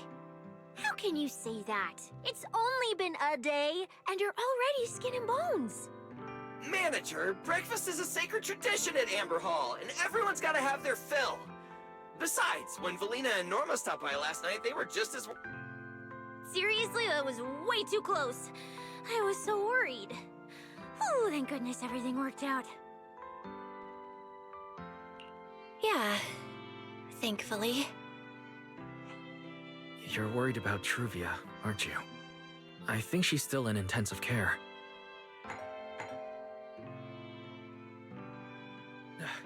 Come in! Please excuse the intrusion. Hey everyone, sorry for dropping by unannounced. Whoa, yeah, Lady Sunbringer! Oh please, Lindvern is fine. I can never get used to being lady this and lady that. Do I really look that old? Whoa, now that's a breakfast spread I'll have to try myself sometime. But first, let's get down to business. Forgive the early visit, but we bring good news. Miss Truvia has been stabilized. She is still unconscious, but no longer in critical condition. Really? Thank goodness. I'm so glad to hear that. And allow me to formally thank you on behalf of Rose Califer.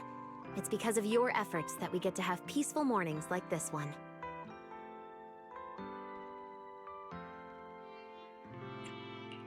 I can't take all the credit. I only did what I had to do. And I owe all of you, too. My bad for not thinking about what would happen after everything. Belle, I owe you an apology. Remiel and I kept our plan from you, but it was not because we doubted you. Rather...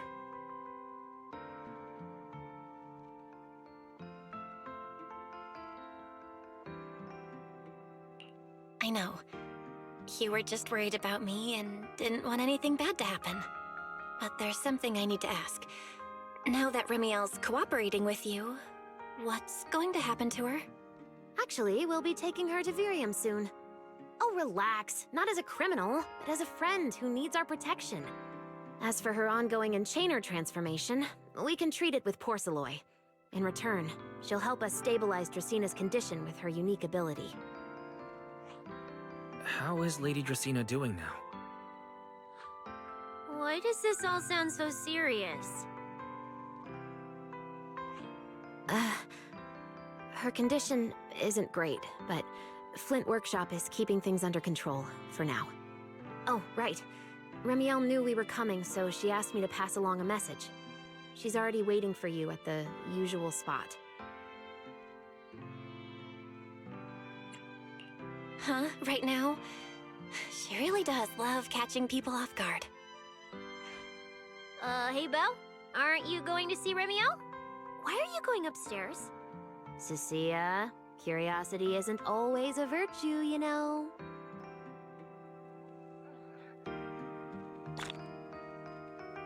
Remiel.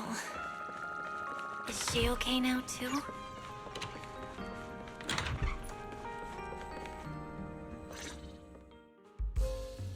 Rawr. Good morning. Rawr. There he is! Mr. Roar is Remiel. Wait, that won't work at all. How does the enormous Mr. Roar even disguise himself as me? Although, he might pass if we give him a pair of fake wings. Mr. Roar? In your clothes? No, absolutely not. It's weird no matter how I imagine it. No? Well, I thought it might be cute. I'm really struggling to see the appeal. Anyway, you're here early. Did you come to say goodbye? I guess you can say so. Though it's only for the time being. Linvern and the others probably mentioned it already. I'll be recovering in Virium, and while I'm there, I'll help stabilize Dracina's condition.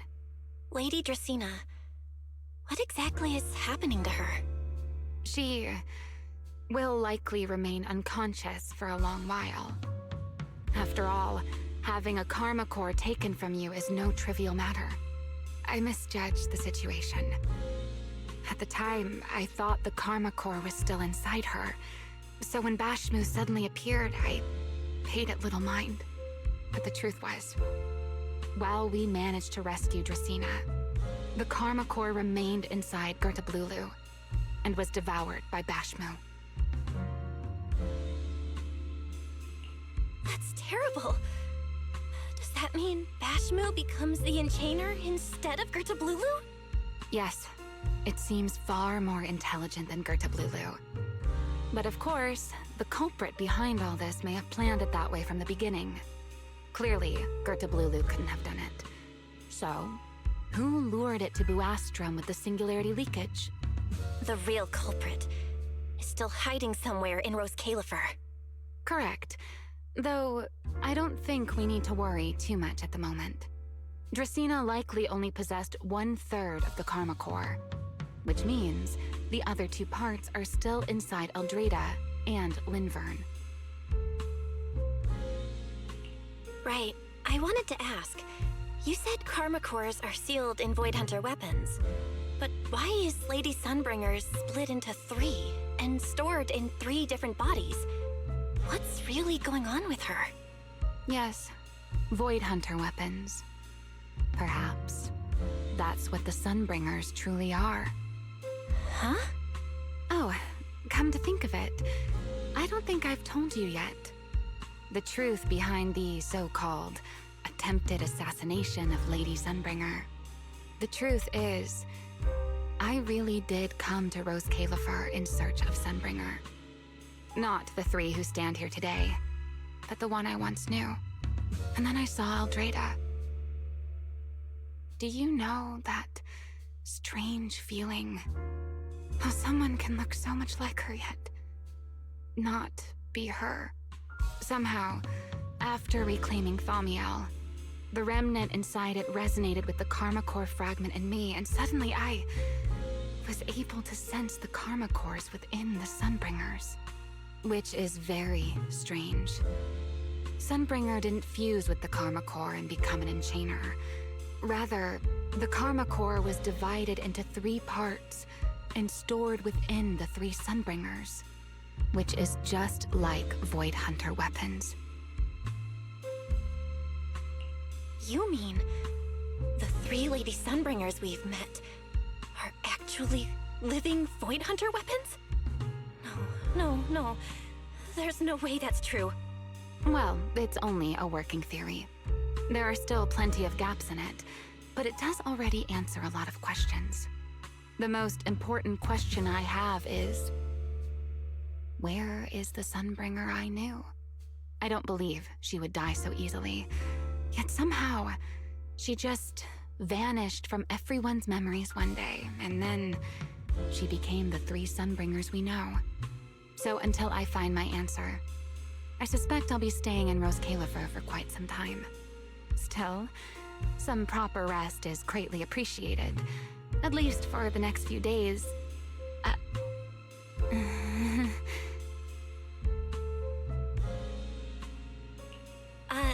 There should still be some breakfast downstairs. Wait here, I'll go bring some up for you.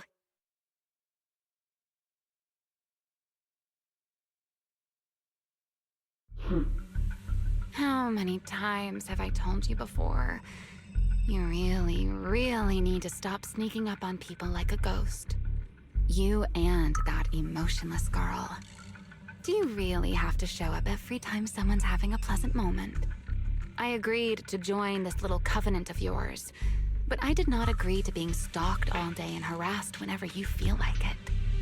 Remiel, do you truly believe the Sunbringers are Void Hunter weapons? Of course not. Then why tell her something you know isn't true? What's the matter? I merely told a small lie. Hardly the first time. Why? Are you getting nervous? Don't answer my question with another question, Remiel. Oh, all right, fine. I'll explain.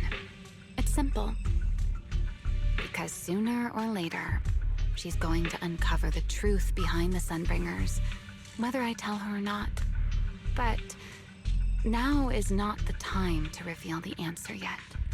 For her sake, for the 3 Sunbringers, and for Rose Califer.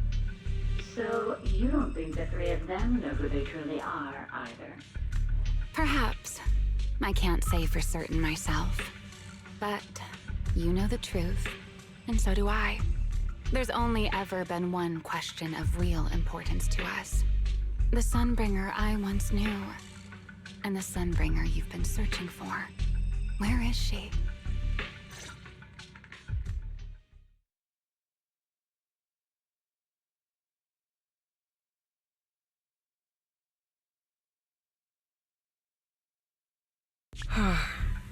How pitiful. What do they call that monster again? Right, Bertablulu. To think it wounded you this badly. Its will to survive is truly frightening. It also got a lot smarter ever since it made contact with the Karma Core. Came embarrassingly close to actually pulling it off. How impressive. But do not worry. Our old classmate still handled everything. Come to think of it, I always did enjoy doing the unexpected. But you are terrible at adapting on the fly. That is why you keep losing to them. Again and again and again. Why not? Simply admit that you are worthless.